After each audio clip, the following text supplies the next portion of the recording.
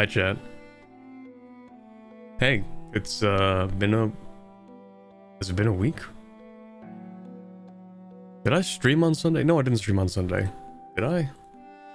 Or was that last Friday? Might be losing my mind. Who knows? Anyway, hi, chat. It's been kind of a week at least. Stream kind of shaky. That's crazy. I don't even know what to say at that point. Darn. I don't think it's on my end this time. Lots of things to talk about for this past week. Lots of things to get into, including stuff for the upcoming week as well. Might as well start off with a quick catching up as of the last week. But first, let's start by greeting everybody. So hello Arathian, hello Greater Texan Union, hi Saki,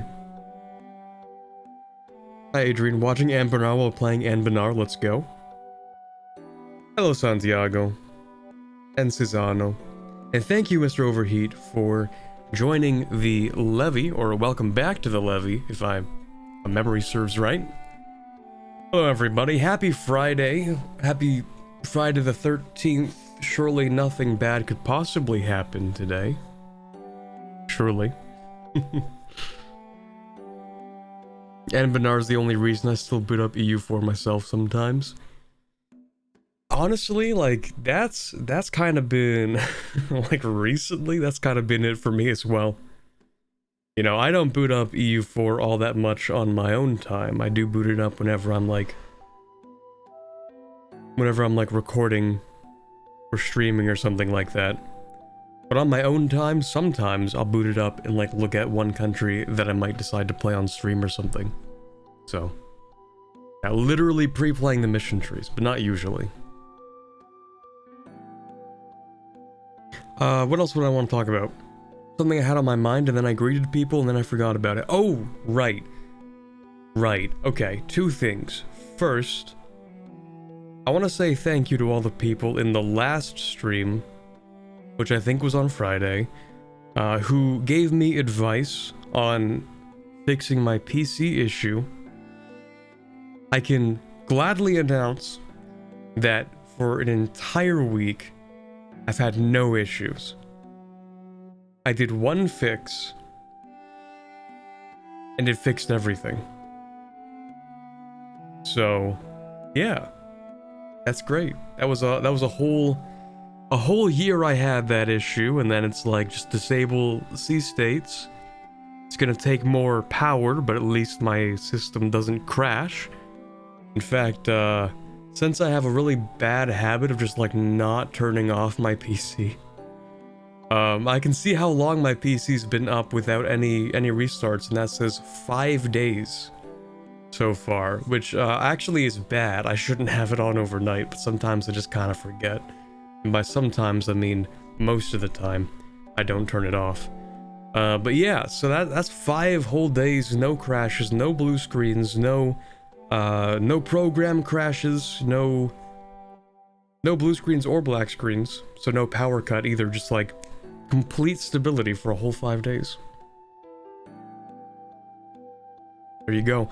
And I didn't have to spend a dime. That's the best part. And also, you know, riding off the coattails of that, I do want to apologize a little bit for the last stream being so much of like a asking chat for tech help stream.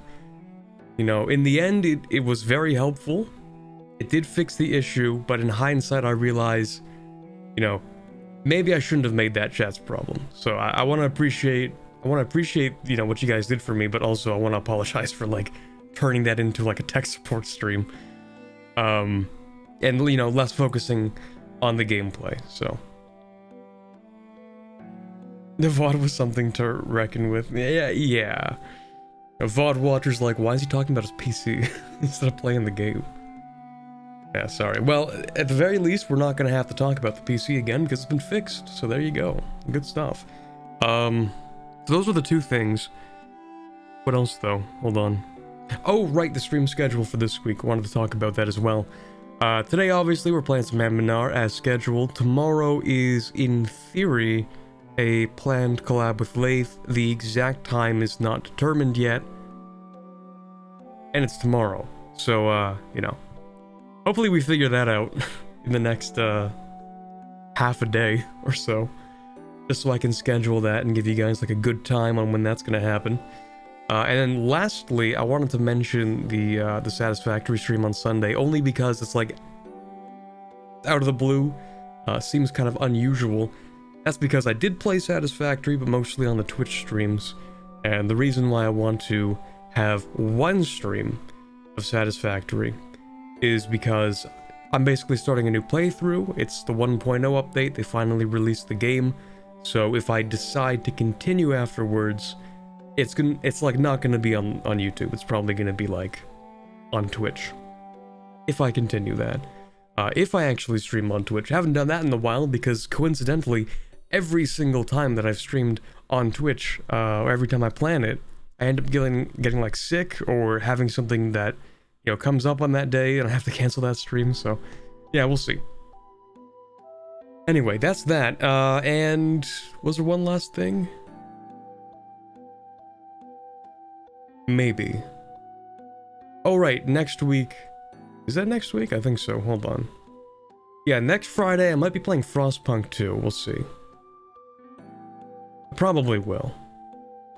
Anyway, I think that's everything. Everything I wanted to talk about before we actually get into today's stream. No, hold on, there is one other thing. Can't believe I forgot to mention this. I'm also moving in 2 weeks. You know, that's a pretty big thing. You know? That's usually, you know, generally considered an announcement to make. So, there you go. Moving in 2 weeks. For good reasons, not bad reasons. So, we can celebrate. Let's go. Yeah, it's gonna be a tough move. It's gonna be a lot more work than I thought it would be. But don't worry, I'm moving to a place that still has good internet connection, so we're chilling. Anyway, that's just to say that, you know, starting in October, like the first week of October, I'm probably not gonna stream at all, just because I'm going to be very busy for like, well, most of October, to be honest.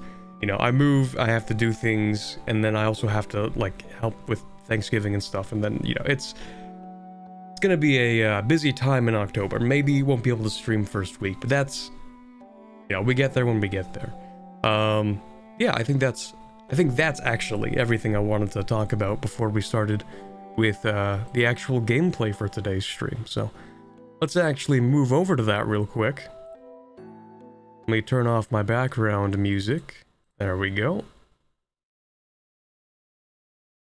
And now I have no fear swapping between, like, tabbing in and out of EU4, because I know it's not going to crash my PC.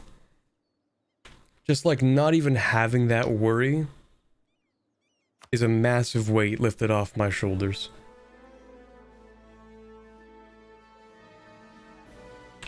It's been really great. You know, I've been able to boot up some games and play them, because I'm not afraid of them crashing while I'm playing them. Like, 2 days ago, I started playing, I forget the name already. No, Celeste. There you go. Started playing Celeste. Good game. Not much of a platformer guy, but very solid. Anyway, Gemradcurt. Welcome back, everybody, to the 4th part of our Anbennar Gemradcurt playthrough. We've done a lot. You know, it's 1592 in the game, and there are maybe 18 hours of VOD that you could watch if you wanted to. You don't have to. I will give you a brief rundown of, you know, what we've been doing so far. Mostly what you need to know is we are the winter-based country, based in many ways, but also based in winter. We have a literal eternal winter going on right now. It used to be 9 months of the year, but we made that eternal winter. So now it's always winter. Lots of purging now, just a little bit. Just a little bit as a treat. You know, just every now and then. A little bit here and there. So I guess we can go chronologically through the stuff that matters with Gemradcurt, you know, brief 5-minute last time on Dragon Ball kind of thing. So we start up here. Autumn Crusade tried to get rid of Winter. We said, no you, Winter Crusade. Wow, that's crazy. Our ruler, Immoral, it's been around for a while. Immoral was, or I guess is still technically a Ruinborn elf. We're all Ruinborn elves. Yeah, I guess if I'm starting chronologically, I gotta start way back, don't I? Okay, big disaster happened. Uh-oh, there's a giant hole in the middle of this continent. Whoopsies, all the Ruinborn elves are now getting, radiation poisoning. Except what if we move into this really big tree area, and then we don't get the radiation poisoning? Isn't that cool? We still got a bit of radiation poisoning, though. We didn't get rid of all of it. You know, we did manage to live in here for a while. Then the Fae who live in this area, magical creatures, you know, goofy little guys, decided, how about we kick you out, because we don't actually like you that much. So they kicked out Ruinborn elves. We went to this general area called Aordand. In the north, winter, south, summer, west, I think is autumn or spring, I don't even remember. I think it's spring court over here, autumn court over here, but you know, one or the other doesn't matter. Some Aordand, which is like a mix of the 4 religions. Cool, it's cardinal-based directions, isn't that neat? After that, after a while, the autumn court is like, how about we kill these guys in the north, us, we're the winter court. So they're like, how about we do a crusade? And we said no, crusaded them back. Our leader, Immoral, decided, what if I become an immortal lich by putting my... I'm gonna remember the name. Give me a second.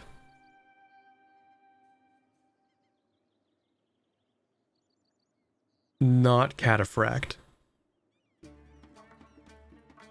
Phylactery, thank you. Yeah, no, totally remember that off the top of my head. Anyway, yes, phylactery. Yeah, so put the phylactery inside of the tower in the capital. So it's not technically her soul because she can move her soul between bodies. But she is functionally immortal because the phylactery is chilling inside of the tower. So unless somebody destroys the phylactery, she's immortal. So, Lady Mother Immoral, Winter's Wrath, 172 years old, made a pact with the Winter Archfey, I think. As she was about to be killed by the nobility for trying to become a lich. Civil war happened, we won the Civil War, established control. Where do we go from there? Well, we put winter everywhere. Where is that? Hold on. Here we go. Winds of Winter. Level 1 was like 9 months of the year. Now we're on level 2, which is all months of the year. Eternal Winter in every province we own, giving monthly devastation. But fortunately, we have these cool things called Hearth Wards. You put them in a place, it makes the city warm. Nice, cool. Now we can develop stuff. Like, really cheap as well.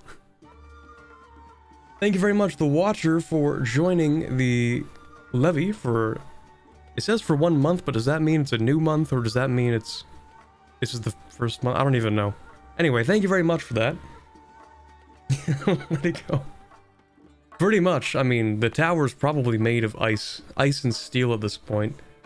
We did even make a new tower. It gives us even more development cost reduction, and a bunch of other nice things. Yeah, we can make cities spring up overnight. We just, like, put down a hearth ward, and then we're like, boom, city. And in fact, we can put hearth wards anywhere. We can make, like, lesser hearth wards. Using this mercenary company, it goes around, it moves to a province. Once it's in a province that doesn't have a hearth ward, we press a button, it adds a lesser hearth ward, which counteracts some of the penalties of the winter. You know, if you think about it, it's more just about counteracting the negative effects of this. And it doesn't even do that completely. What else is important to mention? Let's see. Oh yeah, we're also invading these guys. These are the Yin. They're also Ruinborn elves, except I think some of them are gone at this point. Like, this is a colonial settler republic, I guess. So like the guys in Anbennar are like, hey, that's interesting. There's a whole continent over here, a continent we can exploit for resources. Let's do some colonialism. So they did that. This is a colonial republic, dude. That's... actually, you're not colonial republic. You are. You are. And you're dwarves. They're kind of weird, but okay. Yeah, we gotta put a hearth ward on every city, pretty much. Would you say you're pretty chill with how this run has gone? Mods, can we toss him out of the hearth ward? Can we let winter reclaim him? Was wondering if these stacked mods for the capital would have worked if you moved the capital to the city area early on. I have no idea, but the capital is called Gemradcurt, so I think it would be heresy to move it. Is this on the other side of the world from the command and stuff? Yeah, so the command's right here. Technically, we're closer to the command than we are to, like, the not Europe part of the game. I think. Yeah, it's about halfway. But yeah. Also, Jad Empire. Let's go. Okay, have we done everything? Have I mentioned everything? I think so. Oh, no, I haven't mentioned everything. Right. So, there's this area in the middle. Remember how we got kicked out of this? Well, when we did the whole civil war to establish Immorel as the immortal lady mother of Gemradcurt, a lot of people fled into this area. And so, after like 100 years, now we're like, damn, that's crazy. How about we just breach the forest and take it for ourselves? So isn't that neat? So we're doing that right now. We just have to finish colonizing all these provinces. And let's see. I think the next thing we need to do is just like finish suppressing these provinces, changing their religion. We need to scry internal dissidents using a spell. We need to take these provinces, but we have a truce with these guys for a little bit longer. Then after that, well, we pretty much just have to keep on conquering in this general direction. In fact, I should get a spy network on you so I can see stuff over here. I think we're supposed to take pretty much like this whole area, generally speaking. Most of this.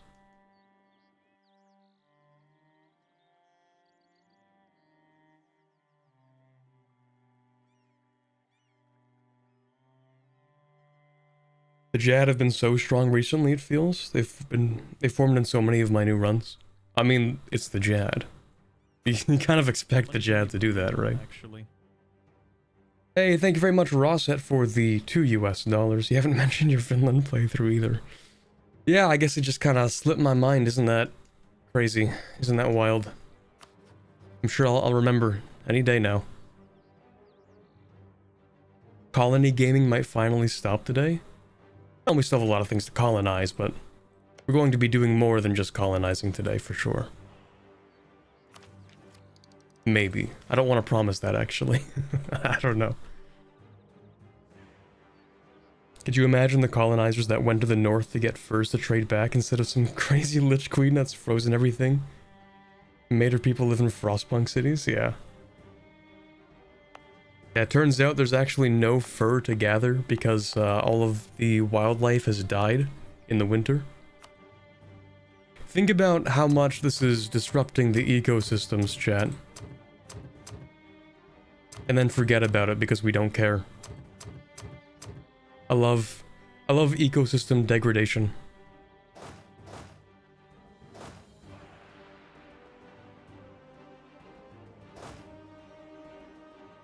What ecosystem, exactly? Oh, also, for people playing Anbennar right now, like maybe you're playing alongside the stream, make sure you roll back to 1.37.2? Roll back by one patch because there are bugs introduced with the new EU4 update that I had to learn the hard way. It's great stuff. Just like make sure you do that. Nothing ever happened in Gemradcurt. Yeah, it's always been ruled by Immoral, and it has always been, it's always been this large. That's true, actually. Yeah, Gemradcurt has actually never expanded. It's been the most peaceful country that just sort of established itself early on. Never did anything bad, in fact. What kind of bugs? Just like crash the desktop. The kind of stuff that makes it unplayable. And it's not even a little bit, like it's consistent crash to desktop as well.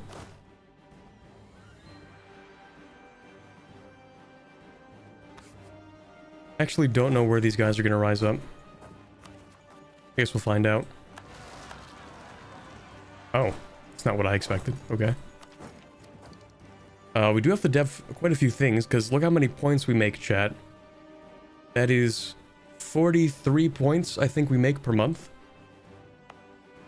So if you want to think about it in a certain way, that's like a dev per month. Well, it depends on where. Dev, maybe even 2 dev per month. Maybe.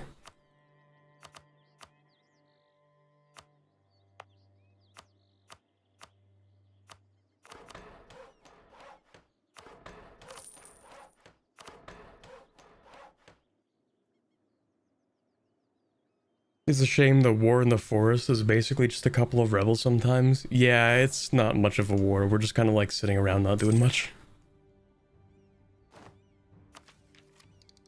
We're just vibing.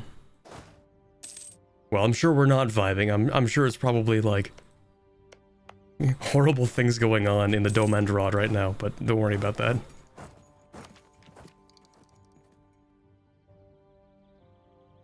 So how are your troops doing? Still dead? Oh, right. Yeah, I forgot to mention the big part. We have a necromancy army. It's literally zombies. Like, actually, it's a zombie horde. Pretty cool, actually.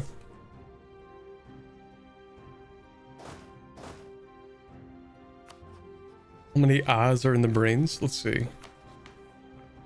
Also, hi, Spire. We are at... what is that? 6 A's in the brains?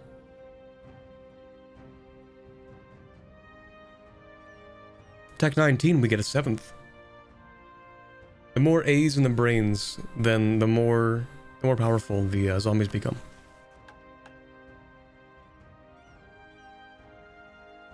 It's directly proportional. It's cause and effect, actually.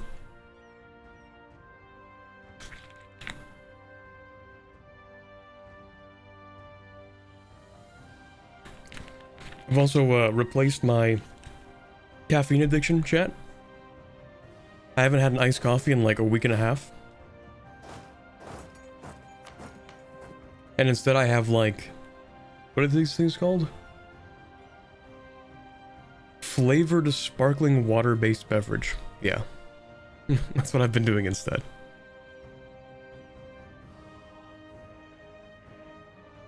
So, what is this? General becomes ruler? No. Divine guidance? I mean, based? We don't care about that. Constitutional theocracy? Bold to assume we care enough about anybody other than the Lady Mother. That's bold. No, we're gonna go with divine guidance, actually. Sparkling water addiction, let's go. It's better because it's not like I'm consuming however amount of sugar is in iced coffees every day. It is definitely better for me.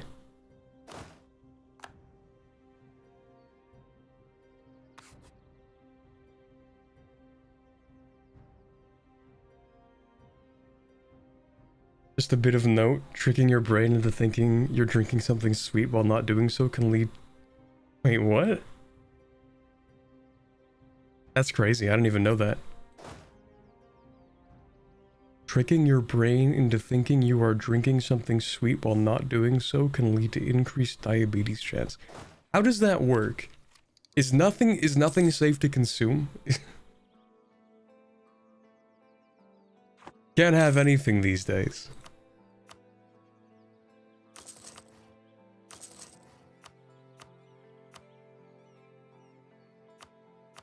Drink sugar, get diabetes. Don't drink sugar, also get diabetes.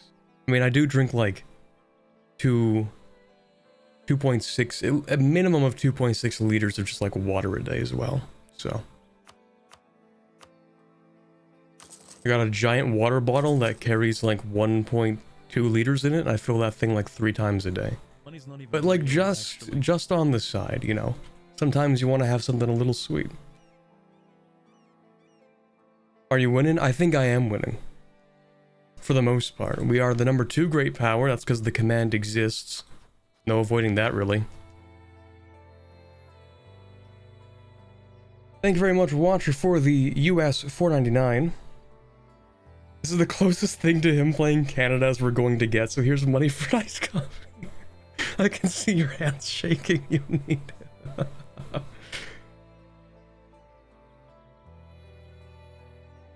Thank you.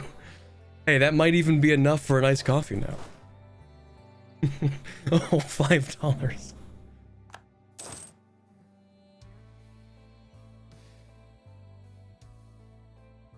Insulin production is related to your senses?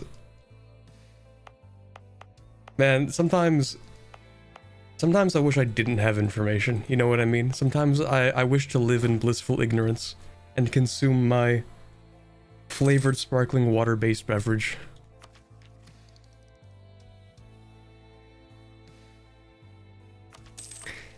Anyway, what do we actually need to do here? We just need to convert some things, press a button. Oh, right, I need to invade these guys. I probably have that truce up already, to be honest. Kind of forgot about that. Blissful ignorance leads to an increased medical bill. Not when there is no medical bill. Checkmate.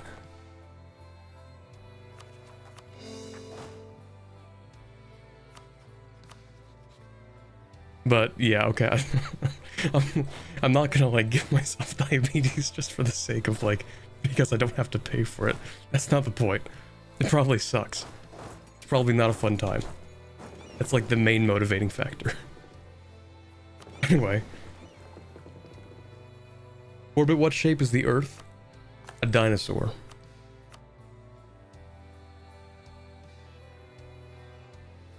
I will not elaborate.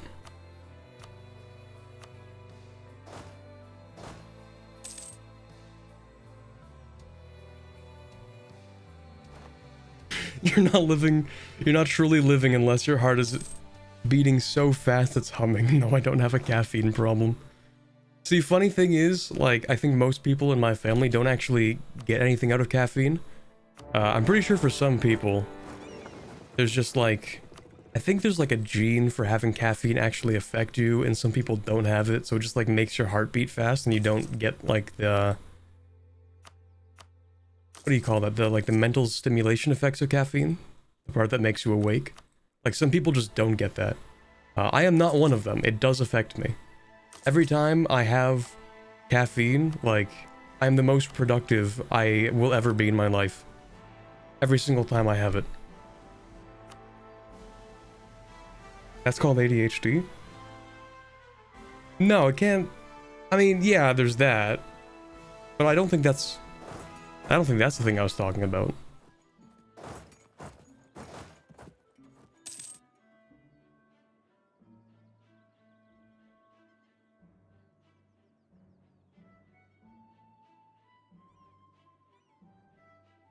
Stimulants help focus with ADHD? No, surely, chat. Surely I would not be the age of 23 and only just now having finished all of my education finding out that I have ADHD. No. I don't think that's real. I think that's fake news. Surely I would not go a full 23 years. No.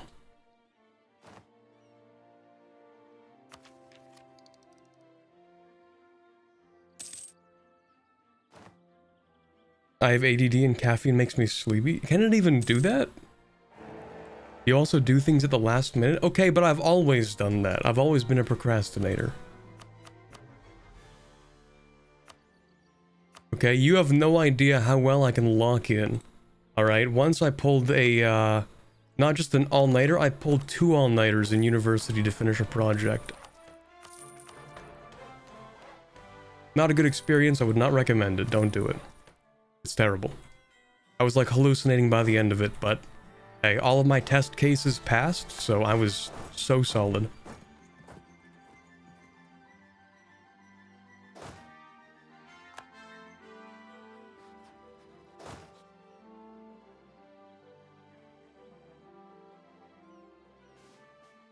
Please say I can fully annex this guy. It's not happening, chat. I knew it.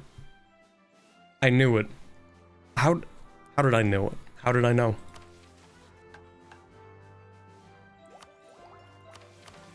Okay, so how much of this do I need? I don't technically need that. Like, you can keep that. That's fine. Yeah, you can keep that. I don't care. That's... Actually, what do I need specifically? That stuff. Okay. You can have that, I guess? No, never mind. That's not gonna work. Because I kind of do want this. Wait, do I want that? You know what? Maybe I don't need that. I will eventually need it. But I can wait 15 years for that province. That's fine. Okay, yeah, that's fine. You have an army? You do. Where is it? Navy, scout for me, please. Here, take that. Where are they hiding?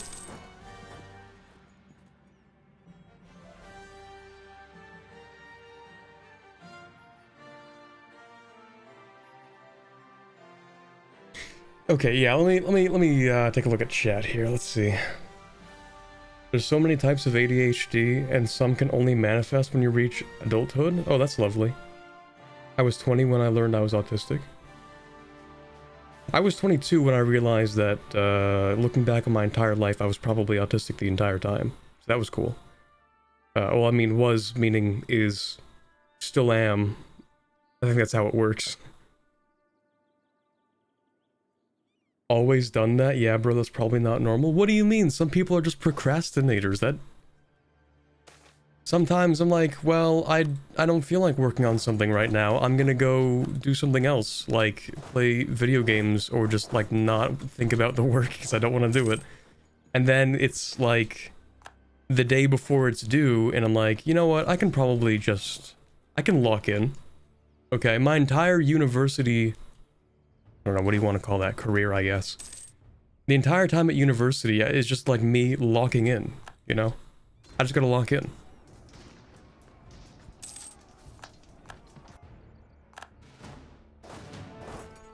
Oh, I should have sieged that, because now they're gonna retreat. I'm so dumb. Oops. Get back here. What do you want? Convert something. Which province? That one? Can it be converted? We have no missionaries. Okay, that's not my question, though. We can convert it. Okay, yeah, let me get rid of the autonomous one. We can convert that. That's fine. We do also... I guess we should keep this one. They're decent. But I would like to have a missionary at some point.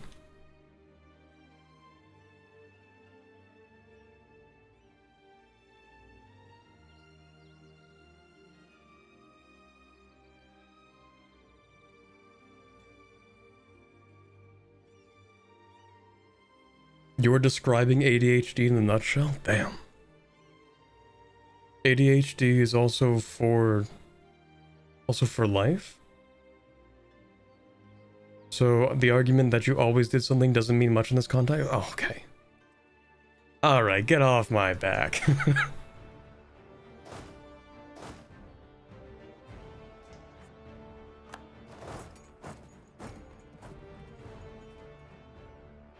Autism and ADHD can grow out of it, but like 1% chance? Oh, okay. Am I cooked, chat? Is it over for me? Hey, I've gotten this far. Money's not even real, actually. Hey, thank you very much, Watcher, for the $1.99 US. You play Paradox games? Clear sign of ADHD. No. That's a clear sign of autism. It's different. Actually, I have no idea what I'm talking about.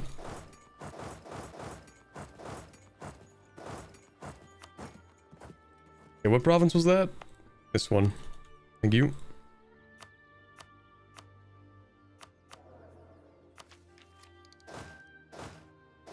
You know, I do have to say, most people don't put 7,000 hours into their favorite map game. I can concede that. It's probably not a normal thing. Don't get diagnosed by stream chats. Yeah, I know. I'm not gonna take it as like real diagnosis. It's just like, damn, that's crazy. Let's move you here and move one of you here, two of you there. Yeah, obviously I'm not gonna take, you know, chat's word as law or anything. Asking chat if you have ADHD is like Googling if you have cancer. The answer is always yes. True. Yeah, it's probably too expensive to get, you know, to find out anyway, so who cares?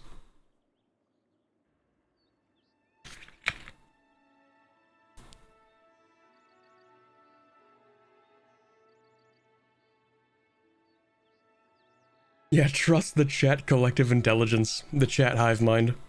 They know everything. You know what? I definitely make enough money. Where's my additional colonist? Or where's one of my colonists?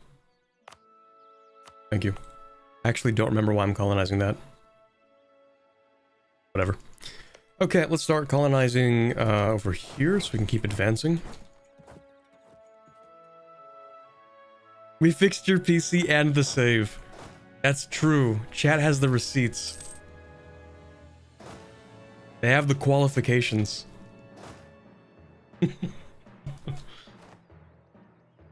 You can self-diagnose for just about anything if you second guess yourself enough. True.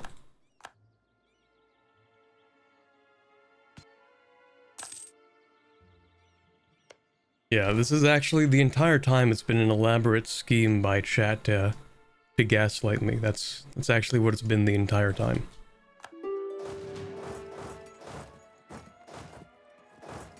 And even then, they have the credentials. The credentials to gaslight me appropriately, because they've done it in the past. Cat's done it before, they could probably gaslight me a second time. Or however many time this is. Yeah, I was hoping by grabbing this, because it's the war goal, I would be able to have cheap enough war score to grab this too. But I can't because it's 7 and we can only fit 4, so that's kind of sucks. Do I need this one island up here? Damn, I really do. That's unfortunate. Okay, well I guess the peace deal is gonna look like this then. Sure. You know what, I don't even need your money. You can keep it. I'll take pity on you.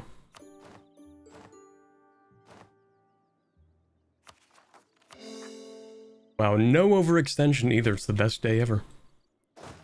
Alright, group you all up. I do need to invade these guys, and they're literally one province, so... Actually, why don't they have a claim on that? That doesn't make sense.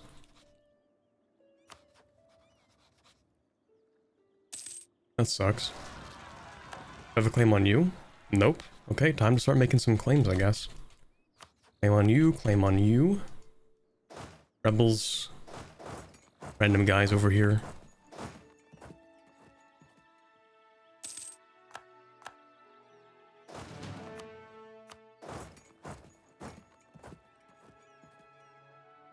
Will you ever fact check chat? No. Chat can say anything, I'd probably believe it.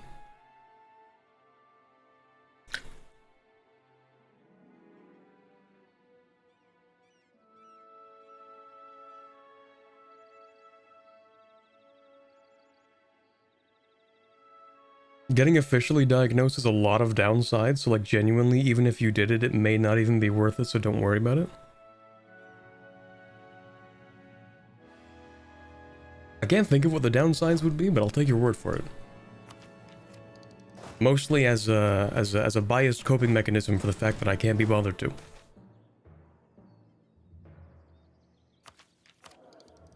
Okay, so I think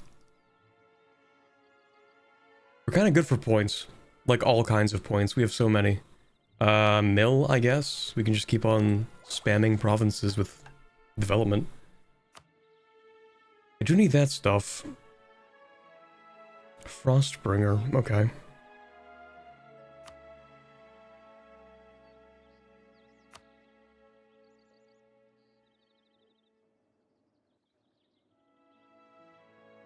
You not bothering to is a sign of ADHD. Okay, now we're getting a little ridiculous with it. That's just me being lazy.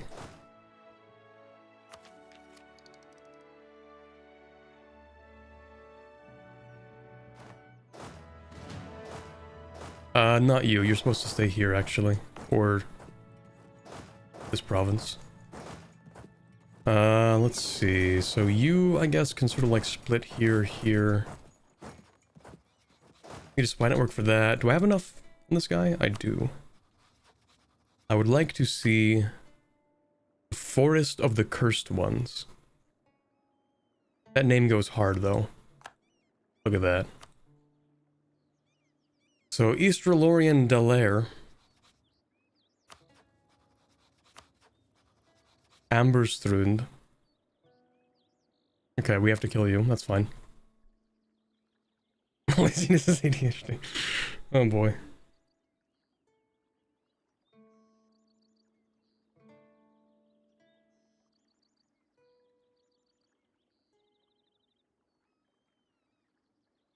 There are drugs for ADHD, but there are no drugs for autism as far as I know. I remember that there was one meme. It's not really a meme, but it kind of became a meme. About like they like ended up apparently making like an experimental drug that like, I don't know, diminishes some of the symptoms of autism or something, and that to me is kind of funny.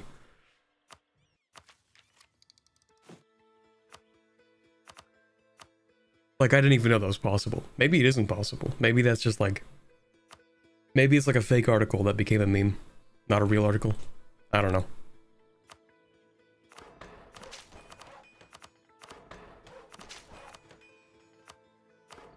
Let's go development gameplay.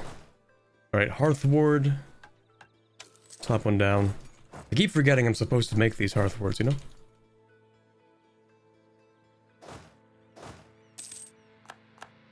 Uprising? Oh, right, yeah, that's why you were supposed to be down here, and then I moved you for no reason, because I'm a little dumb. It takes too long to build anybody anyway, right? Like, that's gonna... yeah. That colony's cooked, and it's my fault. Go ahead and laugh, chat.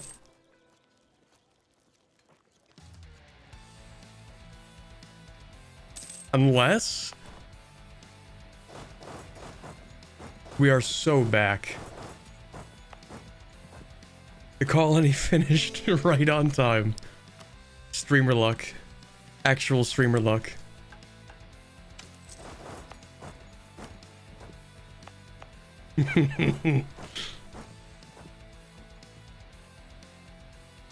Takes a pill and deletes EU4. You can't make me. I need this. It's my only defining personality trait, please.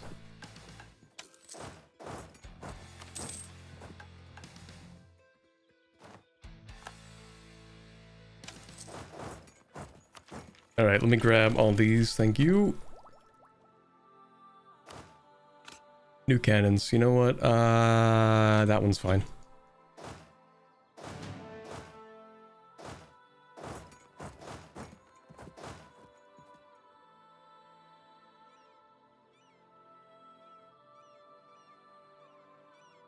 Paradox needs to hire Anbennar devs to make EU5 mission trees. EU5 mission trees? Took me a second to process that. Bold to assume there will be mission trees in EU5. Unless there are like a few dev diaries I didn't read. In fact, I actually haven't read any of them in a while because I'm kind of saving them to read them on stream. So, maybe that's real. Maybe there are mission trees in EU5. I didn't check. We can't put what am I talking about? Who cares if we can put people there? The army is undead. What are they gonna do? Die a second time?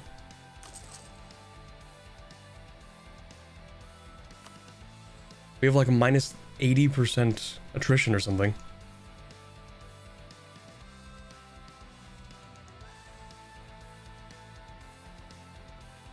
Don't forget to necro your pops. Oh, right, yeah. We have to press the,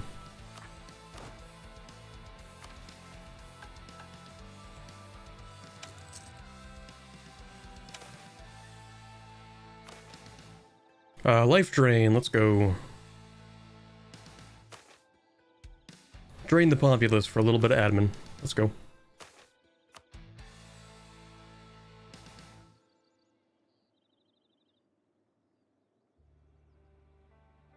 Bold to assume there's gonna be an EU5. All we know about is Project Caesar. I saw a funny enough comment. I don't even think it was on my video. I think it was one of the other guys in the Paradox server who was like, there was a comment on one of his videos complaining that he was calling it EU5 because the name is Project Caesar and maybe it's not EU5, and like, okay, buddy. Semantics aside, we know that it is the successor to EU4 given the time frame. That's why we're calling it EU5. Who cares what the name is?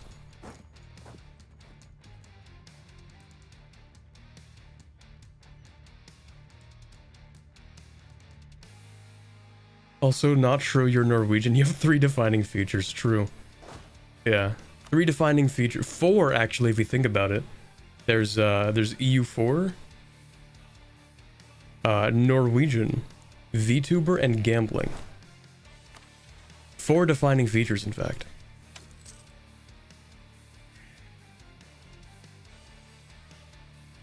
Yeah, I guess I'll take that. Why do you think that there won't be mission trees? Because I think on launch there won't be mission trees. Maybe there will be, but not on launch. I mean, EU4 had like those agendas. Pretty much what we have here, but like that was the only mission system in EU4 for like a long time. Until like 2018?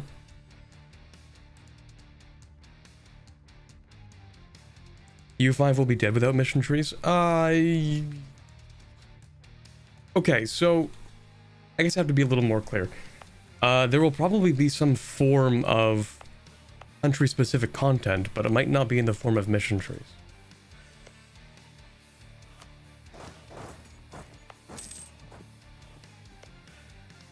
Like Victoria 3 has the journal entries. Those function as not really mission trees, but kind of, because you don't see the whole tree. It's just like you do things and they give you rewards. If you consider a mechanic that requests that you do something and then you get a reward for doing that thing as a mission tree, then sure, I guess they'll have mission trees probably. CK3 and Vicky 3 are fine without mission trees. Journal entries are like, in functionality, the same kind of, you know, here's a country-specific thing we want you to do, please do it, here's a reward for it kind of thing. It's not in a tree format, but like it somewhat functions in the same way. Somewhat. Although it's more dynamic. I do like the journal entries in Vic 3 for like their, what would you call that? Dynamism, I guess?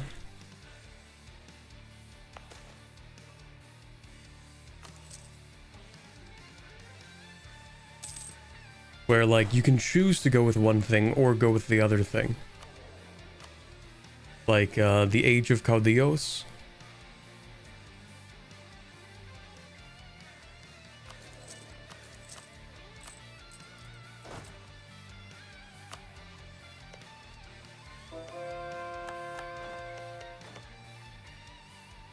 Wait a second, these are 2 completely different colonial nations, I just realized. There's Vit Dallerfjall, and there's Amberstrand or something. That's crazy.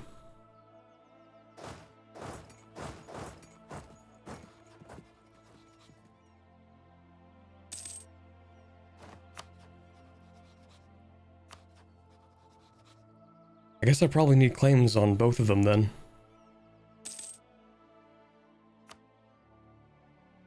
Man, Corbett's sounding tired. He needs an iced coffee. I'm not gonna head out in the middle of the stream to grab an iced coffee. It's gonna be like at least, 10-15 minutes to do that.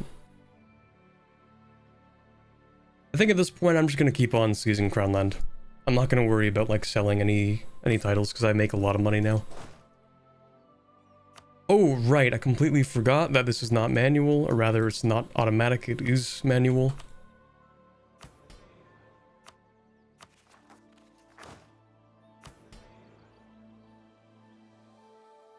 Yeah, we finished that. So I would like the missionary, but I want to wait for this guy to die first. I like the all-power cost more than I like the missionary. It's not that common for journal entries to lead into specific other journal entries as far as I know. The one that comes to mind is like the Japan one. I think Japan is like a series of 4 or 5. They have like a specific thing that they do with Japan. That's what Uber delivery is for, Corbett. Make them deliver the iced coffee to you. That is that's horrendous. Uber Eats for the iced coffee. That is like, at that point it's almost like morally questionable. Like that just feels wrong.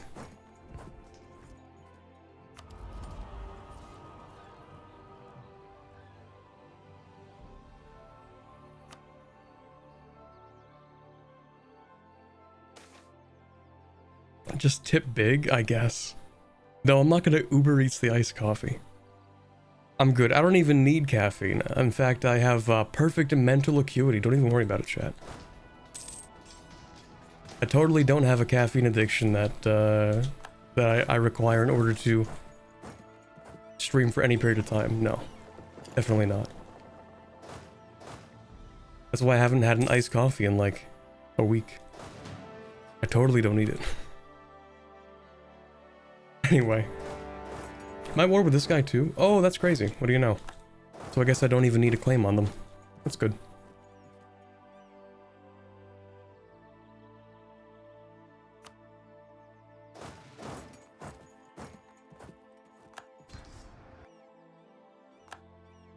This is now a potential mission tree IRL. Corbett, take the mission path. Blink twice of the anti-iced coffee Gestapo's gotten you. No, the the anti-iced coffee Gestapo are definitely totally not suppressing my opinion here. Definitely not. No involvement whatsoever. 0 payments, just in case you were wondering. Absolutely $0.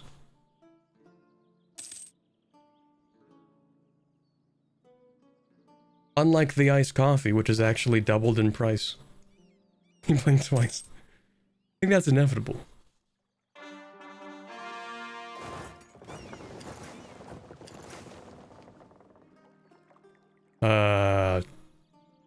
Sure, thanks.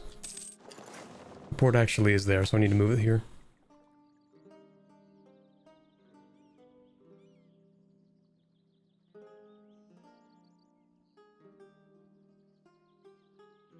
I'll give you a $20 donation to get a cup of that iced coffee for the memes. That's okay. That's okay. I don't need it. I'm not an iced coffee addict. I don't need it. Out of sight, out of mind. Need to build more forts? Yeah, I do need to build more forts, actually. You're right. I kind of forgot that was a major part of the way the entire country plays. Do I have a fort here? That is my fort. Oh, right, because these aren't technically adjacent. I forgot about that. Okay, build a fort there, build a fort. Here is fine. So we get this covered. I think I mentioned I wanted one here as well. Cover this area. So all of this is going to be covered. I should put one here. Would put one here. I have free money. Yeah, why not? Okay, so that's going to cover this, this. Put one here for sure. Once it's done being cored, just like that. Let's see. We need... That'll cover this.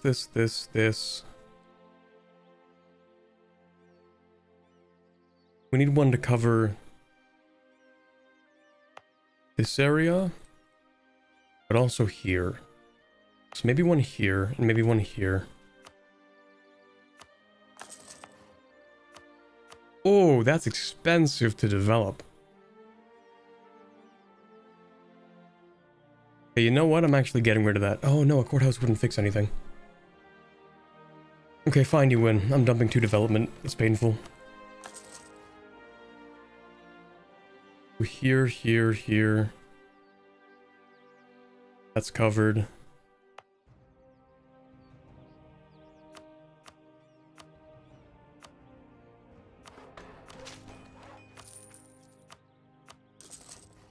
Okay, that's fine. Probably. Why so many forts? It stops the winter killing my country. Yeah, exactly. So we get 0.7 global monthly devastation.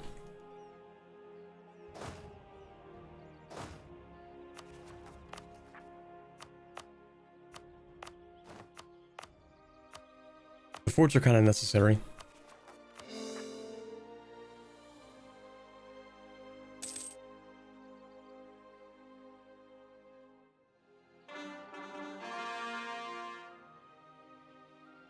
Just away from any diet drinks. What do you mean? They can't be that bad for you.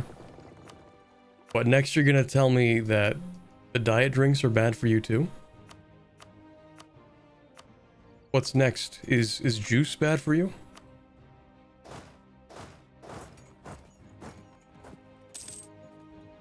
We also need forts in the forest. Yeah, I'm kind of waiting for some things to finish being colonized before I do that.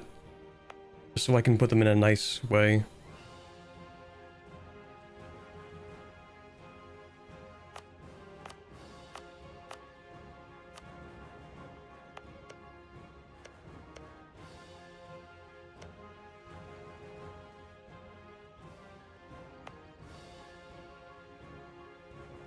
I can put one here. I can put one here, which will cover these two. It's not even real, actually. I can put one here, which will cover this and this. So I can put one here. I can just start with that.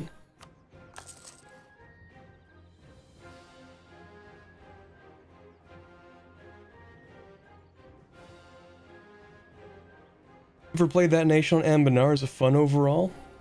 Well, we have 18 hours of VODs if you want to catch up. Yeah, that's pretty good. Is lead bad for you? Exactly, it can't be that bad. They used to they used to make the pipes out of lead. It can't be that bad for you. They used to make the countertops out of lead and then blame the tomatoes for when the tomatoes went bad. Can't be that bad for you.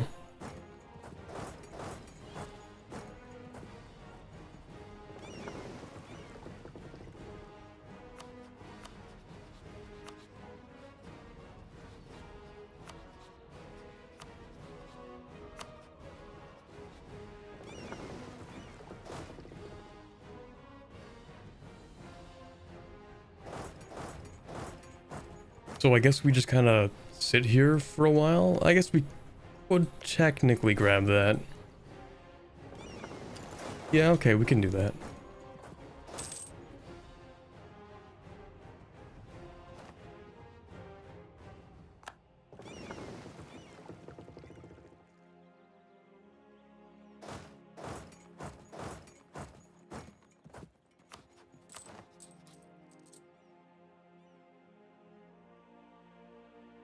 Have I played a Shinidai? I have no idea who that is. A Sheniand? I think I know about that one. Also, thank you very much, Watcher, for the 199 US. Almost forgot to mention that part. Kind of went in one ear and then out the other. Uh, here's some ransom money. Let him go, please. Free me. Landlocked? Oh, I guess it is technically landlocked. Can't colonize that, I guess. Okay.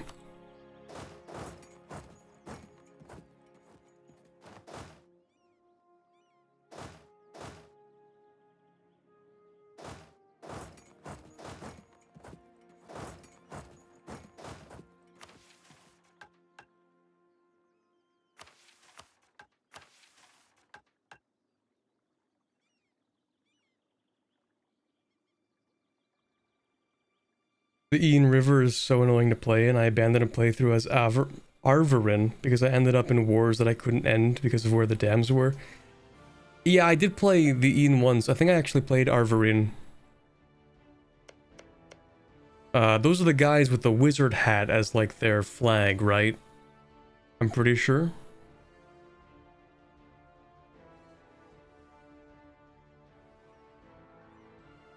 Yeah, we'll fight these guys. I just had to wait for them to actually form a colonial country, and then yeah, we'll fight them. Jenny under the vampires that start next to Corvuria and Wex. Oh yeah, right. Yeah, I played Corvuria. One day I'm gonna donate $100. You don't have to do that. That is a lot of money. Probably during Christmas. Well, hopefully by the time Christmas starts to roll around, I'll have more time because of, you know, after the move and all that. I just had a weird deja vu moment where I thought I was playing something similar like a year ago before moving to where I am now. Really weird deja vu moment.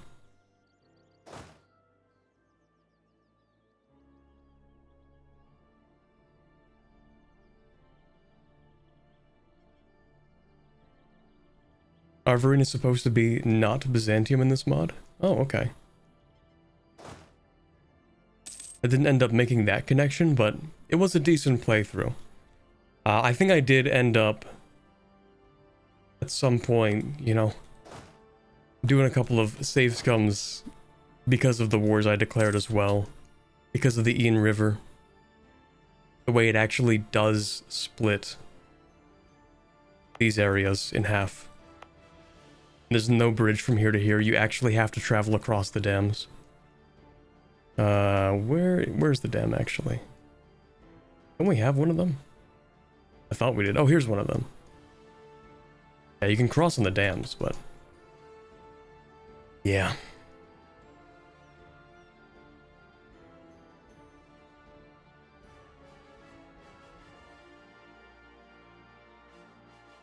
Trade map mode shows the dams.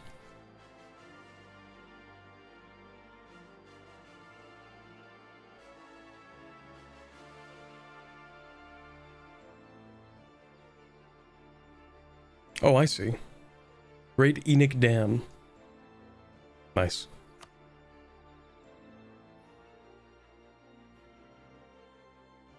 Christmas, you can do a mega campaign. By EU4, you have to... By EU4, you have to be Vinland and conquer the world as Vinland by OE4. Okay. Did Rosset put you up to this? Is this an elaborate scheme to get me to play Vinland Coastal New World Conquest? You can't even play... Hold on a second. How are you supposed to play Vinland? I mean, I guess I would make, like, Mega Norway. Yes, me by gunpoint. I could play, like, Norway or something in CK3. I don't even think you can play Norway in Imperator, so we're not going that far back.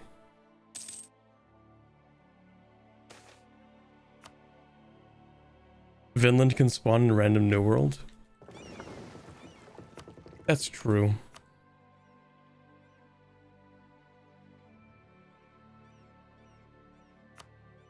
I should do a video on random New World, actually. Now that you bring it up.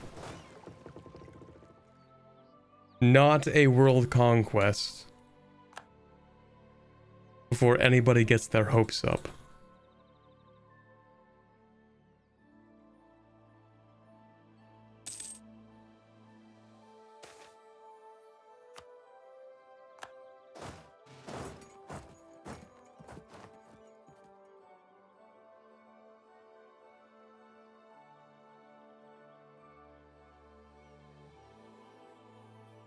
What about a coaster world conquest? Okay.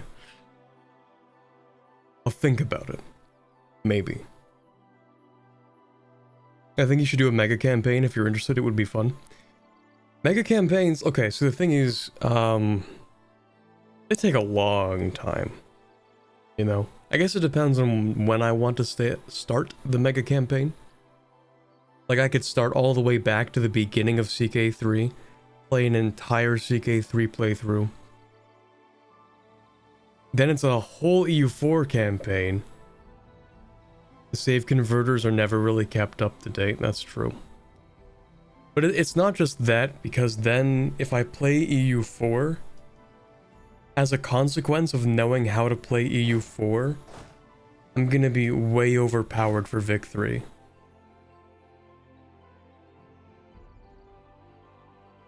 I'll have to restrain myself and not do like a world conquest, you know?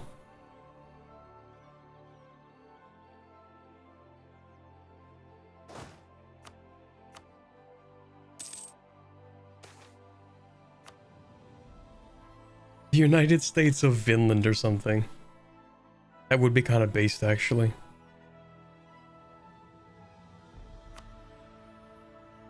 Why did I take the manpower? I have infinite manpower. Can I please have this? Please. Actually, I want this too. Please.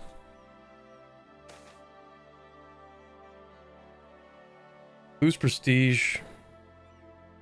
Tolerate humans? Yeah, that's fine. Rebels in some place somewhere, probably.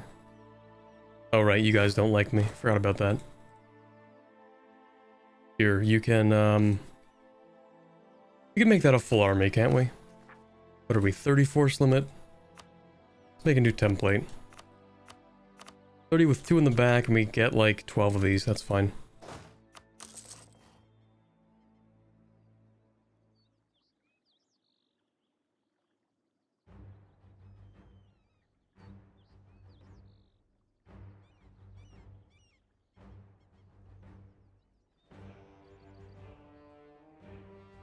Just end with Stellaris, have Space Vinland, true.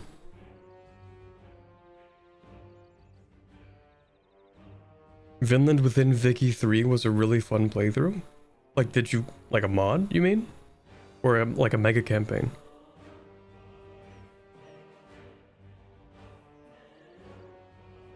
Mega campaigns are long. These things are why I said you should only do it if you want to, especially since it would only really be satisfying if you go all the way to the end of Wave 4. Also true. It doesn't help that I kind of suck at Wave 4, so like maybe that'll be the limiting factor. But I somewhat know how to play Vic 3, and I obviously know how to play EU4, so I would be able to give myself an unfair advantage. It wouldn't even matter. I guess, yeah, you're right. We could install some mods to make it more difficult.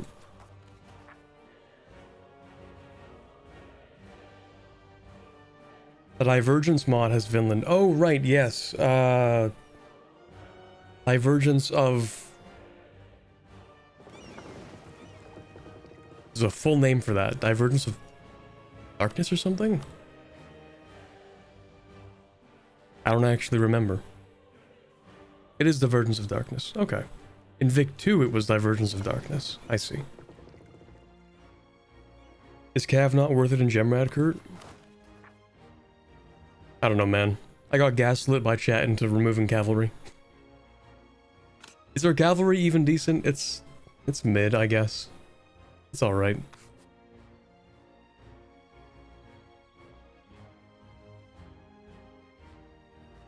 Oh, due to the Heart of Darkness DLC. I see.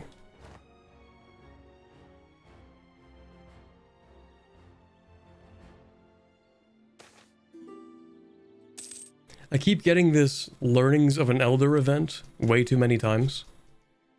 I think in today's stream alone, I've gotten it like 4 times. And it's been like, what, an hour?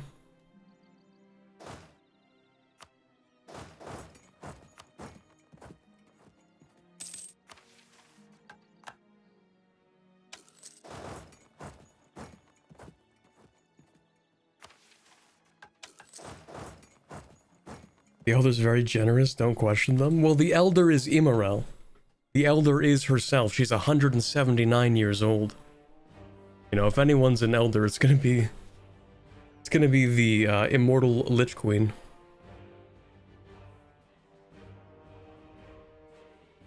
The Cav does not want brains, they're not true undead, real. Fake undead. Posers.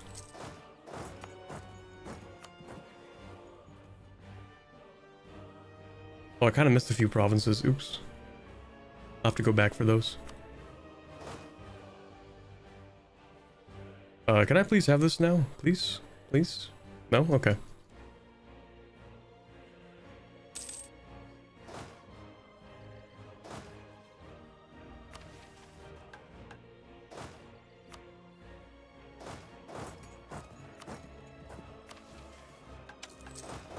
More hearth wards.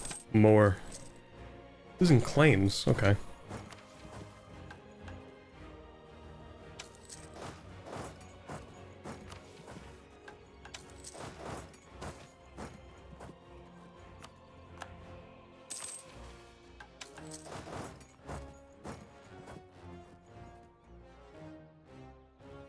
I think event chances increase with age, but also the chance for the bad elder event. Oof. Wait, what's the bad elder event?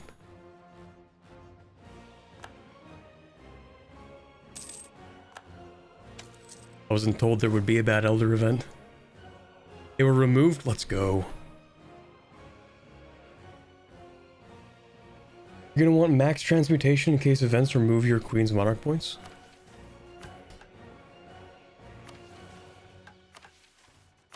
What am I even studying right now?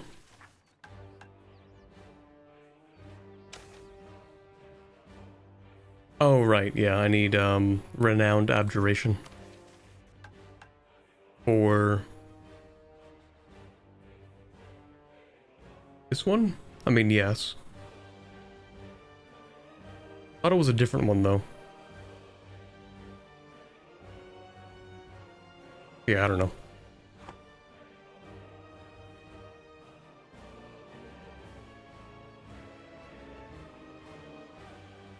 So they were removed then.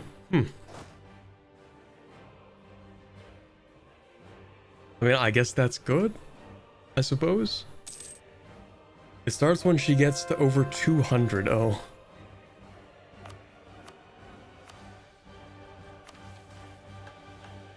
I'm sure it'll be fine. Gotta convert that. Yeah, let's actually... I know I put it on automatic. But that's too bad. So how's the fort coverage? I didn't miss anything, did I? I mean, yes, but I don't care enough. Also, never colonized that. I probably should. Am I nice enough to give these islands a fort? Yeah, I guess so. The forts are pretty much free. I'm sorry, man. I'm just gonna get rid of this. You can either have the fort or you can have that, but you can't have both.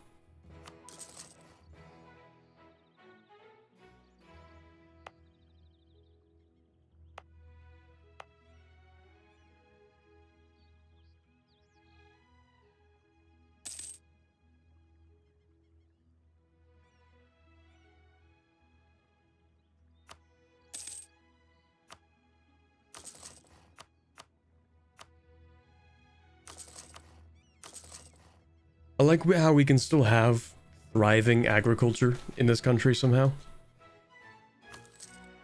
Good meme.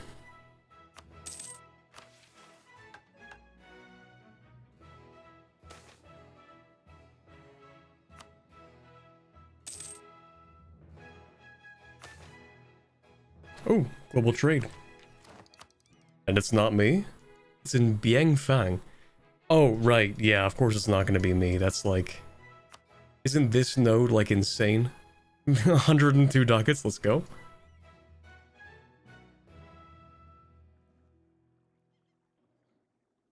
Yeah, the next closest thing is the end node in Abencoast. Wild stuff.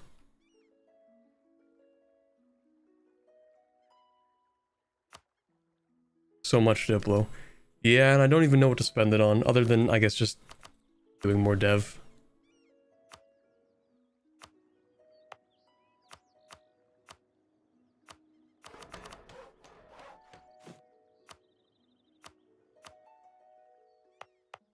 I love developing.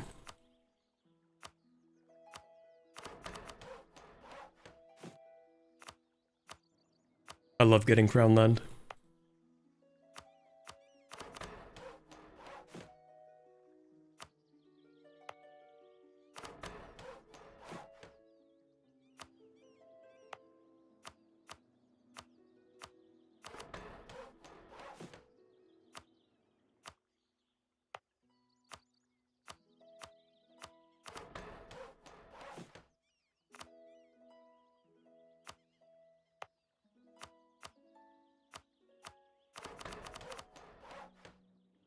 Beautiful.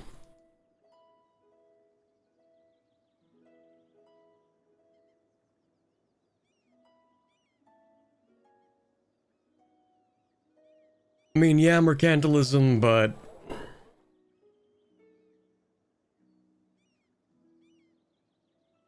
Nah.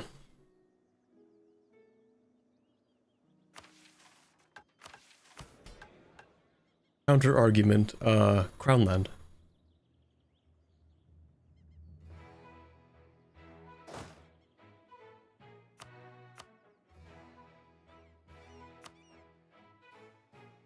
Okay, I'll take that, thanks.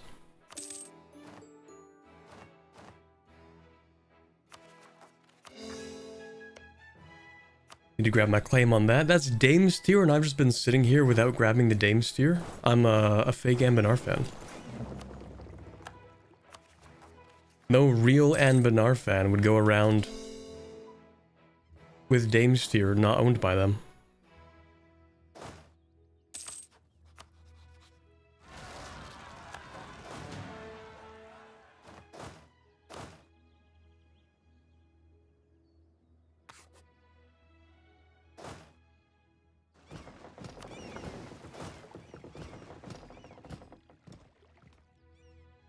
Oh, it takes so long for diplomats to get back home. Thank you.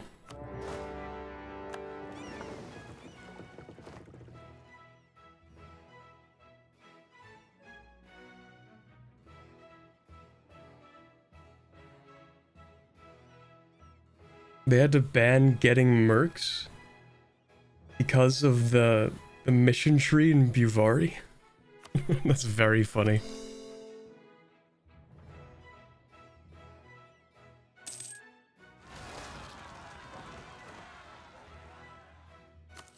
They give you money, but they're not letting you use all the money. This is merc discrimination. Unbelievable. This is actually rich country discrimination.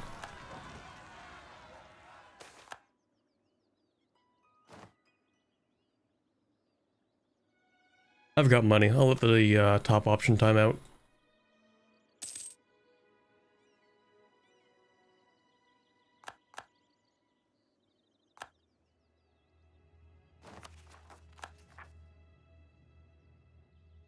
Okay, that's kind of awkward because I took that, but I don't have any admin, so... That sucks, I guess. Okay, is that everything? Maybe? No. That's because... You... Who? Who? East Rellorian Broken Sea. Is that a single province colonial nation? I didn't even know you could do that. Maybe the rules are different.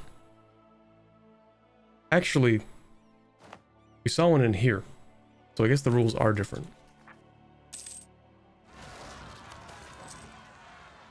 Rebellions? Absolutely not. Is that heresy in my Gemradcurt? Remember to colonize? I'm colonizing. I have three colonies right now.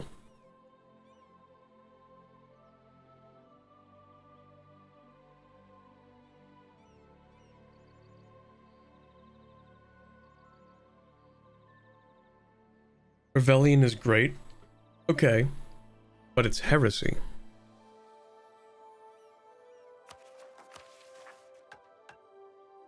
In my good winter court nation?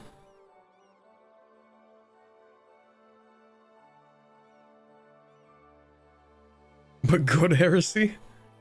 No heresy is good heresy. Okay, I literally cannot convert to Rebellion because all of these provinces have to be winter court religion. Even if the requirements change, I don't care. The headcanon is more important. Ban the rebellions.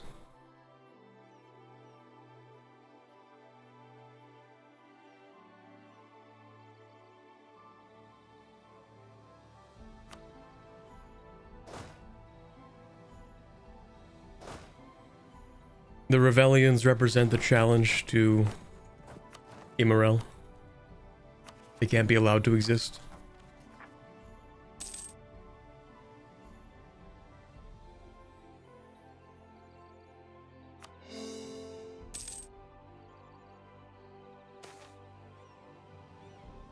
Just a little bit of plague. That's fine. In fact, expel the non-Ruinborn?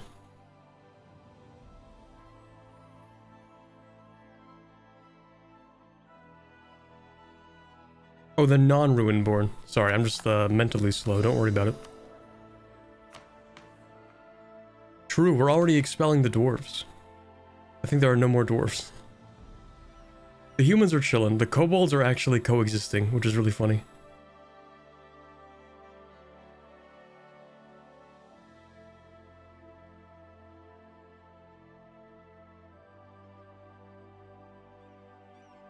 Yeah, I'm gonna keep expelling the dwarves. We don't even have any, but I'm gonna do it anyway. It's about sending a message.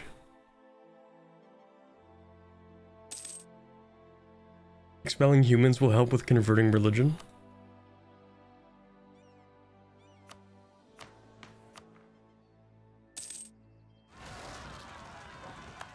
You make a good argument.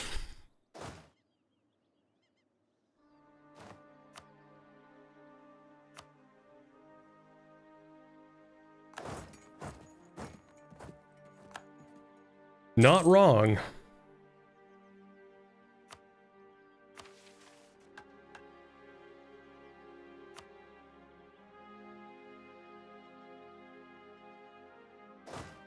Heresy and dwarves? This can't be allowed to exist. Turn your subjects into batteries. Venile moment.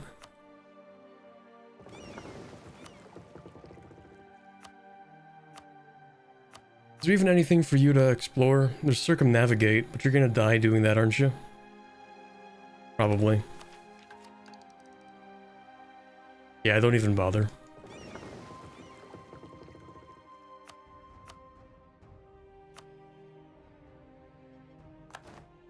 Perfume industry. Let's go.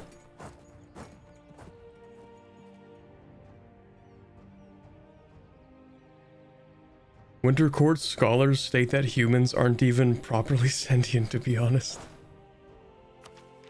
Oh boy.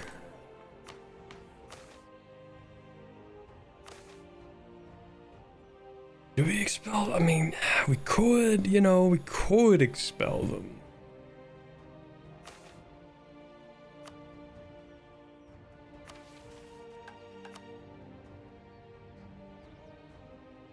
We could.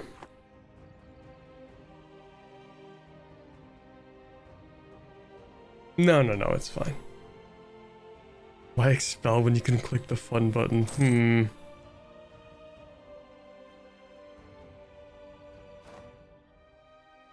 It's not like diplomacy with the humans is an option. Well, yeah, it doesn't have to be diplomacy though. We can just like subjugate them and be nice to them. But not too nice, but just like kind of nice to them. It's like, you know, during the Mongol conquests, the Khan only cared if you didn't submit to him. But if you did submit to the Khan, then he didn't care what your religion was or anything else. That's basically this, you know? If you submit to the Khan, then everything is fine. If you submit to Winter, then we don't care that much. I'm sure Immorel is probably fine with it.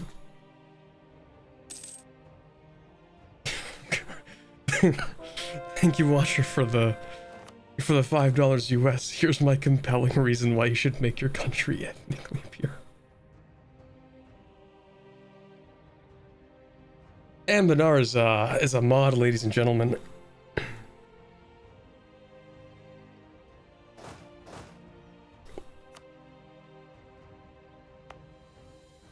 That is, yeah, it's one of the mods. One of the mods of all time. Got some interesting buttons. And all that.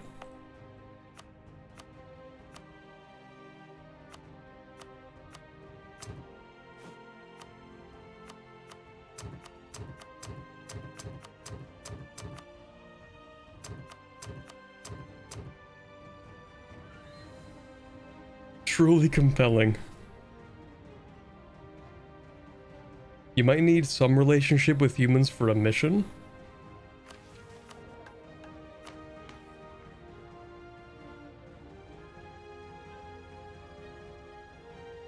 Why am I looking at those? Mission, right. Let's see.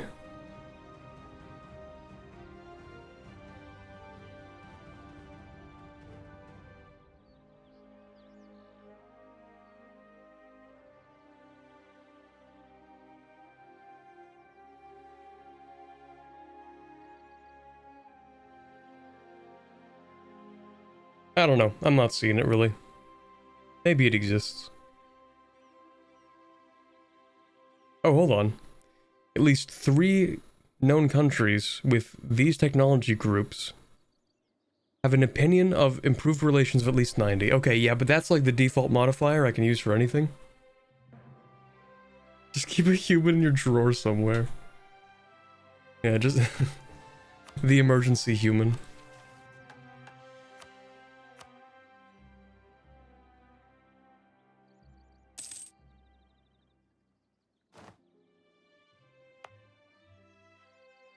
Money's not even real, actually. Oh god.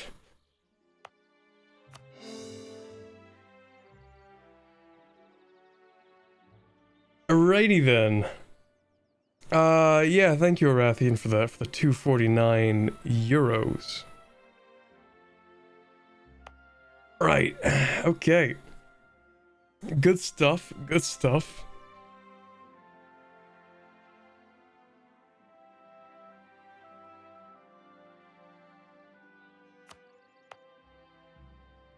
On that topic, we still didn't really finish what we were doing over here either. Although it's kind of expensive now, isn't it? Oh, it's actually not that expensive. That's the crazier part. Anyway.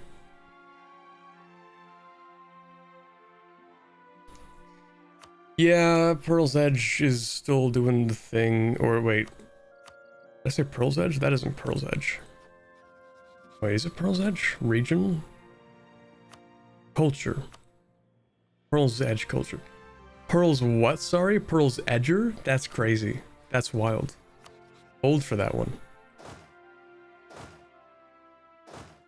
That's crazy. Alright, how many armies did I put in here? I think I put 3. Maybe. Money's not even real, actually. Thank you very much, Ladrixia Thorn, for the... I don't even know, honestly, what that currency is. For the 3,000 doubloons. Second the base statement. Okay, alright. Alrighty then. Anyway. Hungarian forints? They don't use the euro in Hungary? That's crazy. I didn't know that.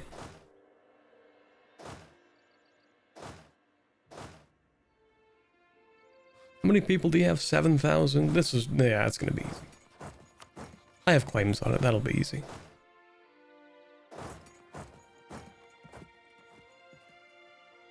You did pick the cultural cleansing path in the mission tree. Okay, I did. That's true.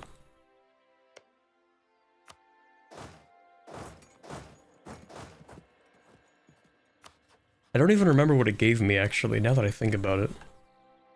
What did that even do for me? I don't think it did very much. Hold on, which part of the tree is it? Is it this one? No, is it this one? I think it was this one. It just made it easier, but it doesn't make it... I guess we got increased missionary strength. Maybe that's what it was. And culture convert cost. I mean, yeah, but... is there anything even unique for our main culture?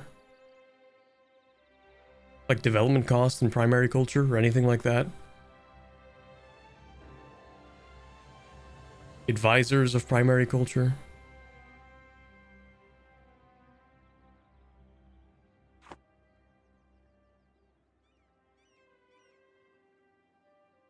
I don't think so.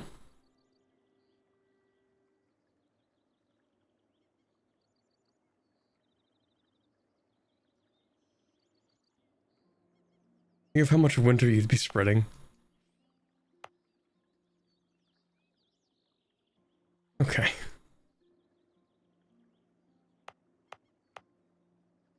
Right, well, we have a bunch of Diplo points that aren't being spent on anything, and global trade is going to spawn on its own. So...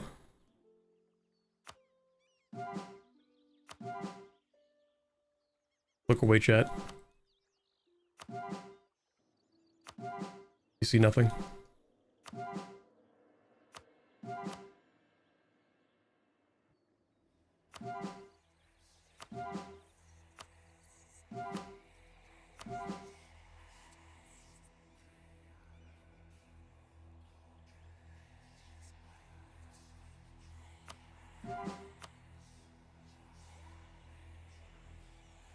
Right, anyway.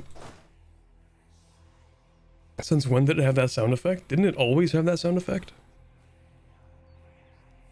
Imagine how many winter culture provinces you'd have if you'd expel the humans. No, chat. Chat. We are simply doing... we're just assimilating the other Runeborn elves. You don't have to do anything to the humans. You misunderstand. They are simply adopting the Snekboth culture after so long being under Snekboth rule.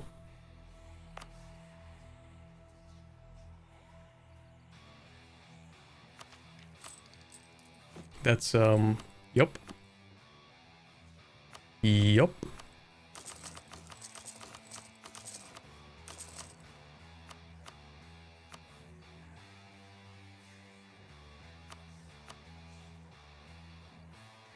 The snack culture, true.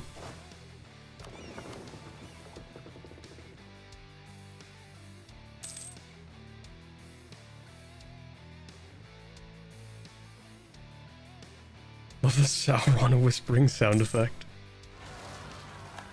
I keep saying I'm gonna start watching the second movie in the Lord of the Rings, or rewatch it, I guess. I keep saying I'm gonna finish rewatching it, and I never do. You know, there's never a point in, like, the evenings where I'm like, yeah, I'm gonna sit down and watch this 4-hour-long movie.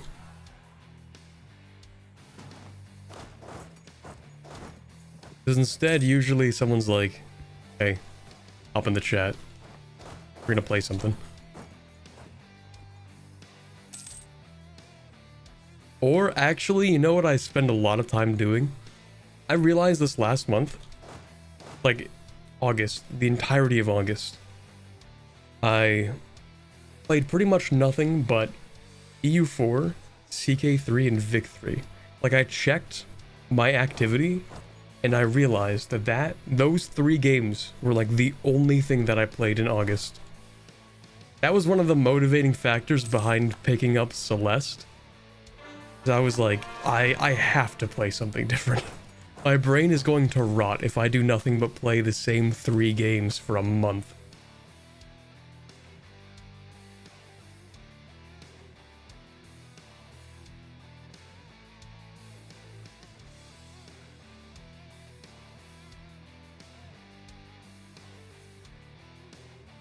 When you click the culture convert button, your people hug them until they become your culture. Paradox confirmed this is the case. True. Never watched Lord of the Rings? No, I have. I did when I was younger. In fact, I have a specific memory of, you know, my family used to go to a specific cottage. I don't remember why. It was this one specific cottage, but we used to go a few times because we didn't own it, but when I was younger. And so there was, at that cottage, they had a PS1. They had like a fat screen TV, you know, one of the big bulky ones. And they also had like a VCR player. And for the VCR, they had all of the Lord of the Ring movies. So I watched all of them while at the cottage with my, was it my dad or my grandfather? I don't remember.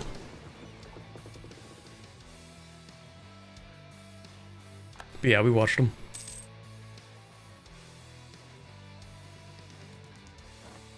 So if you voluntarily live in Paradox's basement, do you know Worth Under Basement Guy? Yeah, he's next door. Sometimes I hear him scream, but there's nothing I can do about it.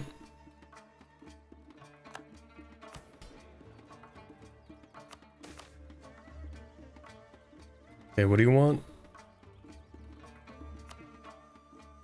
No. What about this? Huh? Huh? Wait. Did I miss something? What? You want me to... Oh, I guess this isn't colonized. I'm not doing that. Dumb mission. Okay, we can build one of these. Mage tower in this province. That's easy.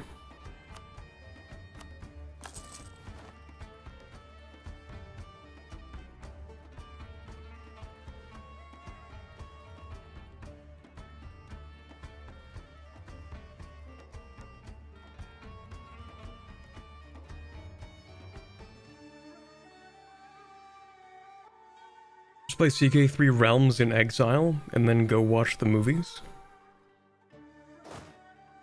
Oh, is that the Lord of the Rings based mod?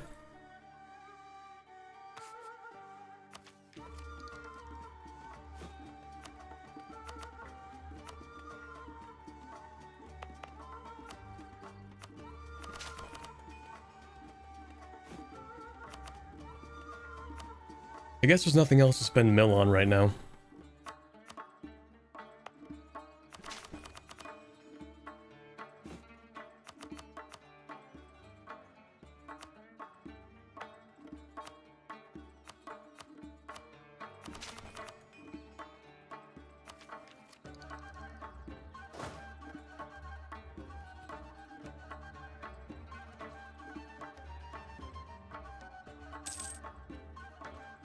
Realms in Exile is indeed the CK3 Lord of the Rings total conversion mod. It's excellent. I 100% approve. Okay, I might check it out. Alright, I do need that. And I do want a claim on that. I think I'll take everything here. Just give me a second. There we go. Okay, I'm gonna take that. But I'm gonna have to invade this guy. Do you have a... Is that a war wizard? No, just a really good general. Okay.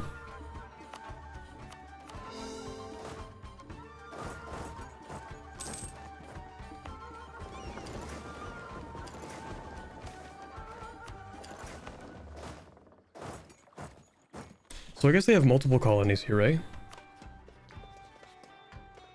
Not you. These guys, yeah. Oh, there's Dallaire. That's also Dallaire. Moonhaven or Dallaire. East Lorien Broken Sea. How many subjects do you have? Oh, just these two. Okay. Wonder if elf skeletons have pointy ears. Yeah, probably not. Yeah, since ears are made of cartilage, probably not. You ever see a skeleton with ears? Didn't think so. Okay, did I finish that one mission?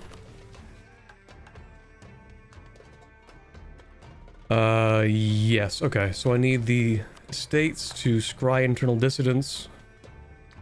Not that expensive. And we finished this, finally, pacifying the East. The escape of Varlingelt and the great destruction visited upon the city of Svemel has incensed the Resentur. Believing that their god is preparing for a grand return that will sweep away the Snekboth invaders, dragon cultists have been rising up against Gemradcurt's rule across the region and have already done great damage to our garrisons there. If we were to face an invasion in the area from another foe, it is likely that we would run into difficulties maintaining our positions, so we must act and act quickly. The Taigen and Eigenrack orders stand ready to root out and destroy those dissidents within our borders. With their powers and the strength of our faith, this problem will be faced head on. You know, that's like a thing I also want to like talk about with the EU5 a little bit, is that EU4 has like barely any internal management. But I hope EU5 has more of that. Like when someone declares war on you, then certain, I guess, interest groups should agitate more within your borders, I think. I think when someone declares war, or when you go to war in EU4, you should get like a national unrest penalty, to be honest. But anyway. We remove the dissidents from the area, we get a permaclaim on Varian and 10 devotion, and a little bit of whatever, loyalty.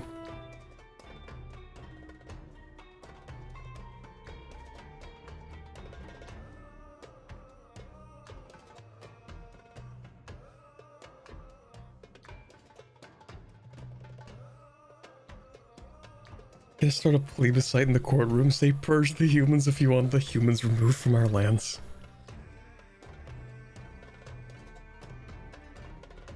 I love you, Corbin. Thank you, Gavin. Maybe the estates? Yeah, the estates don't really vie for power, they're just really passive, to be honest. The estates are passive and reactive, and sometimes there are events. But the estates should try to, like, actively screw you over, to be honest. They should want power. And yeah, we'll move down here and, like, conquer everything here. What kind of claims did I get? Oh. That's not a lot. Oh well.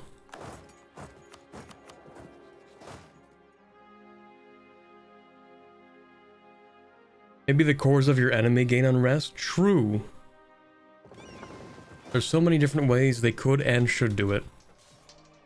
Because in EU4, you just sort of like conquer the territory, pacify it, and then wait like 15 years and you're golden. No more uprisings, nobody cares. Core part of the territory. Never again rebels. Kind of weird.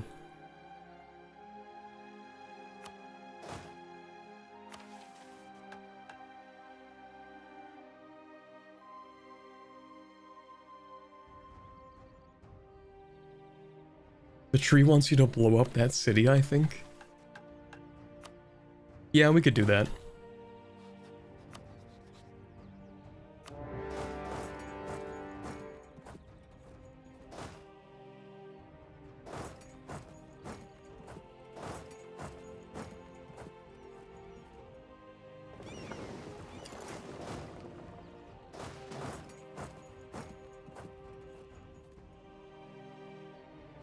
Never rebels until you overextend.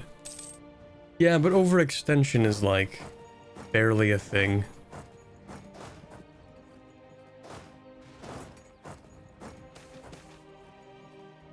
I feel like going to war with an extremely powerful enemy should count as overextension, to be honest. That's my hot take.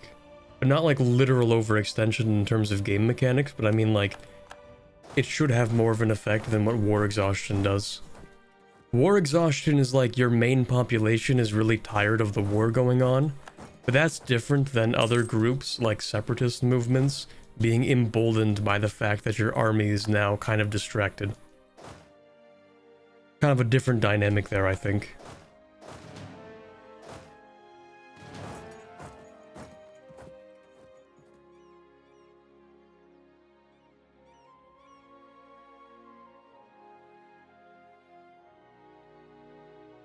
Problem is the estates are passive, adding a +2 unrest modifier and war deck doesn't change it. I mean,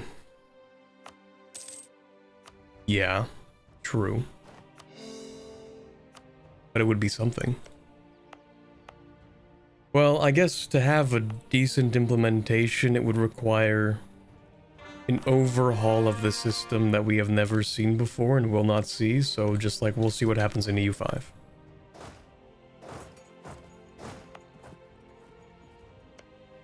We might be a little too EU4 pilled right now to be able to understand, or rather, to be able to figure out what we would do, what we would want to have in EU5 in terms of that kind of system.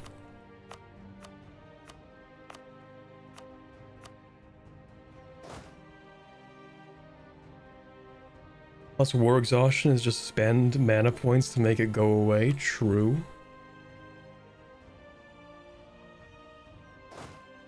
Yeah, well, I mean, it's no secret that EU4 is a very abstracted game.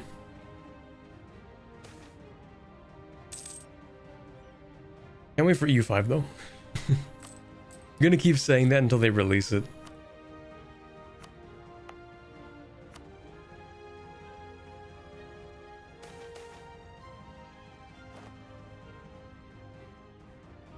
In some small way, I almost wish that we didn't even get the EU5 dev diaries. But only in a small way. Like I don't actually think that enough to, you know, to stand firm on that. But the anticipation is now killing me, so that's their fault.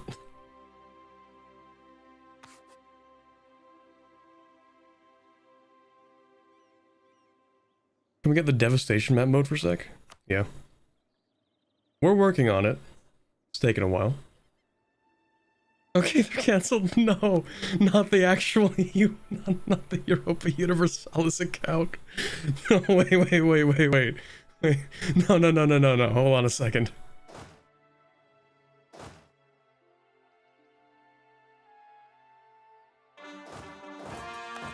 I didn't mean it.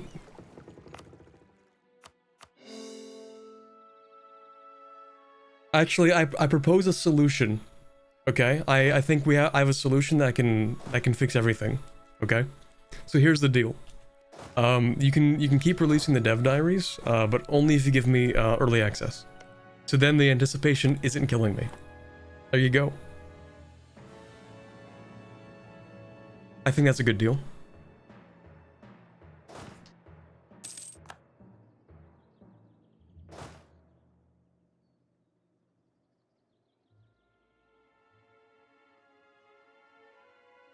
You still need any magic school for the missions? Yes. Did I just finish one? I think I did, and I wasn't paying attention. Oh, no, never mind. I am renowned in both of those. I don't think I have to study any magic at this point. No, okay, so we can just go with whatever would be useful.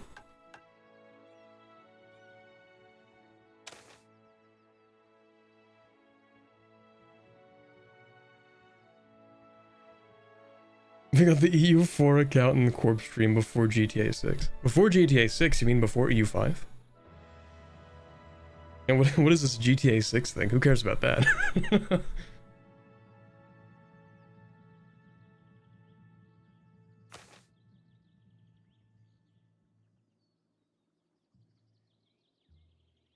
So, what exactly is a homunculus? Well, okay. I know what it is in theory. Oh, almost spelled something. We're good. What does it actually do, though?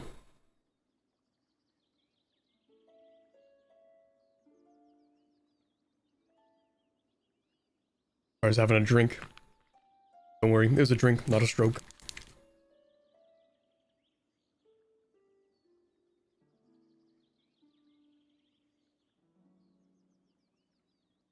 Permanent free advisor? Okay. Either an advisor, general, or immortal heir. Huh.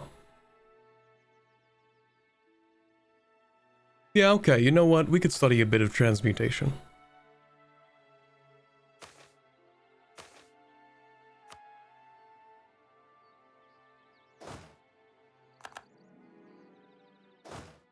Money's not even real, actually. Thank you, Rossette, for the $2 US. EU5 hasn't been announced. Project Caesar looks great, though. True.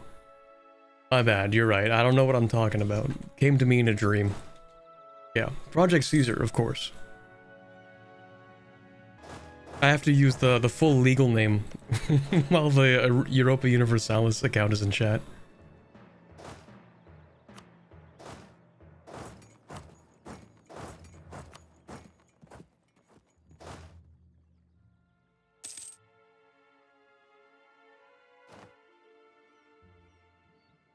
You can have 2 production efficiency advisors, for example. Oh, it doesn't actually take up an advisor slot. It's like its own advisor. Oh, I see. It's like a permanent thing. Modifier.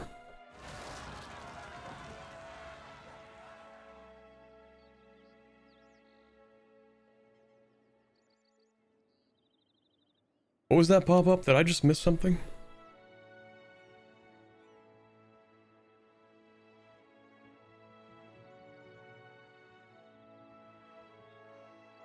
Never mind. It looked important. Too bad.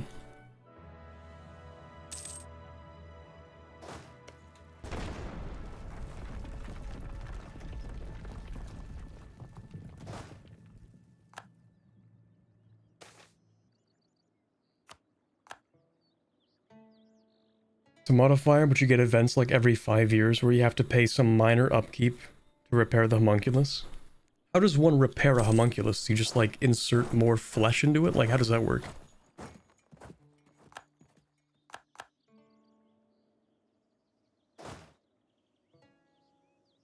Oh, you actually have an army. That's crazy. Not for long.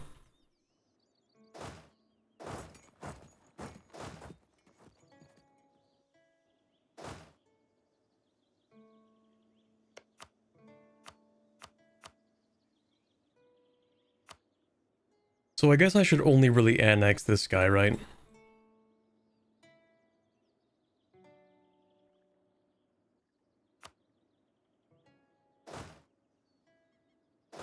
And then I'll come back.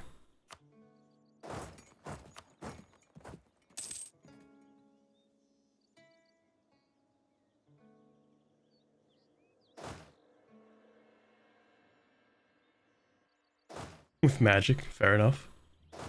With money.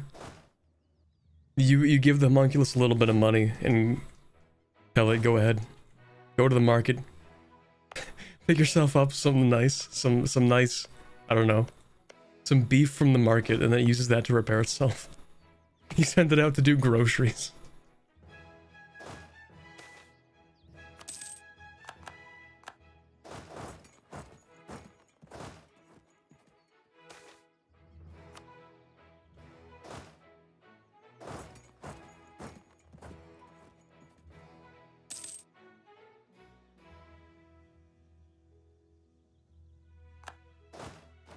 Probably the same way you upkeep a human.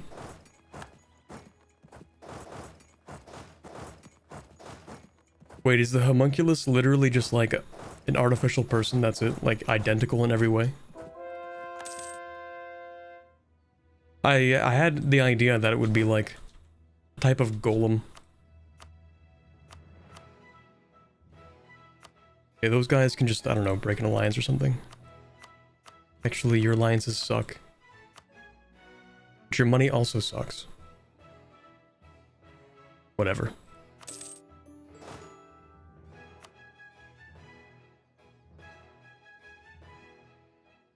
It is just... Oh, okay. That's crazy.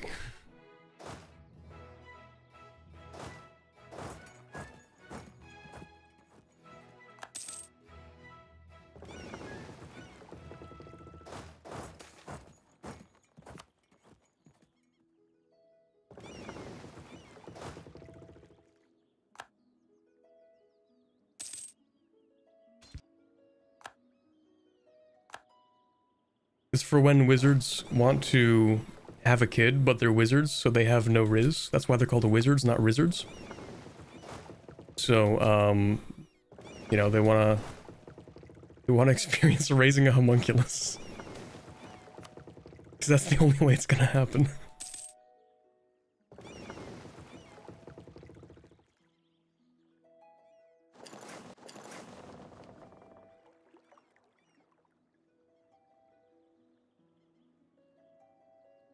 It's more like an android because it's human shaped and with a human mind, but can differ in how it works. So it could be like a golem.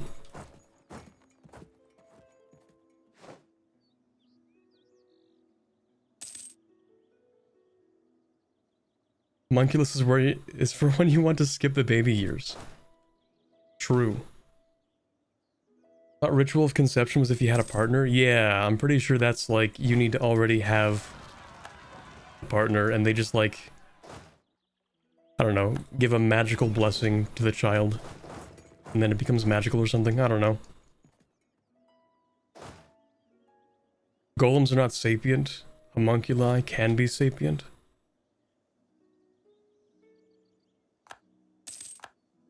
What if you just make a homunculus that's really stupid? What if it's just like really, really dumb? Does it count as a form of golem?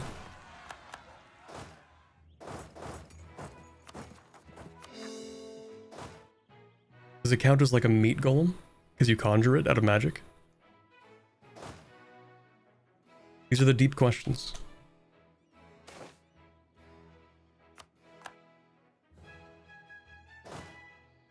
Partner, that's what charm magic is for. True. Yeah, that's what illusion magic is for, and that's how wizards so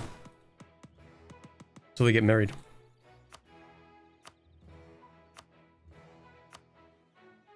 Okay, I don't care about this guy actually. You have any alliances? Yeah, just get rid of him. Yeah, whatever.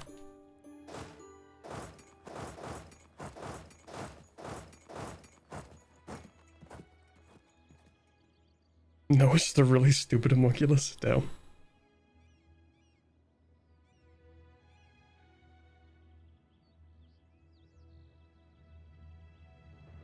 Technically, Golem was homunculus, made by Prague Rabbi. Okay, I don't actually know any of the history behind, like, the mythology of golems. All I know is, like, the pop fantasy version of golems, where you, like, make them out of clay or something. And they're like little guys. You know, my entire knowledge about golems actually comes from a Minecraft mod called Thaumcraft. That's actually where the majority of my ideas around golems come from. That part's not even a joke.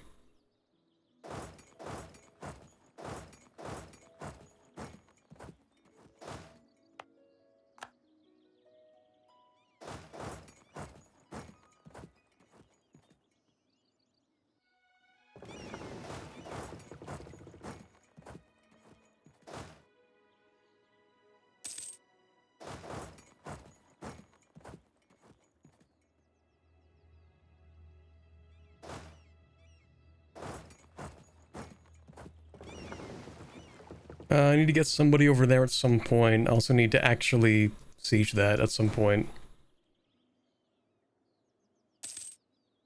Stormcraft was the stuff back then? True. You guys have no idea how many hours I sank into Minecraft magic mods. And if I had infinite time, I'd probably do it again.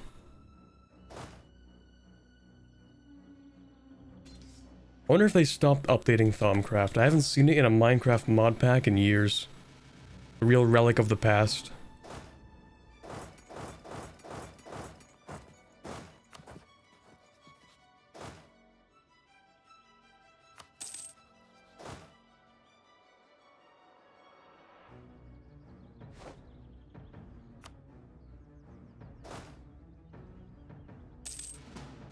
So many unfinished Skyblock mod packs in my past. True.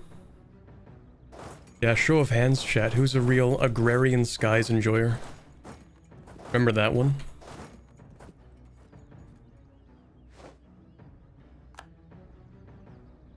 Uh-oh, am I gonna mess something up here? Yeah, this is gonna be bad. Look away, chat. Oh, never mind. Okay.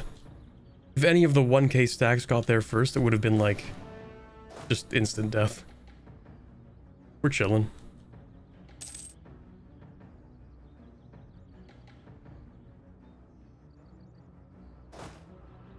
Alright, let's bring everybody here onto ships.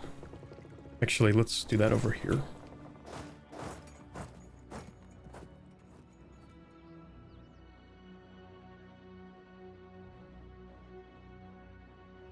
Bombcraft is in the up-to-date Greg Tech pack, if I remember correct. Let's go. Yeah, I know what I'm doing tonight.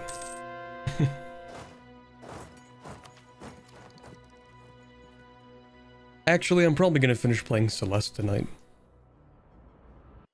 I think I just finished chapter 6.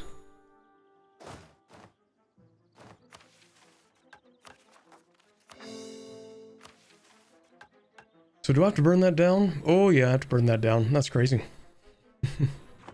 But I uncore that. Press the button, then core it. So what am I doing here? Ever since we seized Resenta, the Knights of Delinda have regarded us with suspicion and hostility. When reports emerged of errant knights striking out against our border towns, it confirmed Imorel's prior feelings. Delinda must be conquered for Gemradcurt's borders to be secured. That's crazy, you know. I've seen Imorel use this justification about 17 times. She's like, we gotta secure Gemradcurt's borders, so we gotta invade these guys. But now those are the new borders, and we have to secure those ones, so we have to invade the other guys too. That's crazy. Wild.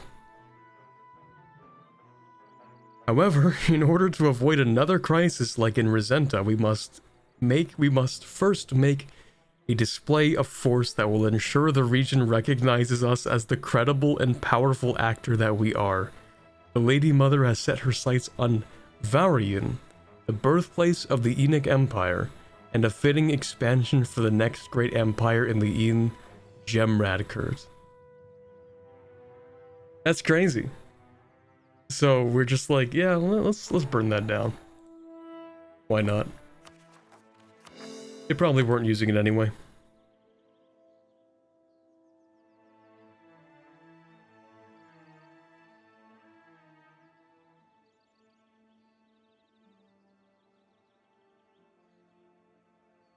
Back in the day, best mod packs were Tekkit and Technic. I did play a little bit of Tekkit. That was slightly before I got into Minecraft modding. For me, actually, the one pack that I played a lot of, like, this is gonna show my age, maybe. I'm 23, what am I talking about? Anyway, the mod pack was called Direwolf 20's 1.7.2. The Feed the Beast mod pack. 1.7.2, let's go.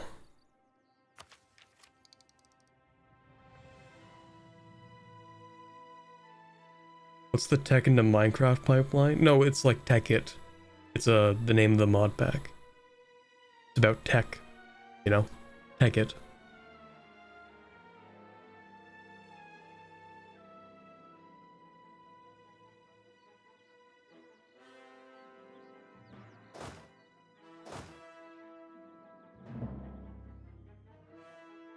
Just to be sure you know what you're getting into with Greg Tech, the mod pack is said to take about 8,000 hours. Okay, so like a late weekend. Easy.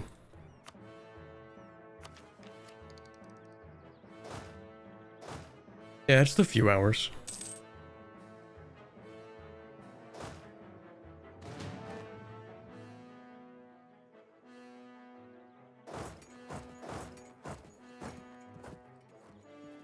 That's like the Factorio mod that takes over 300 hours to beat.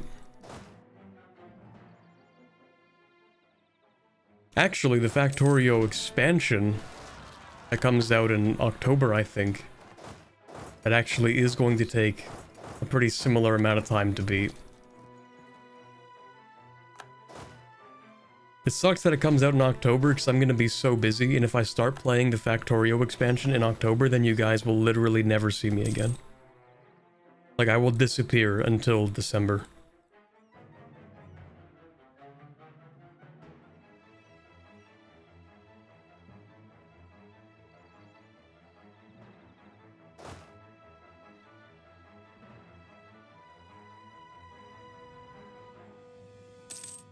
It's just a quarter of your lifespan, no biggie. Wait, is 8,000 hours actually a quarter of your lifespan? Please do not say that's true. No, that can't be right. Because I have like 7,000 hours in EU4, and that's not a quarter of my lifespan, surely. That can't be right. No, not really? Okay, that's good. We're chilling.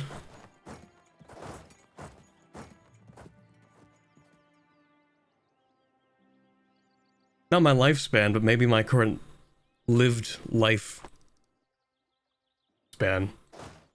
You know what I mean. Let's actually move you here, and I'm going to use these guys.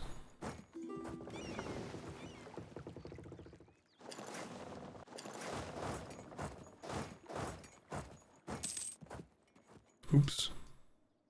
Wrong button. Anyway, lots of Diplo. I guess I should spend that.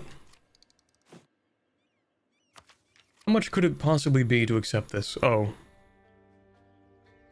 That's the problem.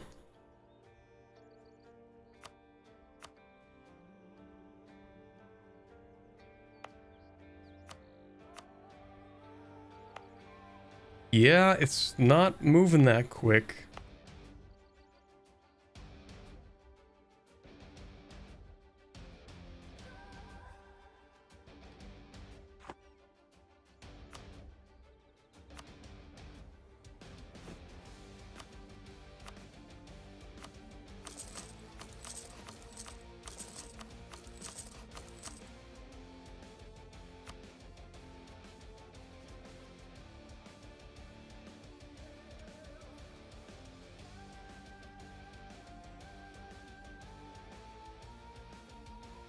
Some people have like 3 years playtime on WoW.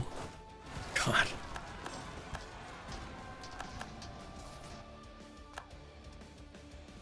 I think I was born too late for the WoW craze. I only got unrestricted internet access with a decent computer like 8 years ago. Before that, I didn't really have a computer that could run games even slightly close to the fidelity of World of Warcraft. And that's saying something, considering you don't need a lot to run it. But my old laptop did not have a graphics card, so couldn't run much, could barely run Minecraft.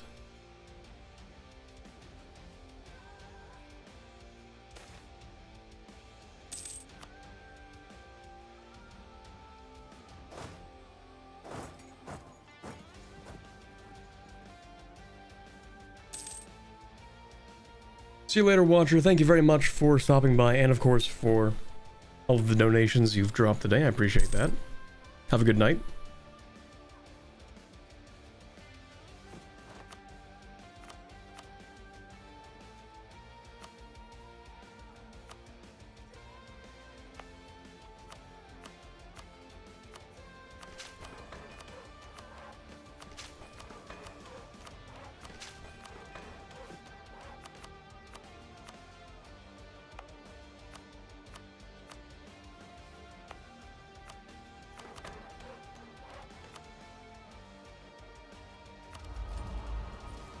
I guess it doesn't really matter what we take. I'll go with that, I guess.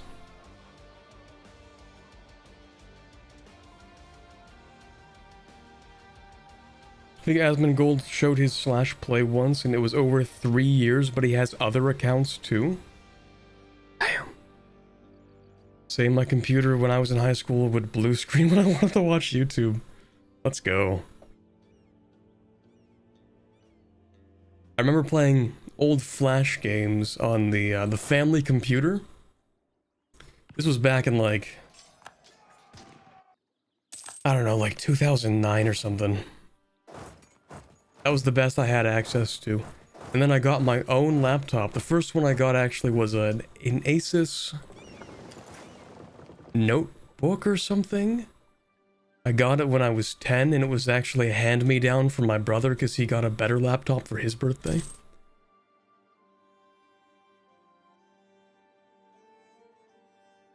And yeah, that thing, I don't think it could run Minecraft. I'm pretty sure it couldn't run literally anything other than a couple Flash games, and even then, the Flash games were laggy. So that was a great time. That was, that was great. Let me also grab a colony from you, put one in, like, here or something. Like, I remember the highest fidelity game I could play back on that laptop was a game called Learn to Fly, where you play as like a penguin and you just like launch yourself off a slope with like rockets and stuff. Great game. Brings me back. I wonder if they got that on Steam now. Maybe they do. Maybe they made like Learn to Fly 3 or something.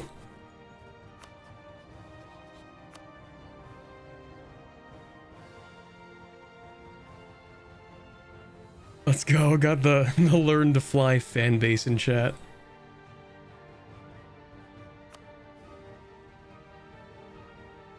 Oh, it turns out I could take everything here. Okay.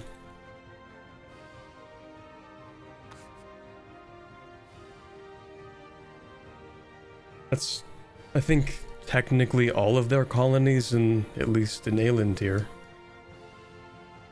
Okay, that's cool. I'll take that, I guess. Wait, I guess I can't take that. Never mind. Give me a few seconds. I guess I did something.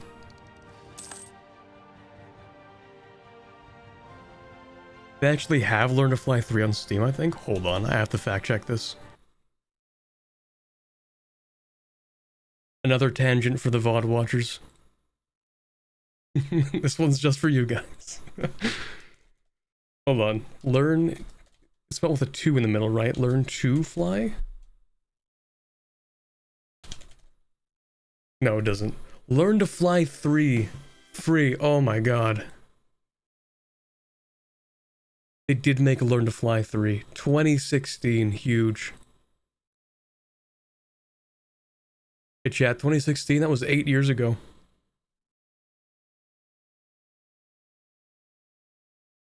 Stream it.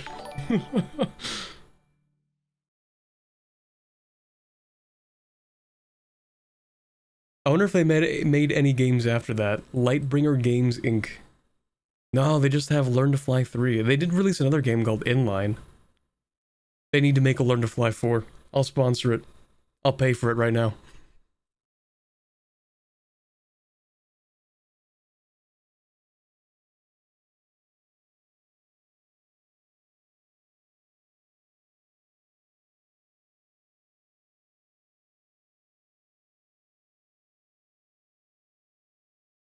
Thank you very much. Ooh, I'm gonna have a bit of difficulty pronouncing this one. Donat Chevalier for joining the levy. That was my best try. I'm sorry.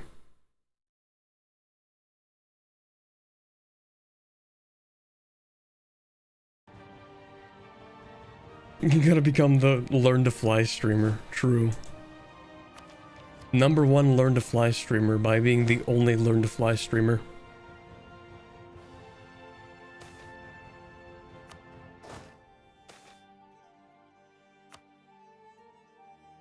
Can I please have this? Okay.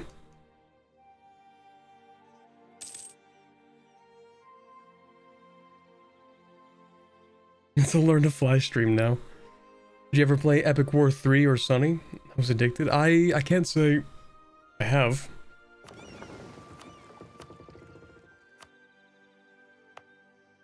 I don't think so, at least.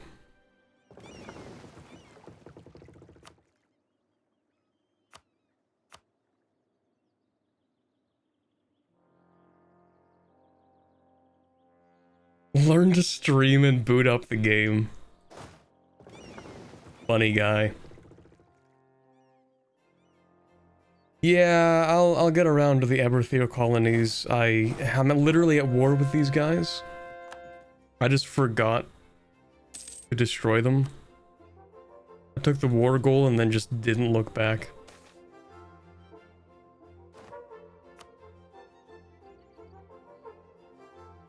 Did you try the EU4 mod Atlas Novum?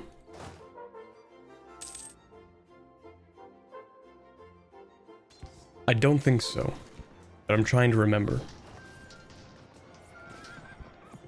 Wait a second. Oh, this is absolutely some kind of Fae event. The Fae exchange gifts. I'm gonna reciprocate because I'm not stupid. Never accept a gift from Fae.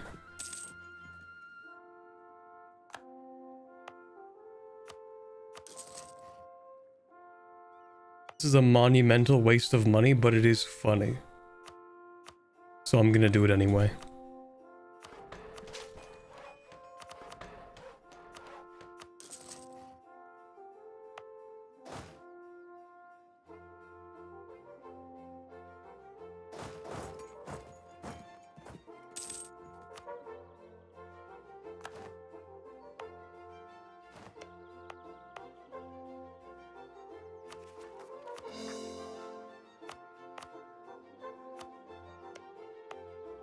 Okay, one more colony. We'll slap it down here, I guess. And then after that, it'll just be one more, and we'll be done with the Domendrod. I think Santa was a Fae. Plausible.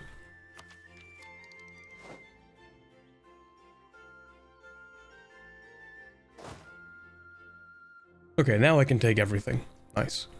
I think I will. Rebellion Society flees? Good.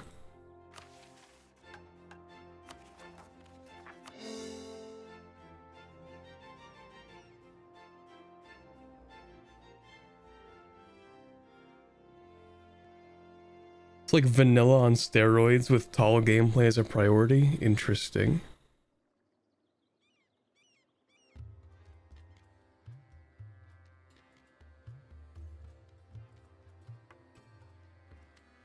Would you recommend playing from the completely inhuman races, no elves or dwarves? Completely inhuman? Okay, do you consider goblins to be half humanoid? In some form? Do they count to you? Because I would say goblins if they don't count to you. You know, they are somewhat humanoid, kind of, but not really.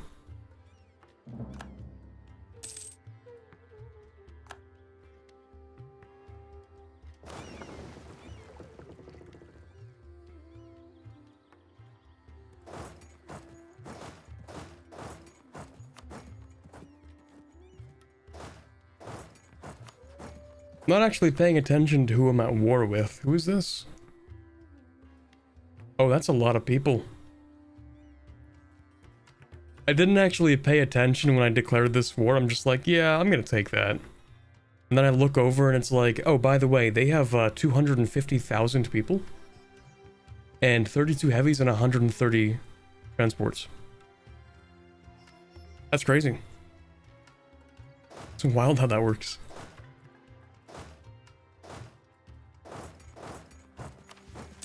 Anyway, Frostbringer. The event happens, we get a colonist, cool.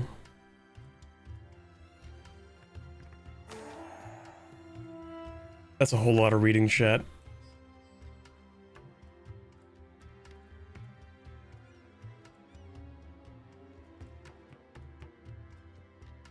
Alright. So we get through the Northwest Passage, nice.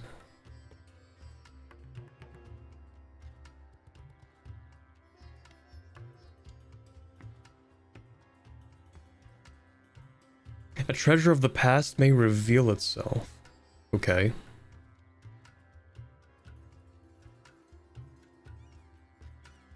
Am I reading all this?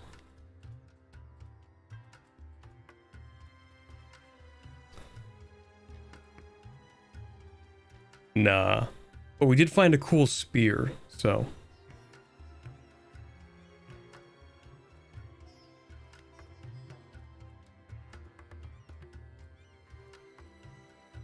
Oh. From the tip of the spear cast a great shard of ice, rending the beast asunder in a single blow and painting the ice with purplish red blood. And what is that, viscera? Interesting. I think I'll call it Frostbringer, so based. 10% shock damage. And yearly devotion. Interesting.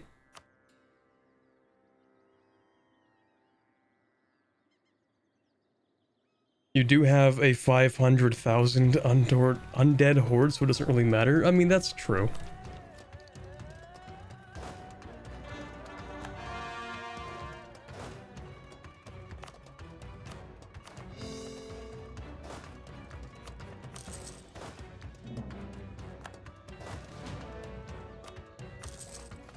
Like, how much attrition do I even get per month?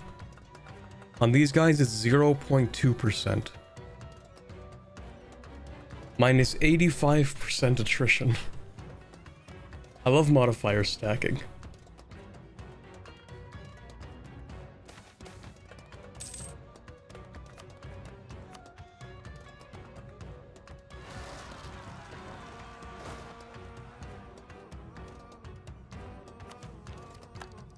Coalition, I didn't even do anything. Well, I guess I did do some things.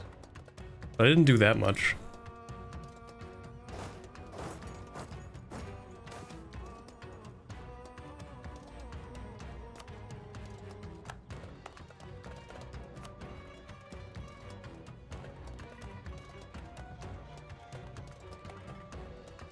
I'd rather have the loyalty. That's fine. Fort Mage is dead. RIP. Yeah, we have a lot of things we should convert. Ooh, voice crack. Nice. We'll take that. Let me get a drink.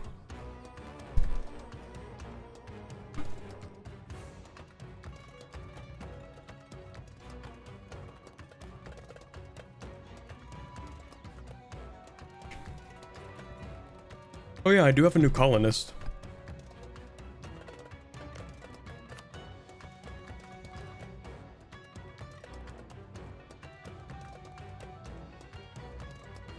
What's the next mission? Well, there are a few of them. One, we need to finish this. We're pretty close.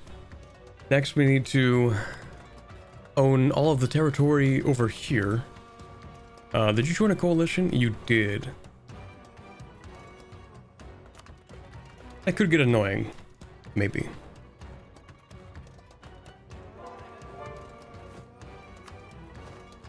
I can hire up to 600,000 troops. Yeah, 17, or rather like 1630 military hegemony 1.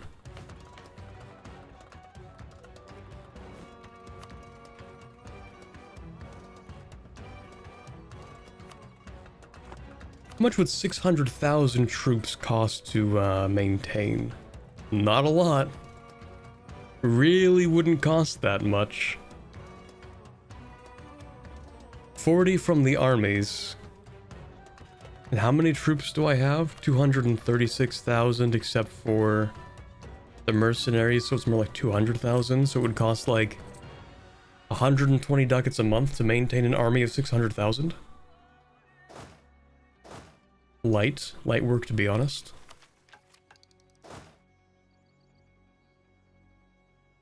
Keep in mind, infantry cost is also greatly reduced.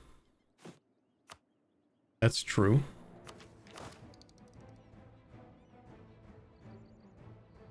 Well, currently it's actually sitting at about normal. Well, for the maintenance, maybe not the cost. Hold on a second. It's at, I think it's half cost. But the maintenance is still normal.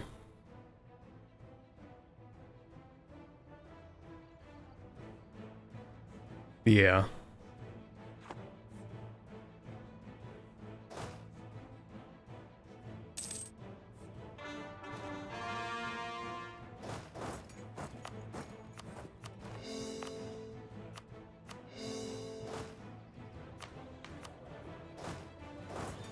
I don't even think it's going to come to that, to be honest.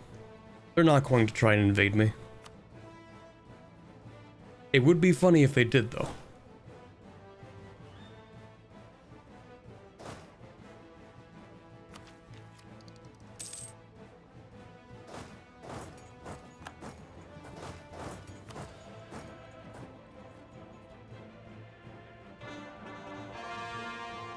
So I guess I just need to sit here for a while until I can eventually take everything. Alright, I guess.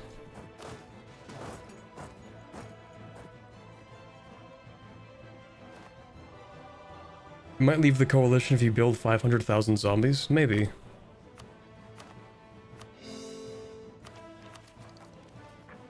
Oh, I need more governing capacity. Uh-oh. Yeah, I've handed out all of the land rights too. Uh-oh. Empire rank, handed out all the land rights. I just need to wait to grab this, I guess.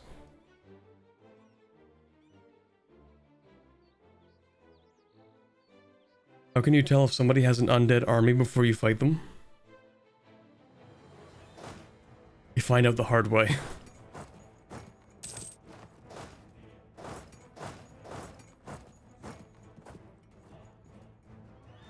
Government tab shows their military and administration. Wait, for real?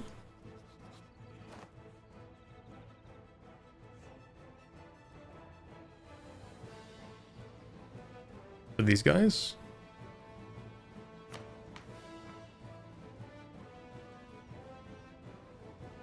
The government tab. I mean, this is the government tab for us, though.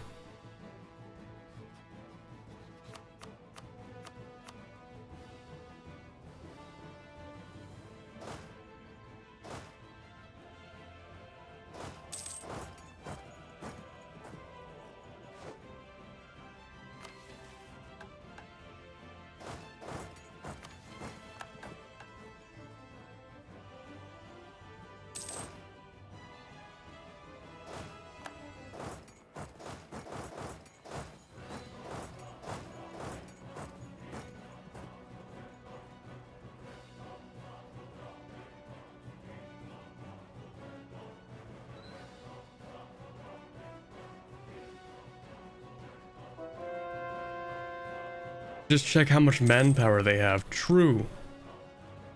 Yeah, you know what you could do? You could probably go to max manpower and then just hover over it. Army of the Dead is 150%. So that'll tell you.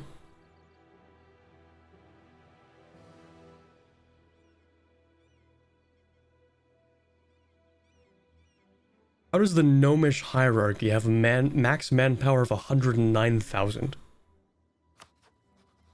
Are there even that many gnomes in existence?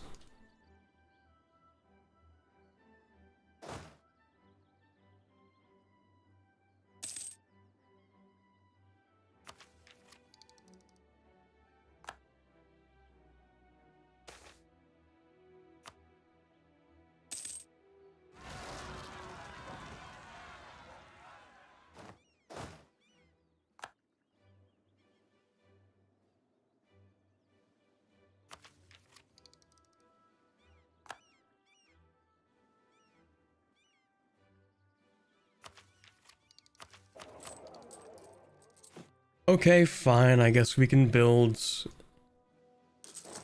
the massive undead army.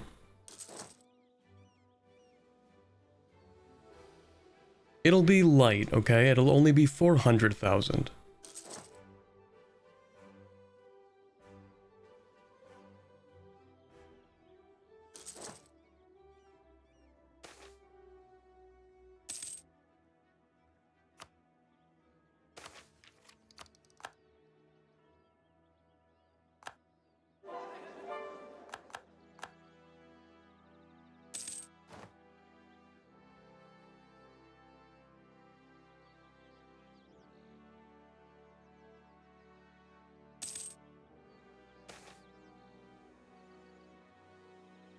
The gnomes enslaved everyone else into their army.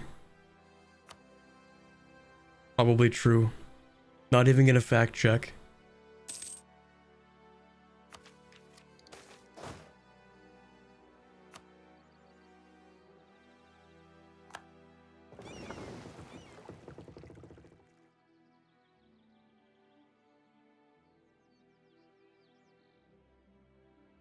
There are now, I guess. Gnomes will inherit the earth.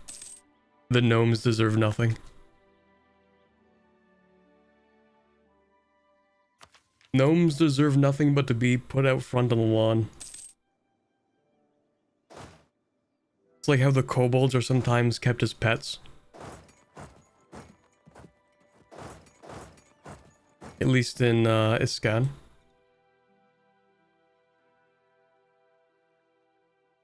The gnomes will just be like garden gnomes.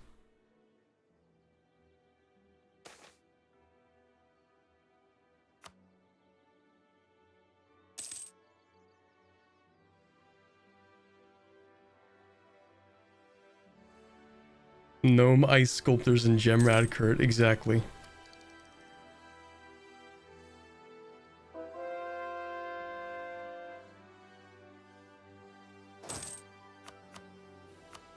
Magic is dumb. Yeah, this guy's definitely a gnome. Get him, chat.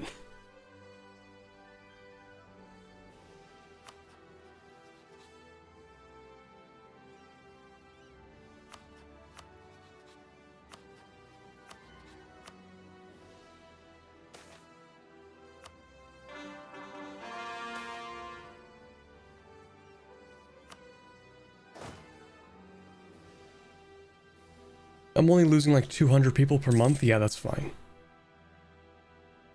Yeah, mods put this guy on a 2-meter tall shelf. Mods, take his phone and put it just above his reach.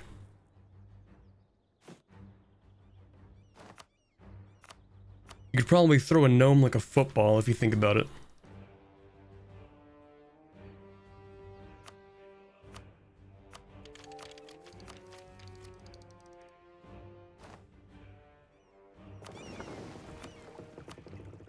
You're not exploring.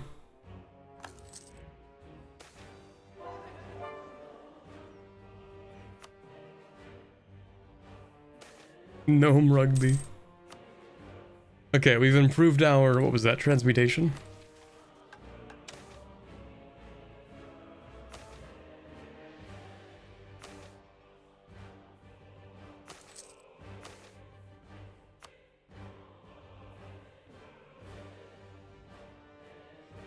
One thing I did notice was that the artificer estate has a thing that gives you huge buffs versus witch queens, or witch kings, or whatever. Well, what if I also get artificery? Checkmate.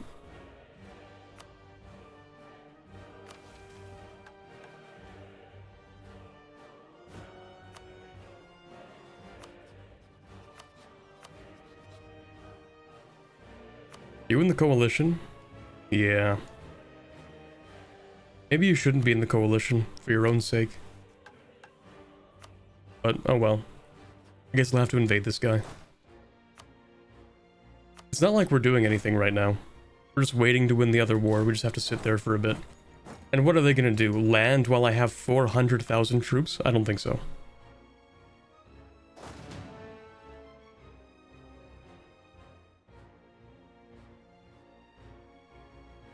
If I wanted to actually grab this, I would have to send the ships over here, and I'm really lazy.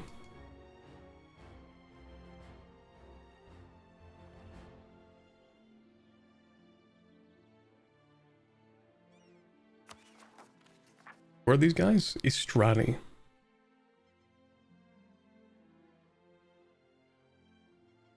I don't know, probably not that important.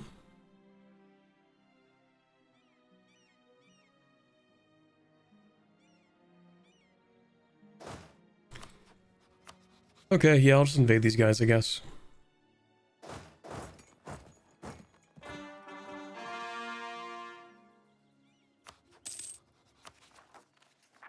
Oh yeah, more governing capacity.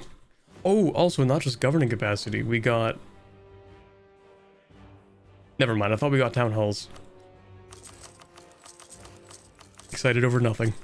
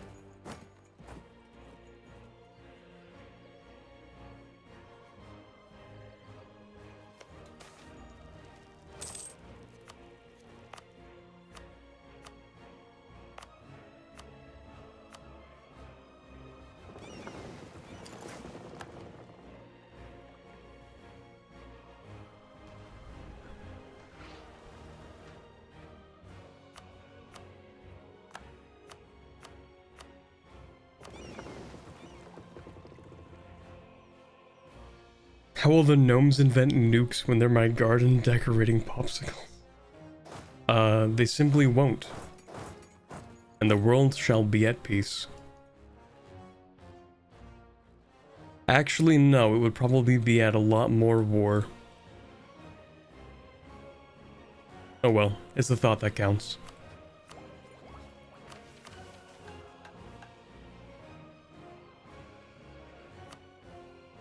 What do I have to do here? 6 development and a workshop in each of these provinces. A workshop or barracks. Okay, well that means I need to dev things. Did you say production dev 6? No, just dev 6. Well, I have to dev anyway. Workshop. This is gold, so instead of a workshop,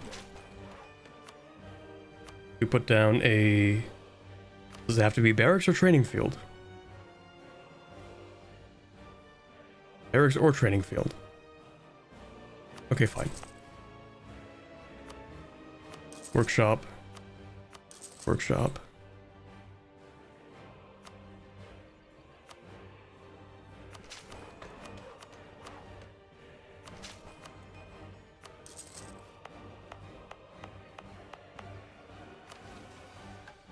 Okay, after that, we will be done with this as well.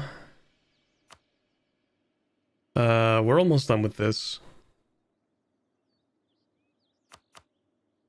We do need the unrest to be lower than 0 in all of these provinces, so... Technically...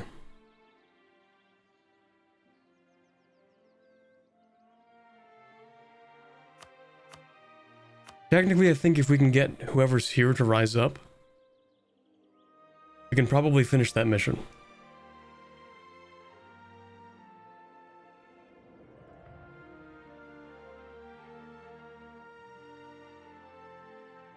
In the lore, Black Dame's-Ear. Dame's-Ear or Dame's-Tear? Dame's-Tear, I'm assuming. Is the polar opposite of Dame's-Tear, so it cancels magic. Black Dame's-Tear bullet will go through every magical ward a mage can put up. Because it cancels it? That's crazy. Huh. See, that's why you have to combine magic and artificery. Because then you can just like make actual tanks without requiring magic. And then you can have the mages just sit in the tanks. Who needs a ward when you have 10 centimeter thick armor? 10 centimeters isn't a lot, is it? I don't know.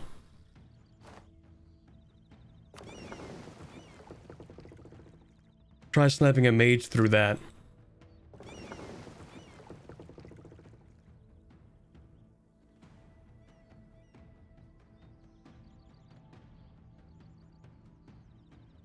Gnomes do invent tanks and dreadnoughts.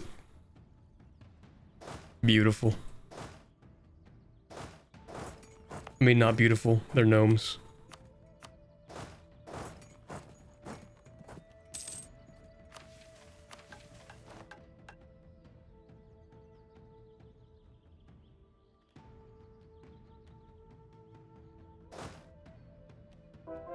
I cast artillery shell. 10 centimeters is a lot. Okay, good.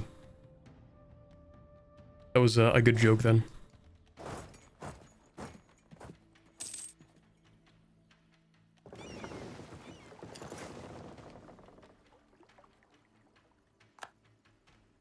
The Siege of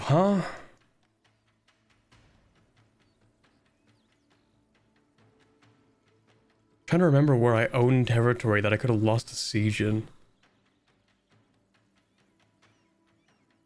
What was that? Oh, did I win a siege? No, hold on.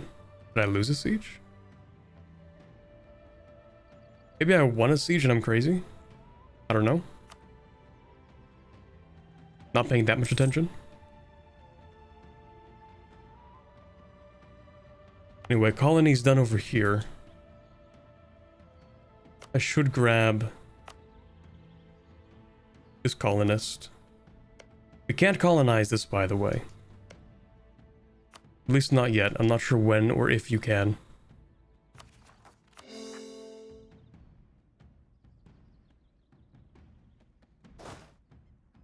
You guys again? Seriously? It's not bad.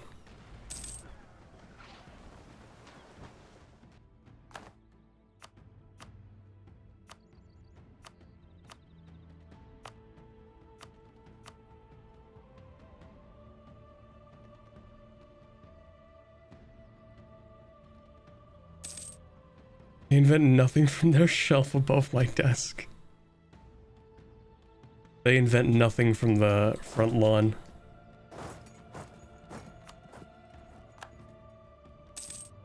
The age of witch kings. You bet it is.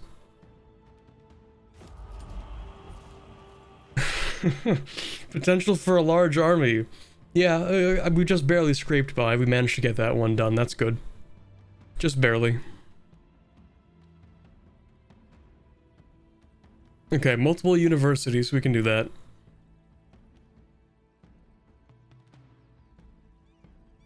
Put one there, put one there.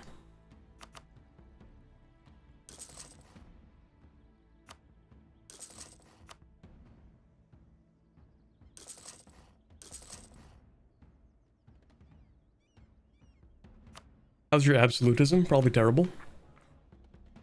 -5. I'll figure it out. 1 second. I have strength in religious head.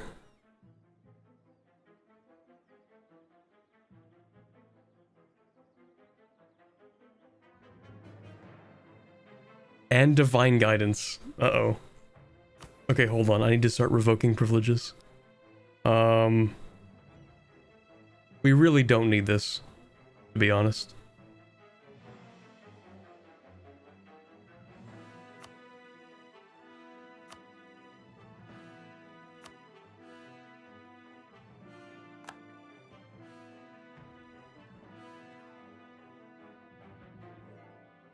It's governing capacity. This is not pointless.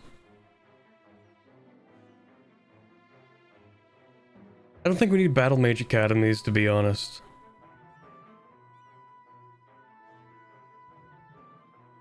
I don't think we're getting much out of this.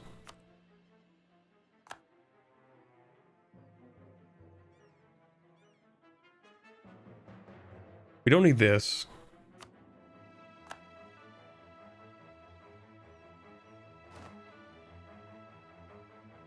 I guess we technically don't need development of temples.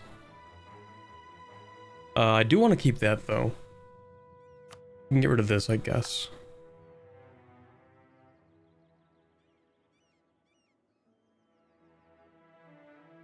We can get rid of the bookkeeping.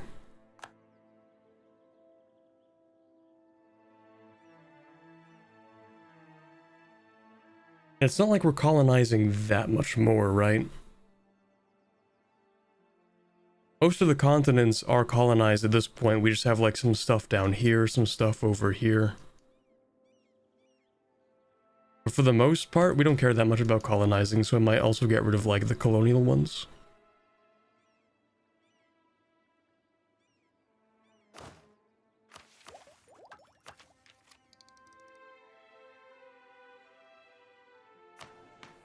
Man, 19 max absolutism now. Nice.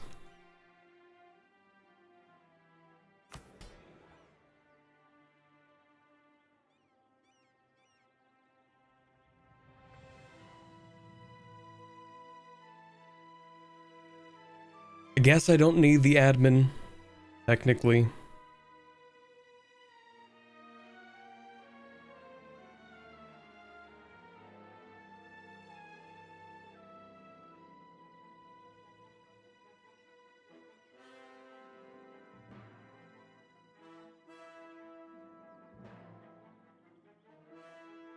I kind of like having this.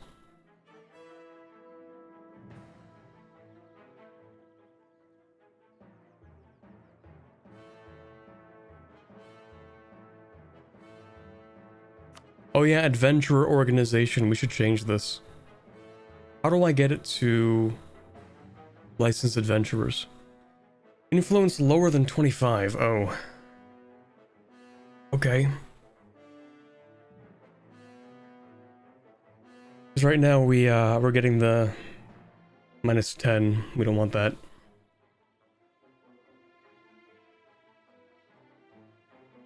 We need to reduce your influence. Right now you're at 50 because of the diet. Supremacy over the Immorelian regime. Designated guild hall.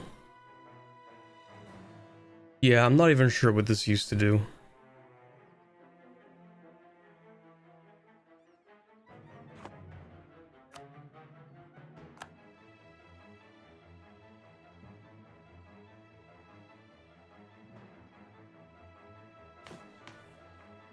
Can I curtail some of the estate influence? Yes. If I get rid of zealous administrators, I could change this to subservient bureaucrats. Maybe I do want to do that.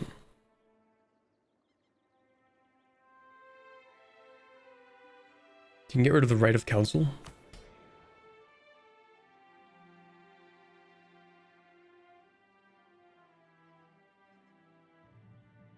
I would like to use it first to help regain some of the loyalty and then get rid of it later. But yeah, you're right.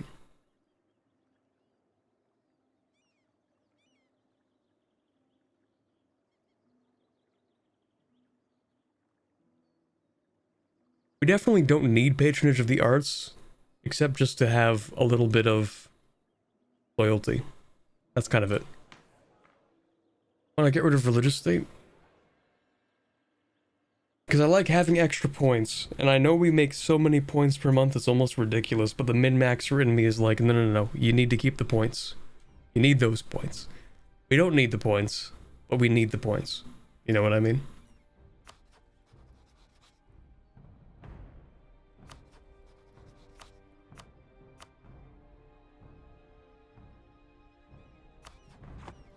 Yeah, I was looking at Unity of Faith. Maybe we don't need that.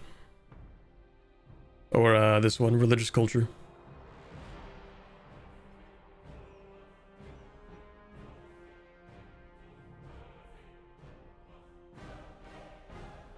No, that's fine.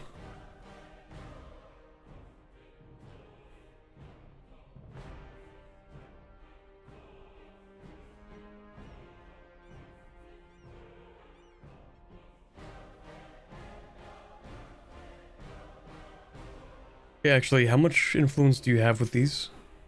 It's 5, another 5. So that only brings you down to 30, not 25. I'd have to wait 12 years first. Damn. Oh, because I have at least 20 mercenaries. Okay, so here's a question. Is it possible for me to rehire these mercenaries once I get rid of them?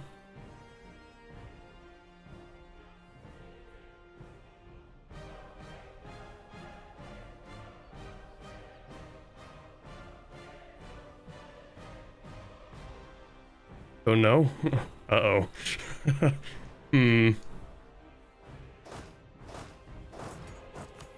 Well, at the very least, we can wait for the absolutism to tick up. Oh, we get 1.5 per year. That's kind of a lot.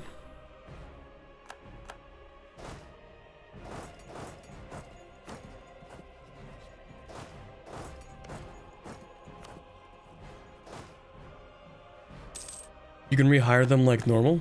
Okay, you know what? I might get rid of them just to be able to swap the adventurer organization.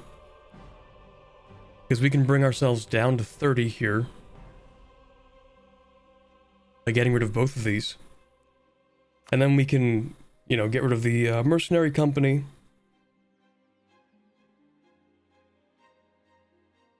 Wait. Influence needs to be lower than 25. And what do we have? Exactly 40%. So it'll be exactly 25. Which means in theory, we would not be able to change the organization.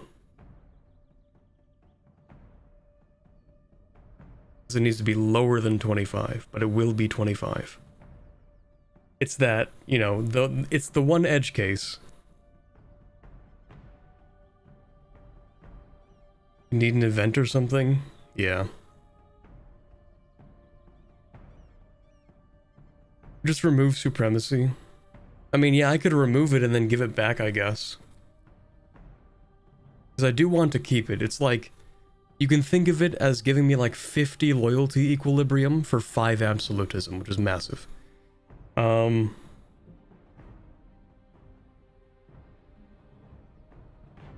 wait until the diet. I don't really want to do that. Nah. Okay, we can do this. Supremacy over the Immorelian regime. Gone. Now you're down to 30. Gone. Gone. 20. Oh, now what is it? Oh, loyalty? Of course it's loyalty. Of course it would be loyalty. I should have figured that. How high does loyalty need to be? 30.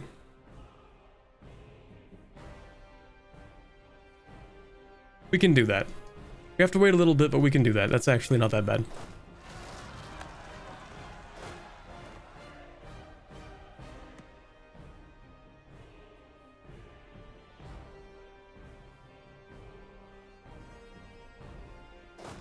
If I actually remember to do that. Why do you have separatists over here? Okay. Am I at war with? I am at war with you, but I have this guy.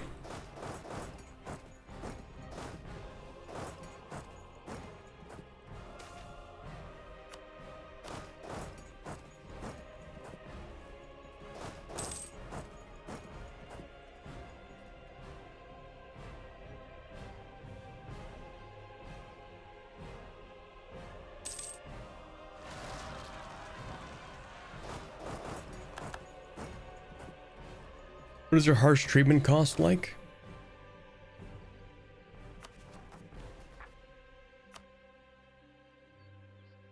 Only a little bit cheaper. Not much cheaper. But if we combine it with the half cost, you can really spam it. I don't think we'll need to though, because we can reach max absolutism within like a few years. Because we get 1.5 each year, which is decent. And also if I decrease autonomy, which I will soon, then yeah. Wouldn't illusion magic increase loyalty? Oh right, I'm a mage. I forgot about that. Would that be enchantment? Estates? Oh, that's crazy. Well, it increases the equilibrium, not the direct loyalty.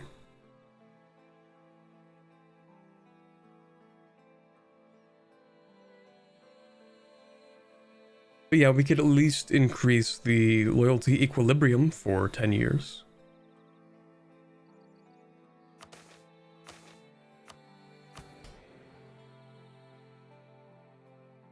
The mages are still casting that one spell from a while ago. Oh, right, this mission. So, the Riokest Archipelago. Pioneered by... Yeah, I don't know if I'm going to read all this. Alright, Sendolm. You guys remember Sendolm? From like 2 streams ago, maybe? The Machiavellian in the court.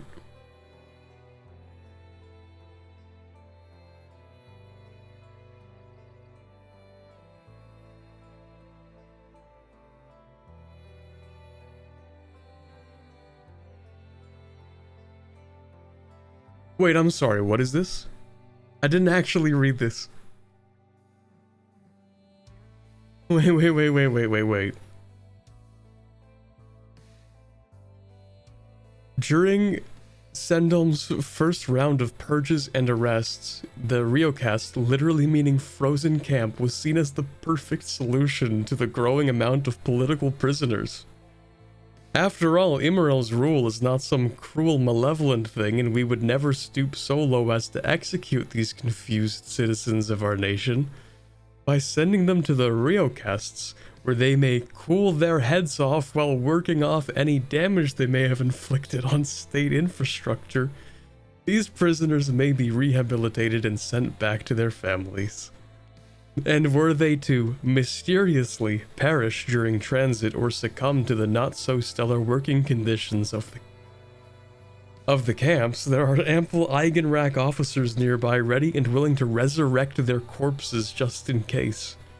The first great network of these camps shall be built in the northern forests of Resenta.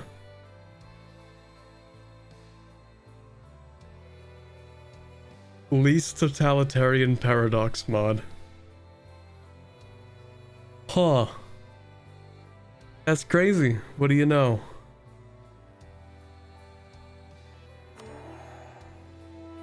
Wild how that works. Can I piece that with them? Hold on, let me check. No, I have to sit on that for a little while longer. Alright, the Lady Mother's Gaze. It's the duty of any responsible mother to look after her children and ensure that they do not hurt themselves because of their ignorance. In the same way, it is the duty of any responsible... Okay, sorry, I thought it was repeating itself. It's the duty of any responsible mother to punish their children should they stray from the right path so that they do not repeat their mistakes. And since Immerel is the Lady Mother of her subjects, is it not proper for her to do the same? Since Immerel seized power, the state security apparatus, propelled by figures such as Alwaron Fairvilt and Mitterel Sendolm, has tightened its grip over the people of Gemradcurt, and the nation is all the better for it. After all, if a tight leash is what's needed for a safe, secure, and harmonious society, who could blame us for pursuing that goal to its utmost end? Let's go! Totalitarianism. Lovely.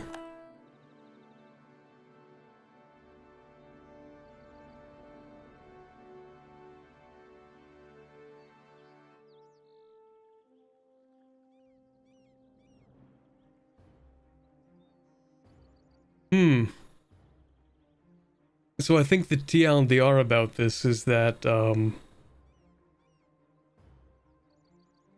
this is the account of someone who was sent to one of the, to one of the Gemradcurt camps. Oh, this mod's crazy, man.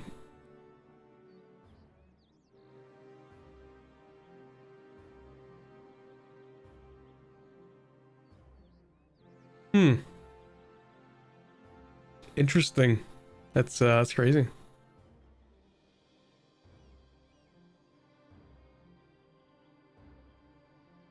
Thank Immerel, this soldier had intercepted this elf before he found a press. Or else he might have had real trouble on his hands. Uh-oh. Resistance is futile. -4 national unrest for the rest of the game is crazy.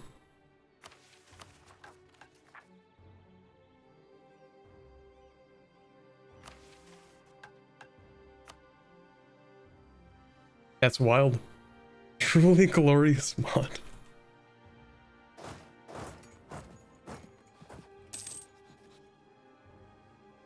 We got the Gemradcurt propaganda before EU5.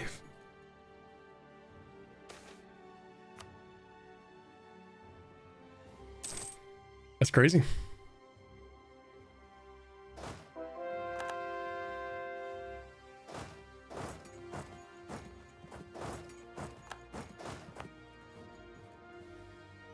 What siege was that? Oh, that one, right. Still can't annex that? Okay. So... Oh, I guess I can't annex all this. Oh, right, because we lost our religious thing in the previous age. That sucks. How much do I need to have? I need to have this.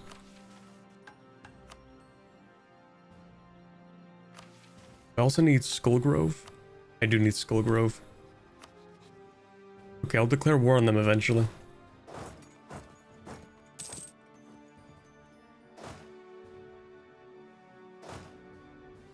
Pretty sure you don't need religious culture now?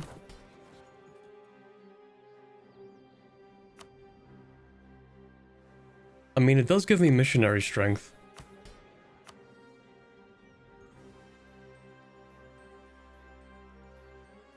And it's the same absolutism as enforced unity of faith. It does a pretty similar thing too.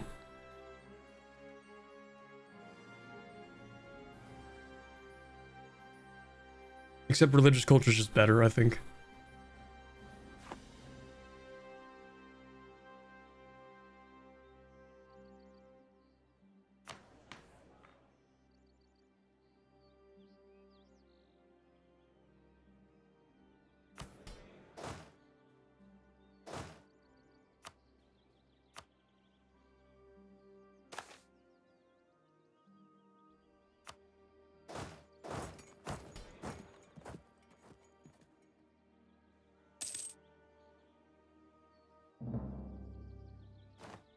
Do we need religious ideas though?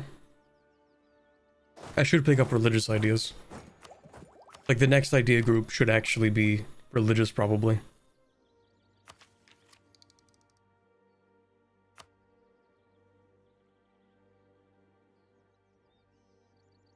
Yeah, we do need to build a few more forts. That's true.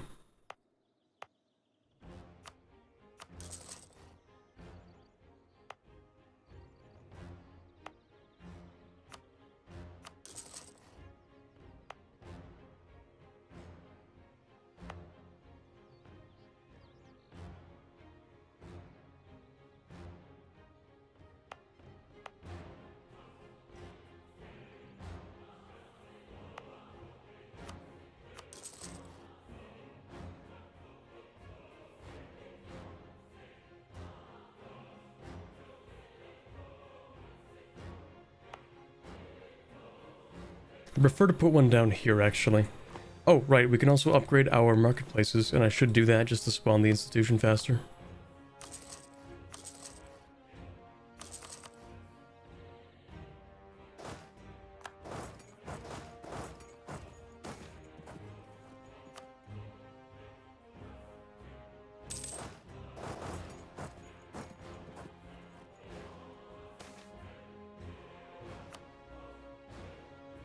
Command versus Gemradcurt, who's the worst? I don't know, I feel like the worst would actually be Vinail.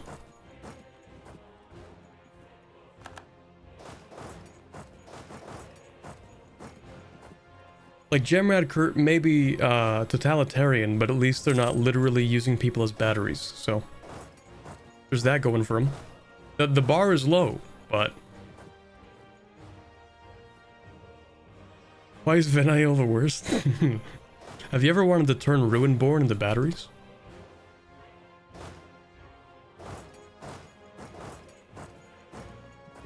I think Matrix style.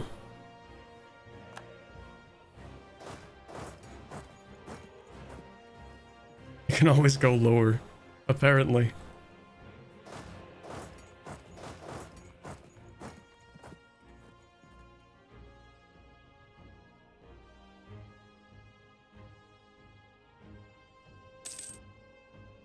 I don't know if it actually is Matrix style. I don't know what the actual lore behind the turning Ruinborn into batteries is. That 47,000 people? Impressive.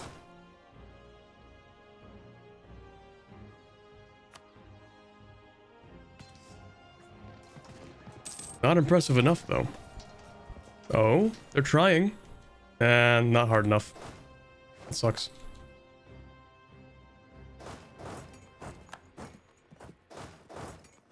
Can I take that, please?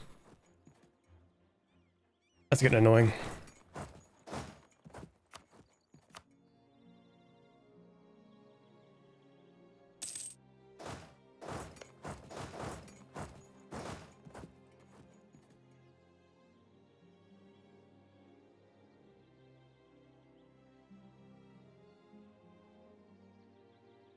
They're good at keeping magic in their bodies, so she uses their innate magic to cast really big spells. Oh, nice.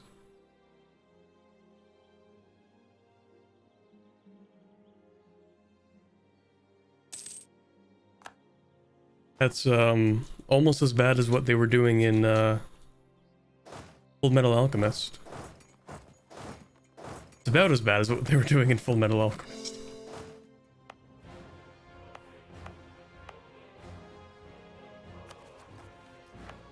Okay, that colony's done. Let's go and slap one down like here or something. Actually, don't get any rebellions. I only put these guys in here for like the roleplay.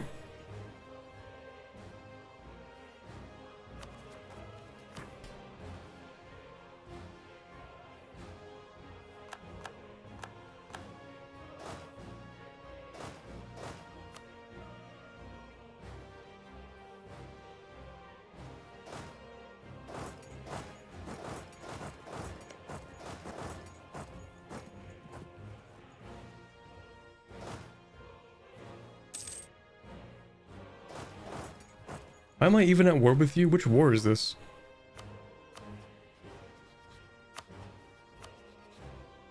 Conquest of what, sorry?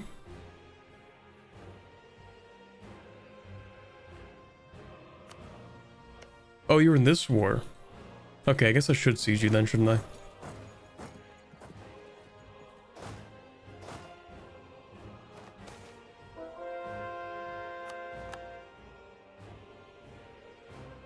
It's like squishing together thousands of irradiated people to make a nuke. Well, if it works.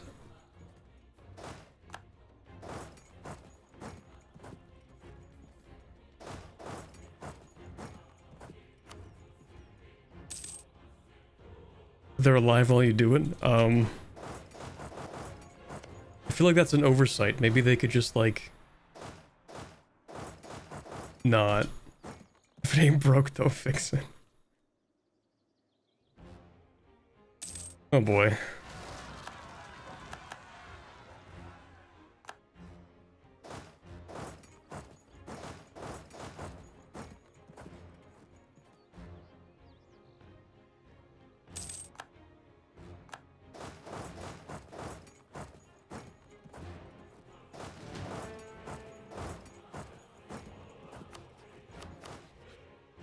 I can have more generals. They're pretty cheap actually, only 15, so I might as well grab one, slap it on there.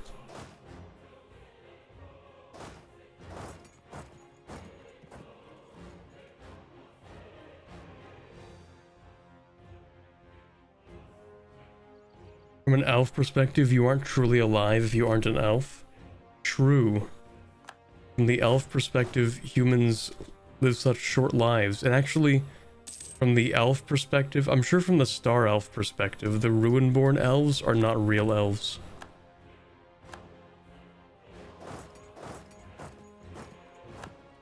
Like, that's definitely part of the lore. I don't even have to check.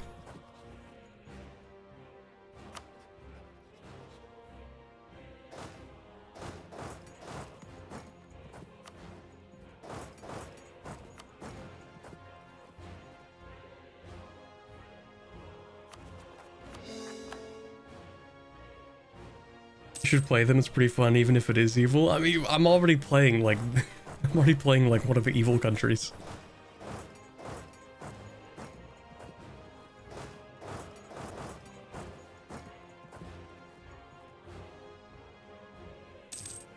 From the star elf perspective, no other race is any different from ants. Yeah, exactly.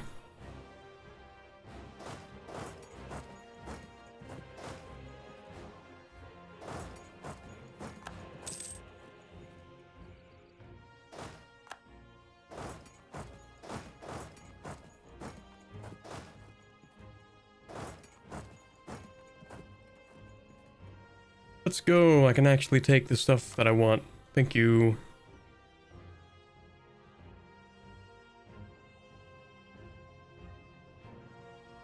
Yeah, I don't really care about the rest of this, to be honest. Good riddance. I could choose to make that not pop up, but I like seeing it pop up because it makes me, it makes me glad to know that I'm making a difference, making a big impact.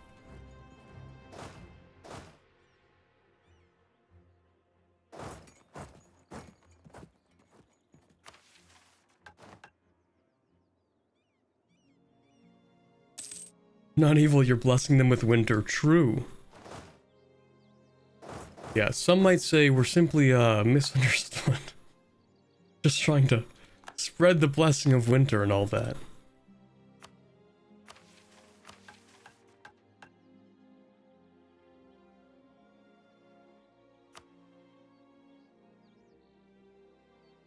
Okay, so what is it? Unrest? Yeah. And what is it? Peasants? Peasants that aren't going to rise up?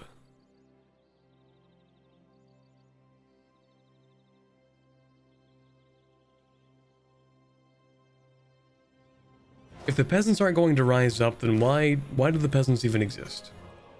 Like, why are you even angry? If you're not going to do anything about it, then just, like, sit tight. Who cares?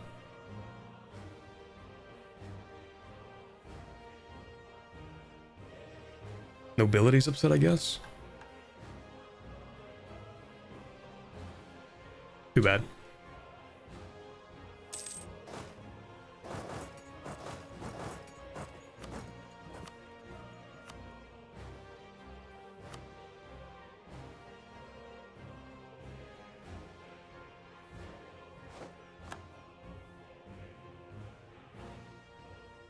Oh, is that a stack wipe?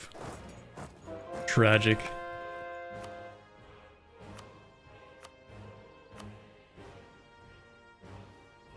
You have alliances? Yeah, break that one. Who is this? Yeah, break that. Break that one too. I actually don't care about your money, just break those. Thank you. If there's a West Tipney, is there an East Tipney?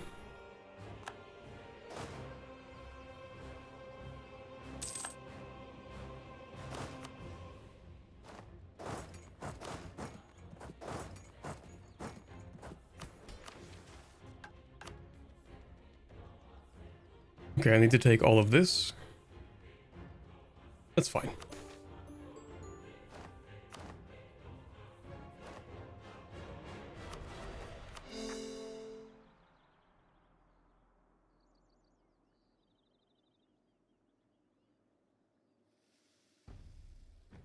Gotta love these one province places in the wasteland. Yeah.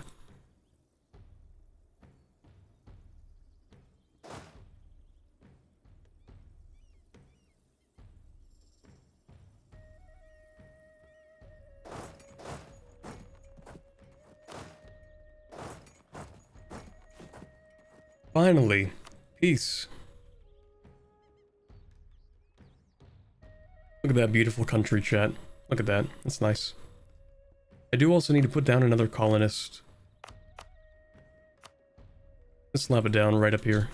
It's kind of weird that I haven't done that yet. Okay, next. Cursed labor. We do need to invade...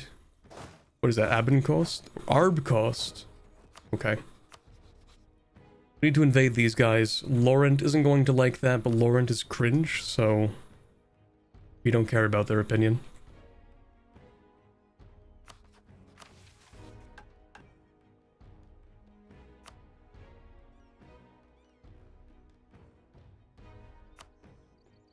Alright, we do need to invade this guy. True. We should go do that.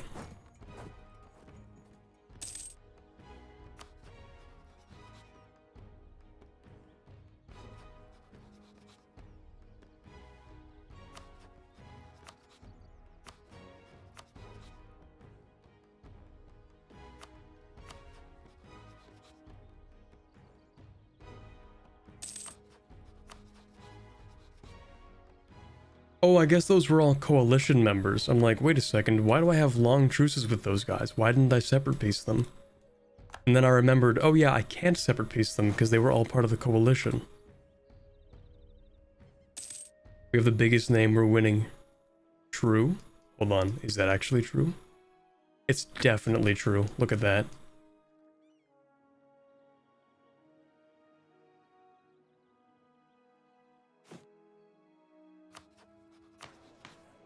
Okay, let's see. Am I lazy enough to increase the autonomy in one of these provinces just to reduce that unrest?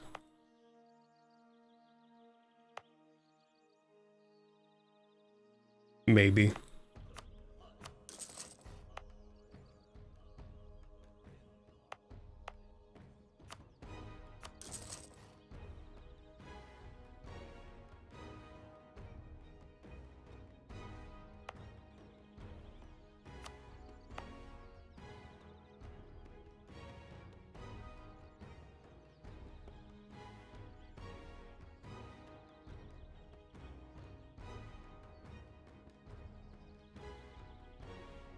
It seems to just be because of the war for the Domendrad, but that doesn't even make sense, because these ones don't have that much unrest. Oh. Recent uprising. Yeah, that's a modifier. Okay. Maybe I will increase the autonomy a little bit as a treat. Actually, I'm gonna finish colonizing that one province. Yeah.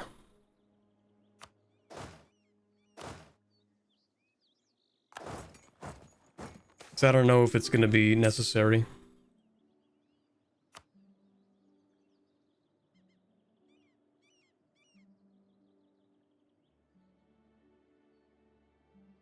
Now to build forts on these islands. Oh, right. Yeah, we don't care about the dock. Oh, shoot. Okay, fine.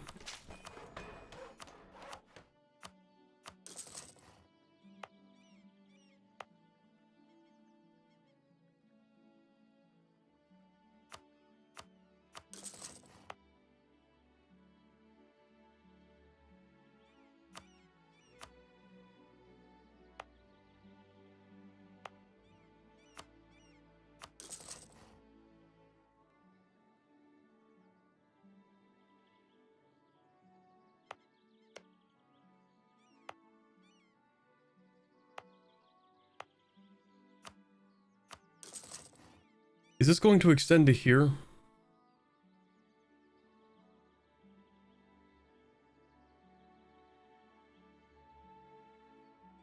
It does. Okay, nice.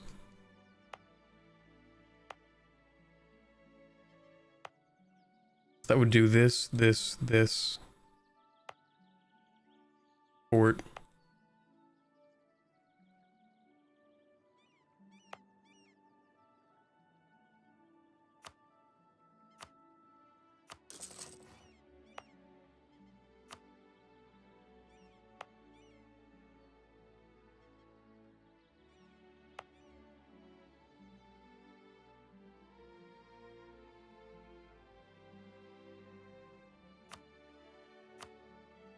I should grab this and then put one there.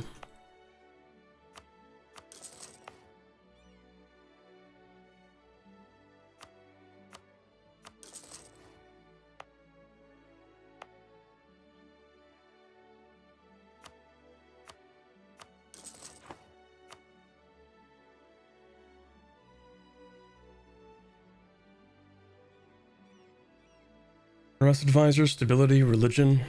We do have full stability. Nothing for reduction there. Technically, I guess I could do this for tolerance of the true faith. But no, I don't really care. I can just increase a little bit of the unrest or the autonomy. It doesn't matter that much.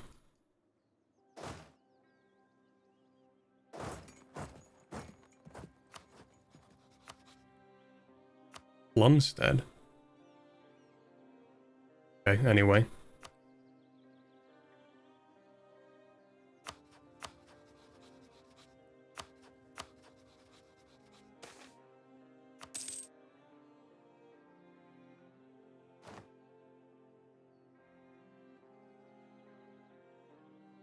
What's the best tank to unite this circle?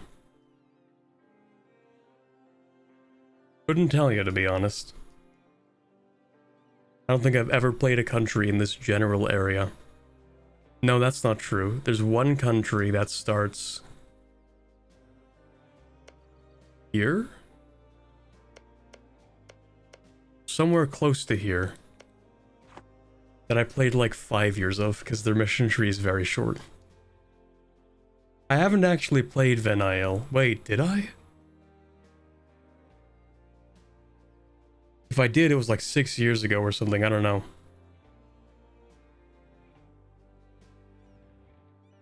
I might have played Vinyl, but I didn't play all of Vinyl for sure.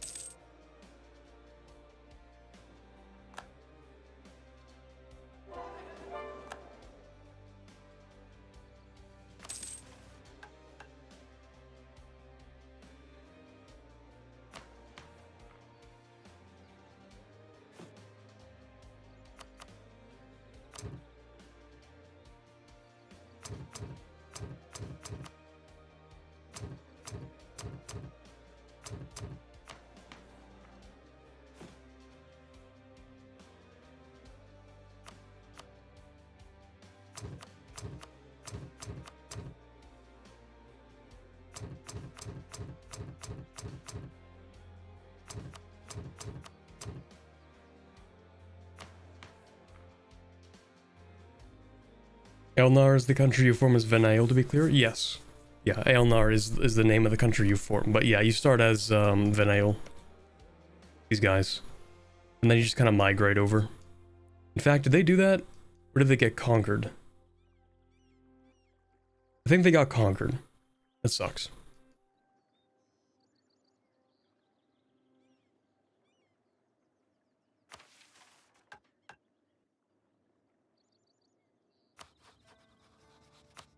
I do have to invade these guys. I also need to invade these guys again at some point, and I need to invade you right now.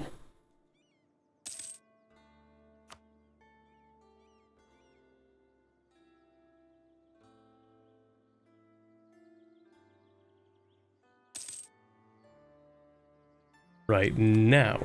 There we go. Who's the most evil country? I honestly don't know who's the most evil. We just have good contenders so far.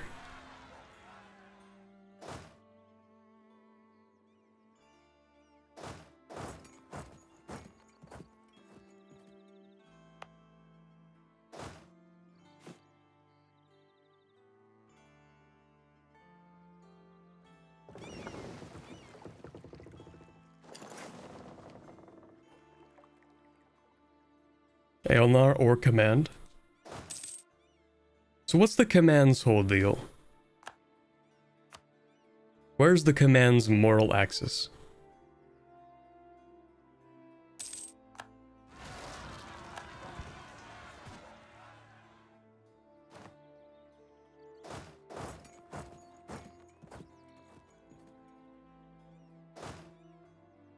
Command is just warlike, right? Yeah, I don't know if they're like the most evil the same way that Aelnar is evil. Imperial Japan during World War II? Yeah, but like the militaristic side of it or like the other side of it?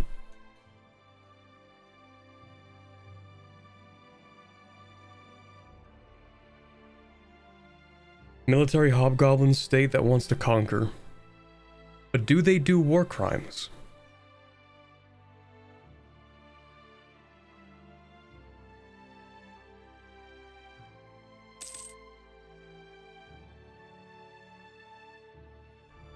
I'm sure they, you know what? Yeah, I'm sure they do war crimes, actually.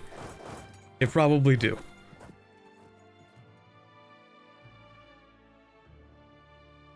Command does what Aelnar does to Ruinborn to the mages and also converts humans into what? Wuhyun? They do purge the cultures of the people they conquer, so they're pretty evil, but not as much as some other Anbennar tags? Okay. See, I haven't played as those guys yet, as the command. Because to me, they seem like they would be like a really easy country to play as. They just kind of seem that way.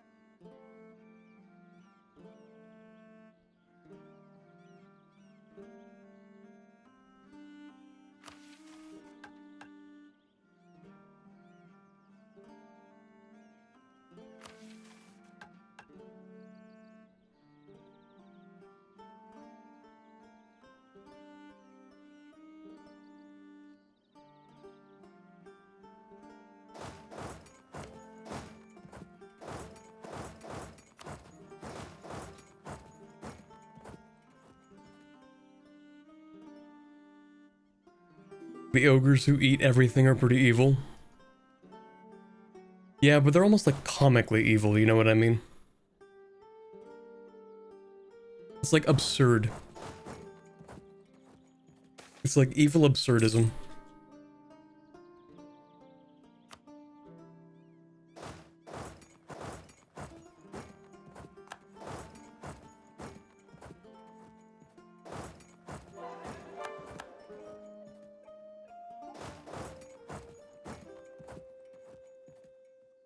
There we go. That would be a nice little enclosure for this country. That'll do it.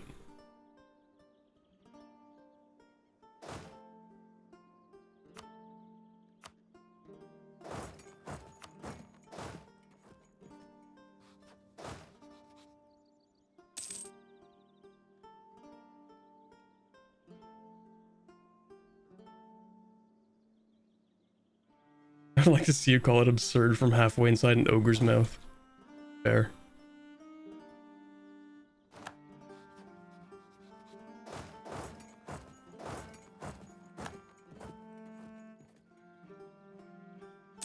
Now here's the real challenge, okay, chat? We've been talking about which Anbennar country is the most evil. Which one's the least evil?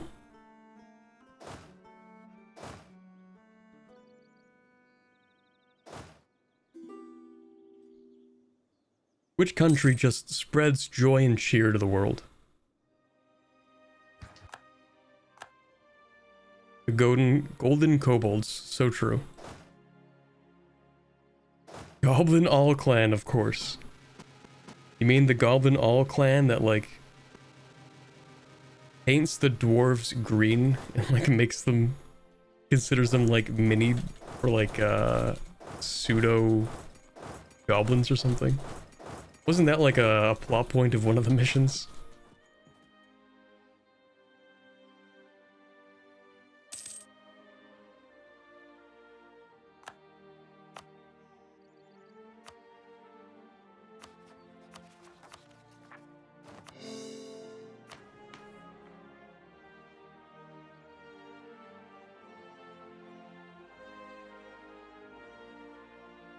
Self-purging Black Sun Orcs?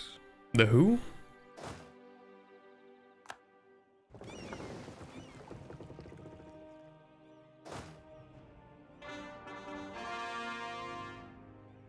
Sinothil? Jadari?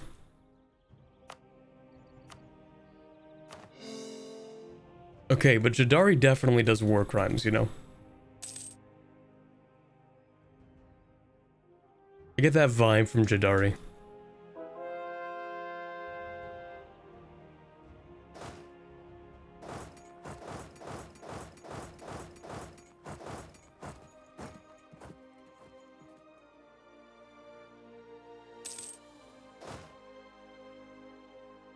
Jadari has honor, thank you very much. No, I feel like they definitely do war crimes.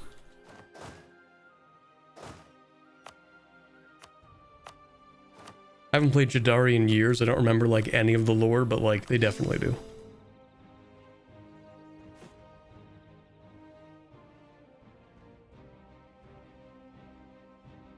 Jadari is culturally egalitarian, but religiously fanatic.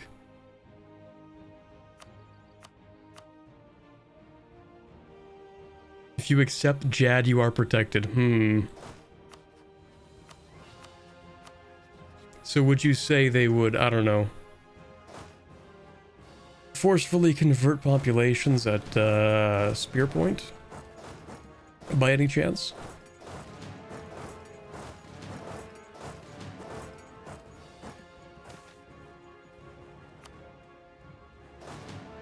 Something that, you know, might be considered a war crime. Not at Spear Point, though. Okay. By threat of burning. Ah, okay, okay.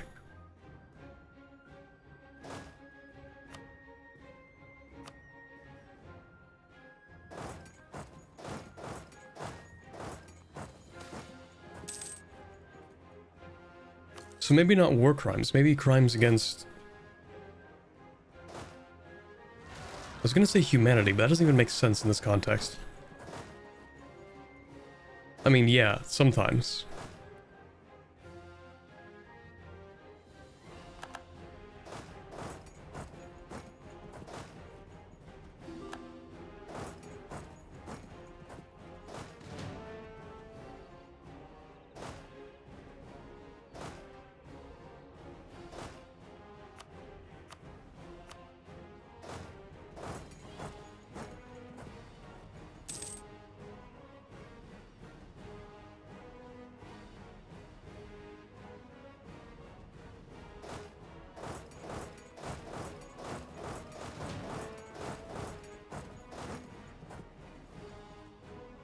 command is sort of egalitarian. Egalitarian in the Eren Yeager sense, maybe.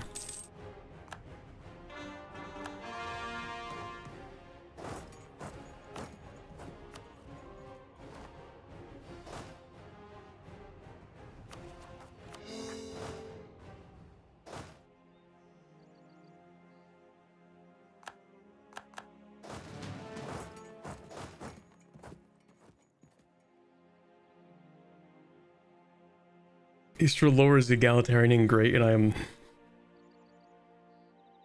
Hold on, I think I missed that one.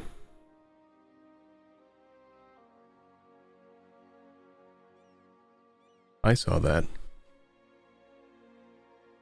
Me when I delete my own comment? Okay.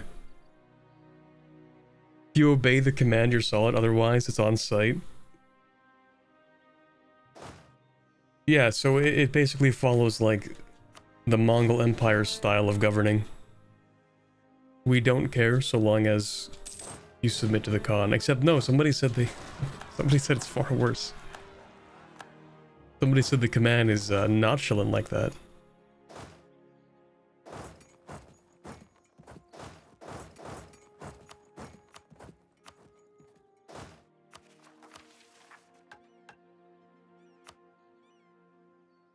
Alright, I still need to invade this guy.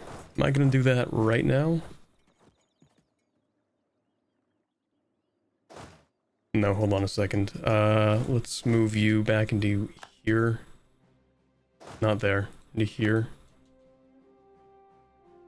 I'm gonna build a fort here, actually. Nope, because it's being cored. Never mind. Send the ships back over to here. Back over to here.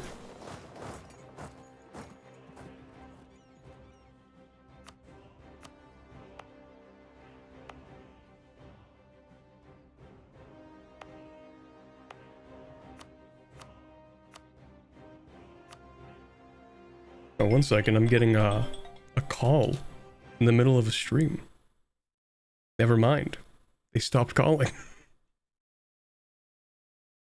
Crazy how that works. You know what, to be fair, it has been like 3.5 hours, chat. Might be I don't know, might have to be a bit of a shorter one today, it depends, because I actually do need to, like, go get groceries, you know. And to make a dinner. You know, you can only have so many Costco hot dog dinners.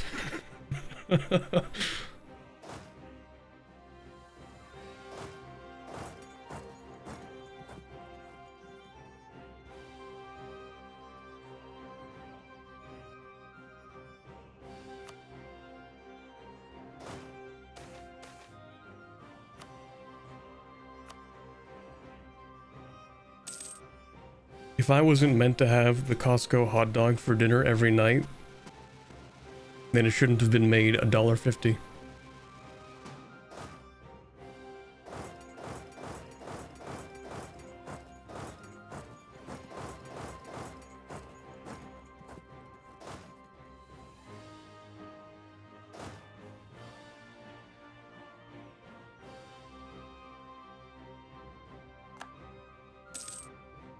Okay, I do at least want to finish this war real quick. And you know what? Yeah, you're dealing with that, so you can just like stand here for a second and deal with that. I have another army because I have like a bajillion troops, so we're chilling.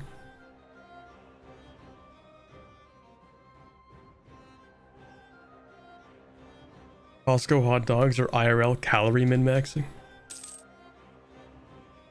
They are pretty good. Like, one of the hot dogs is like 540 calories or something, right? 2 of those bad boys for dinner, you're chilling.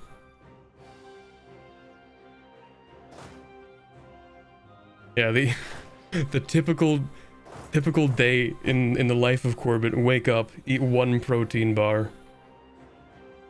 eat nothing for the entire rest of the day. Dinner time comes around, 2 Costco hot dogs. Boom.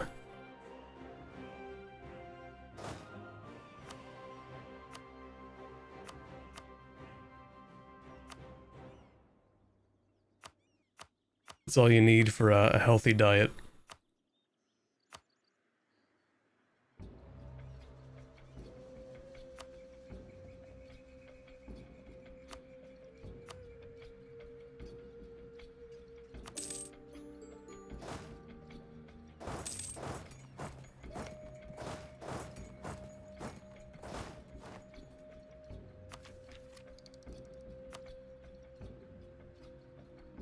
Oh, I actually could ground the institution now.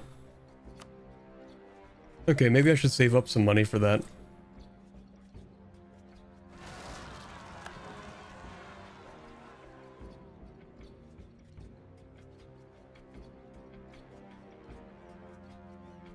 That does not sound good. What do you mean?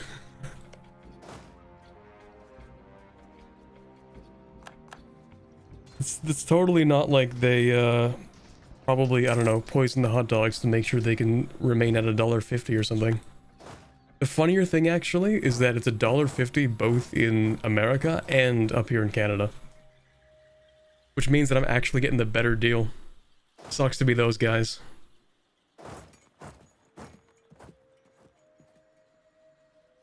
$1.50, but my currency is worse.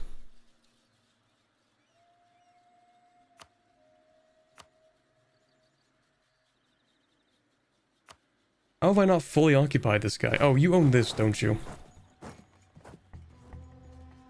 They lose money on the hot dogs? Good. How do you lose money on the hot dogs? There's no way it costs more than $1.50 to make those hot dogs. I don't believe that. That can't be true.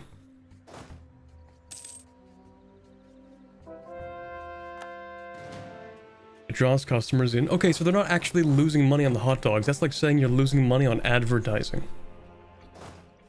Like, yeah, sure, the advertising doesn't directly give you money. That's the part of that's the point of advertising. That's how it works.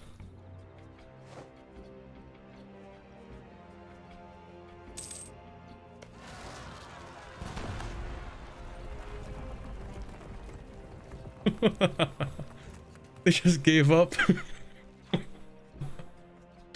I don't think I've seen that before. That's funny.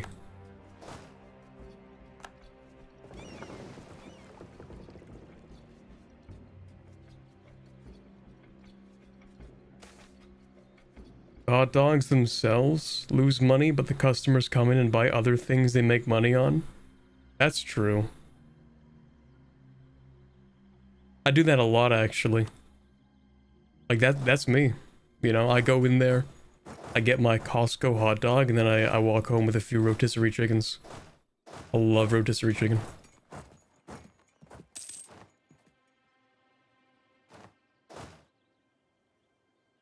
I don't walk home, though. It's pretty far. You know. Figure of speech. Costco loses money on their chickens. I'm just robbing these guys at this point. They lose money on the hot dogs, they lose money on the chickens, and those are like the two main things I buy from there.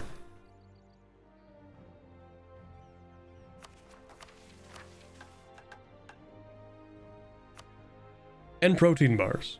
Pretty good. Anyway, what do I need from this one? Just those things? Okay, so I can just take another province, I guess. Or I guess not, because somebody's stubborn. Okay.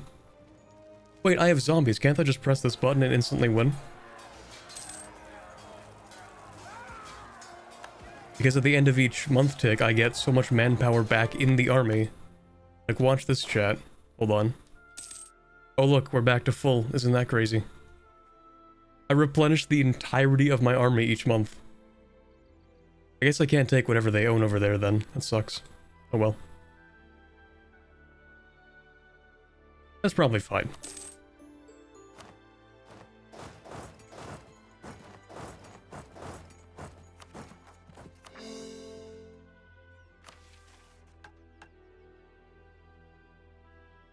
So we need 20 regiments in this province, I think.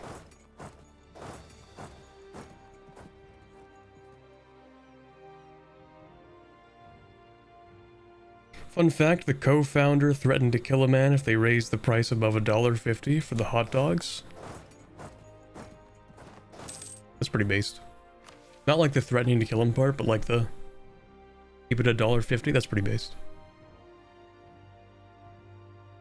Anyway, back to the game. Last gasp of autumn, when Imrel heard of the legendary blade Drakbal, forged by the autumnal mages of Monkriok, and powerful enough to have slain Drosmagog. You know, all those things that I know. The father of the dragon Varlingalt. She was both surprised and angered. That the hated autumn, thought vanquished so long ago, would return in such a way that it could feasibly pose a threat to her was extremely worrying. And so it is imperative to track down this blade and destroy it by whatever means necessary, so that this last gasp of autumn may be snuffed out once and for all.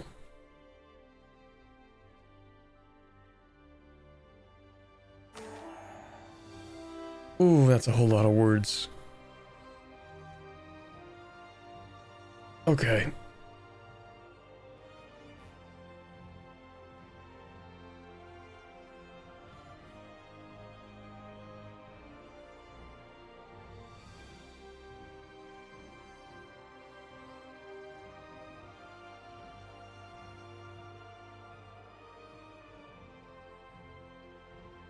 Okay, so basically fight scene going on.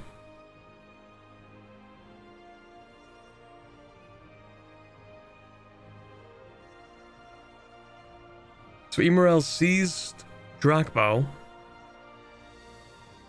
The spear, I think?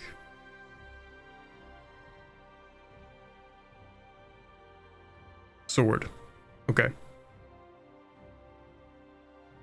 The steel cracked and splintered as a swirling vortex of frost and mana surrounded the blade until finally it could withstand the assault no longer and shattered. 50 power projection, 20 army tradition, and a bit of devastation. Bit of manpower loss. Nice.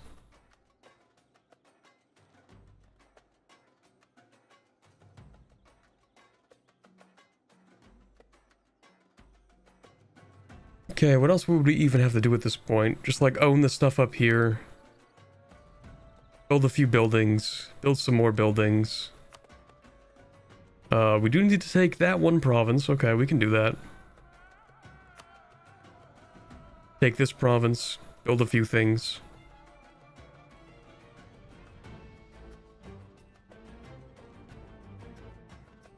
Oh, we need to build a navy. Like a big navy. 80% of the force limit? It's a lot of ships. Okay. I literally just need to, like, fix the one thing in this province. Did I finish colonizing that yet? No, but you know what? I'm just gonna, like, wait one month or something to finish the colonizing that.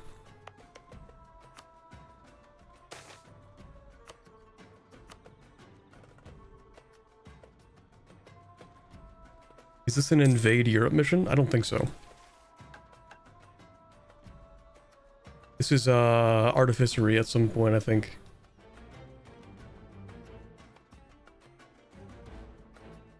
I don't think we're actually too far away from this. From finishing our mission tree. It's all the way down here. We just need to like own a few more things, build a few more things. Pretty much more of what we've been doing. Can get by with a galley fleet? Yeah, I mean, I'm gonna build a proper fleet, though. Just a lot of ships.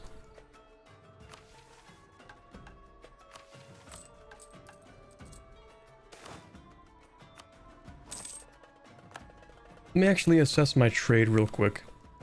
So my trade leaves from this area, goes up into here.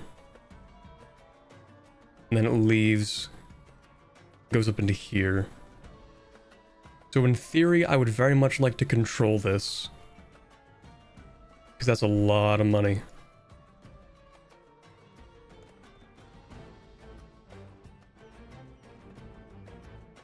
I think I would literally need trade ideas for that though, right? Oh, unless, hold on.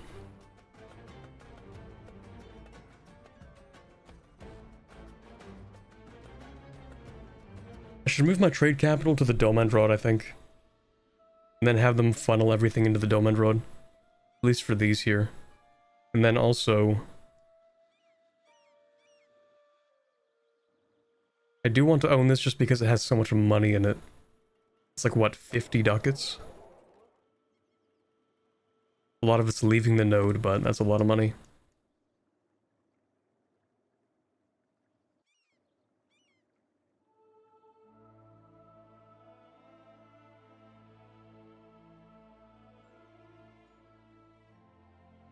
I think I would need trade ideas still, though.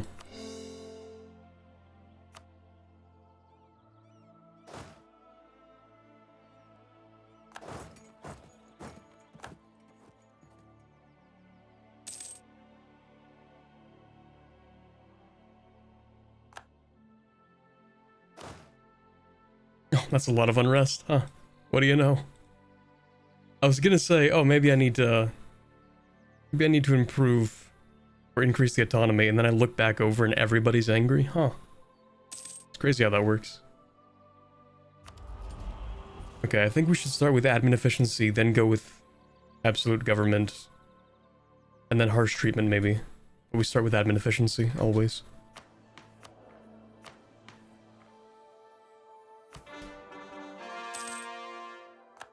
How are we looking on this? That's too much influence. Oh, right. Procuring magical artifacts. Okay, well that's only for another 3 years. Not a big deal. Actually, what's your equilibrium? 35? Still not a big deal. Yeah, we need to provoke the rebellion. I just need to wait for them to gain enough progress.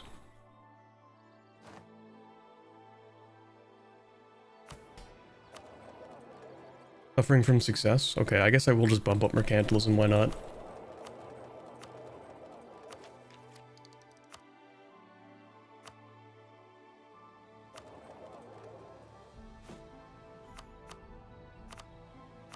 Okay, I don't care that much more about efficiency, I'm just gonna slap down a few provinces.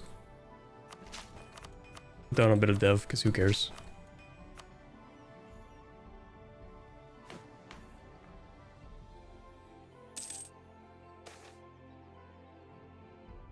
Oh. War has changed. Okay, it's just mercenary company swapping. Never mind. I thought it'd be like a big event. By the way, do you know anything about this area? Sarda. Nice.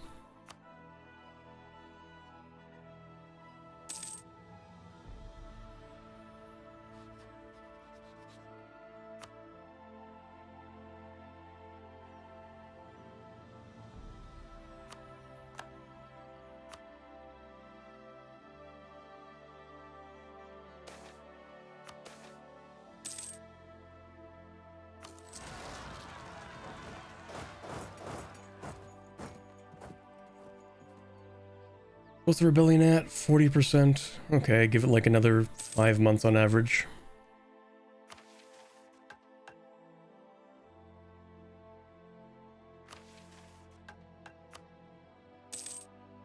Alright, I keep forgetting to actually... First of all, spy network. Second of all, don't need that one. Don't need this one either. Might grab...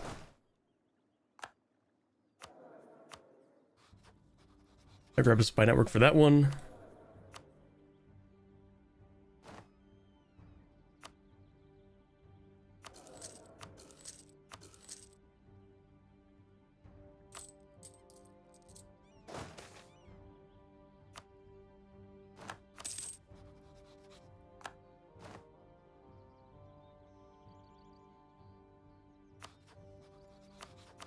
I'll invade this guy at some point, probably. Okay, that's done.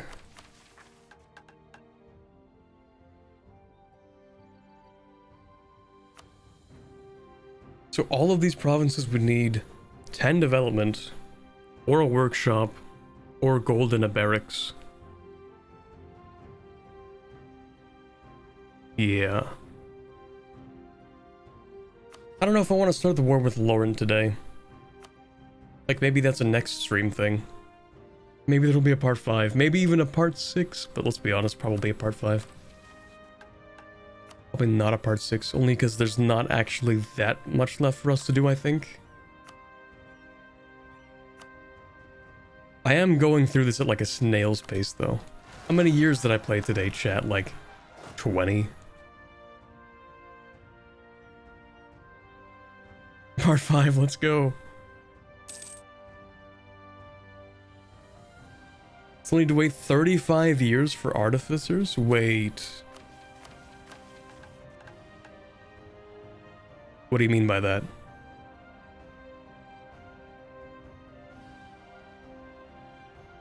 One of the following must be true. Well, we can just make more. Oh, right, because artificery is spawned with manufactory. Ah. That sucks. I forgot about that. Yeah, you're right.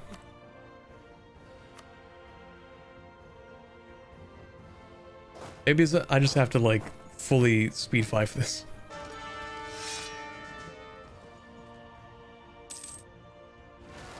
Even the speed 5 isn't enough.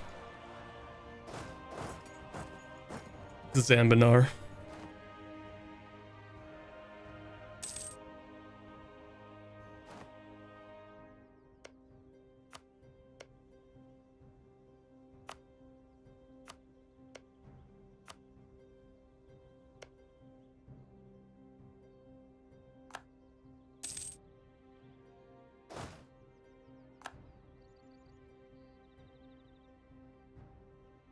Look that you have a rebel-occupied province in the... Wait, what? That's crazy. I thought I didn't own that.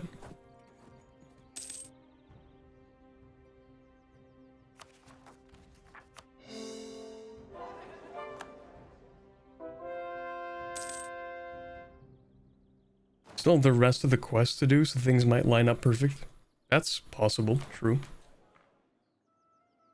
We also have a new reform, the nature of our faith. Church and state gives us a policy, free policies. Don't care about that.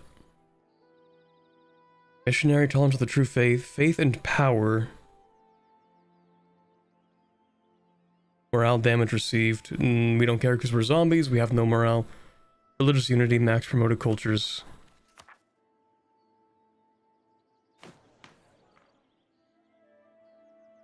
It's either gonna be this one. Or this one, or this one. Actually, I might go with this one. An extra missionary, that's pretty big for us.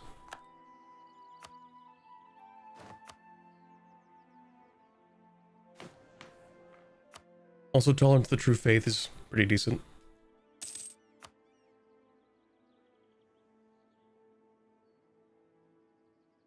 Okay, Gemradcurt guys are upset. Provoke that revolt.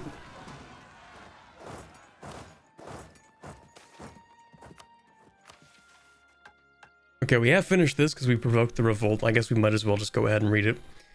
Okay, colonization efforts in Domandrod have been met with fierce resistance. The Paytar have had great success by retreating... Why did I say it like that? By retreating deep into the forest and harassing our forces in lightning raids. Every day, men and material are lost as the terrain has proved a great obstacle to our undead soldiers. And our living ones dread being assigned to a place they cannot set as a death trap or see. Sorry, I had to sneeze. 1 second.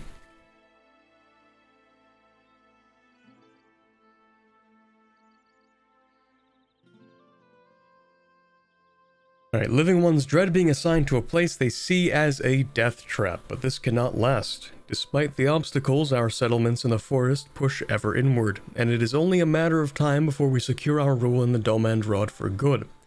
By constructing fortifications throughout the forest and pacifying the population, Immerel shall be, at last, the new mistress of the Domandrod. Nice. Whole lot of words. Real yapper of a mission tree.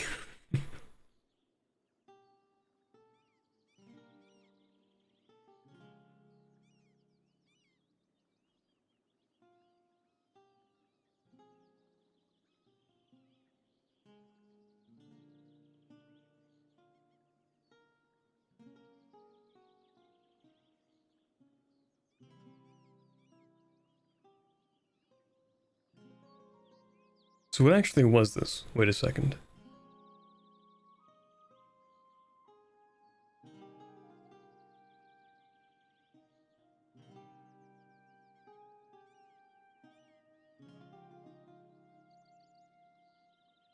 Okay, so basically hallucinating, nice. Good stuff.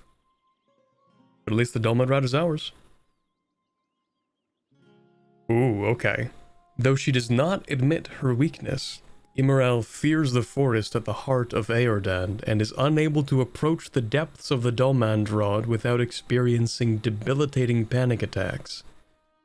Though there have been rumors of some sort of fey portal at the forest's heart, it is unlikely such a structure can be breached without the Lady Mother present.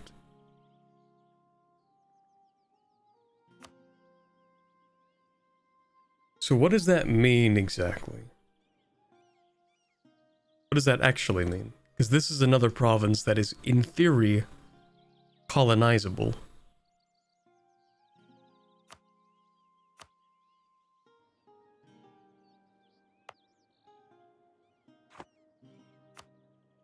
You can never colonize it? Oh, okay, it just says like no portal for you? Okay, that's fine.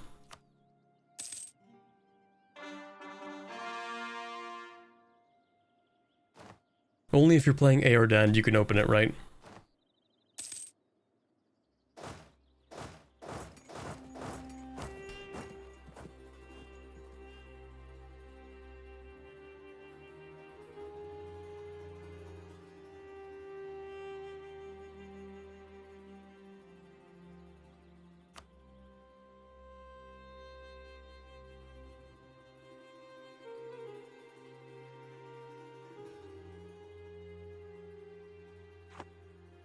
Eordan and Sirenvar? Huh. I didn't know Sirenvar could. I thought it was like a one-way thing from Eordan.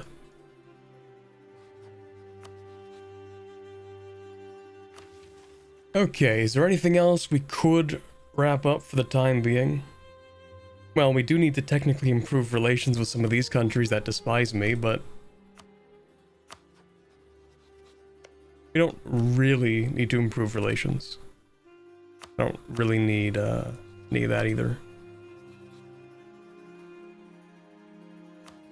We just need to improve relations up to like plus 99 with the actual modifier, not their total opinion. I think we can do that. What happens if there aren't enough countries left? What if you just destroy all of them?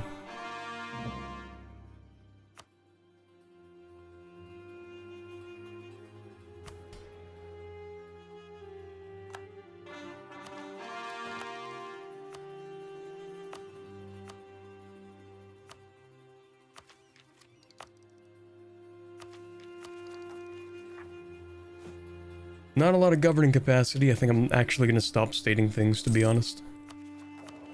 But if I do that, then I'm kind of hard stuck with money.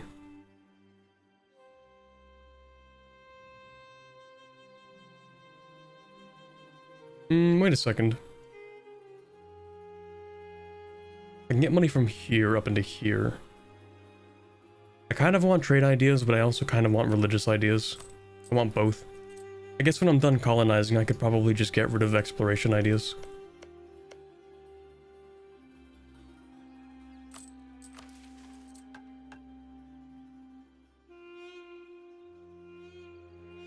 Technically, we don't even have to do this either.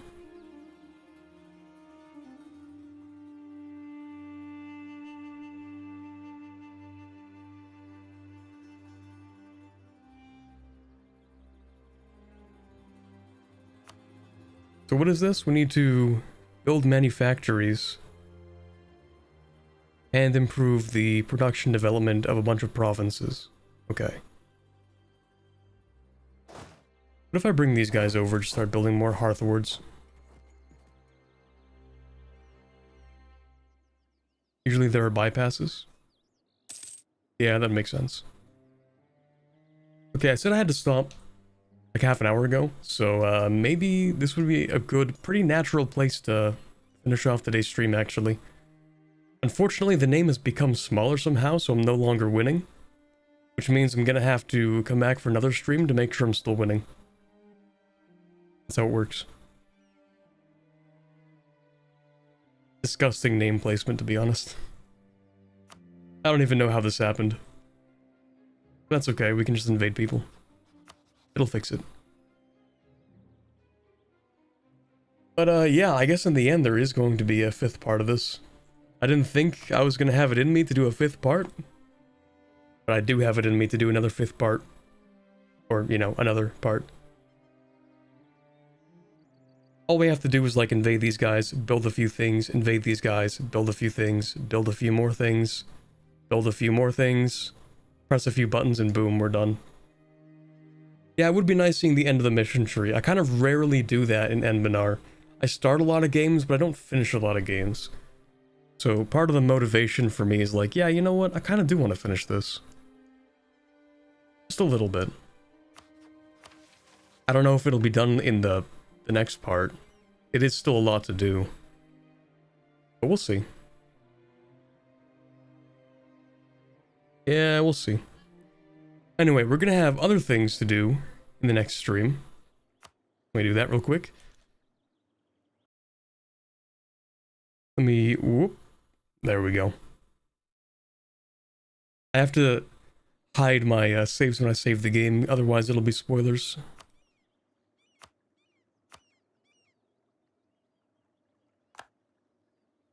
There we go. Alright, that's gonna be the end for today's stream, I suppose. Solid 4 hours. Yeah, sorry, it's only a 4-hour long stream. I'm sorry, chat. Don't worry, we'll be back to our regularly scheduled 7-hour stream next time. Depending on how much time I have. Now, for tomorrow, there will be a stream. It is, in theory, coordinated, sort of, maybe, with Lathe. We'll see. Like, we don't have a time yet, but it will, in theory, be tomorrow at some point. Hopefully, sometime in the next few hours, we get that sorted out, because, it's cutting it a little close on the timing there, but we'll see. Yeah, only 4 hours, gone in a flash, true. Yeah, so tomorrow we have that stream, the one with Lathe, and then on Sunday, we're playing a bit of Satisfactory 1.0, just because I love my factory games. The FlashTuber debuff has ruined the schedule, so real. Next week, I know for a fact next week I'm going to stream Frostpunk. Like, that's an inevitability. Mark your calendars, in fact. On the 20th, the earliest opportunity I have to stream Frostpunk 2, there is going to be a Frostpunk 2 stream. So, like, the exact hour that it releases. Okay, maybe not, because I don't know when it's going to release. I don't know, like, what exact hour. I know it's September 20th, but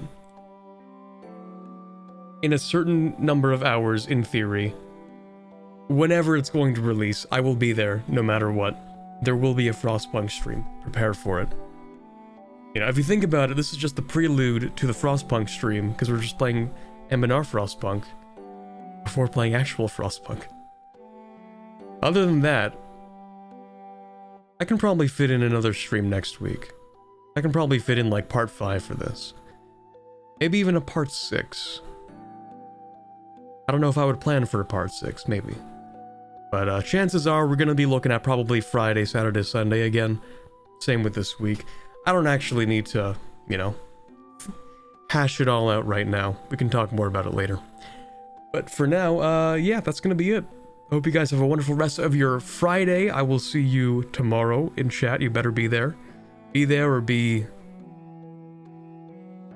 sent to the Gemradcurt work camps, I guess.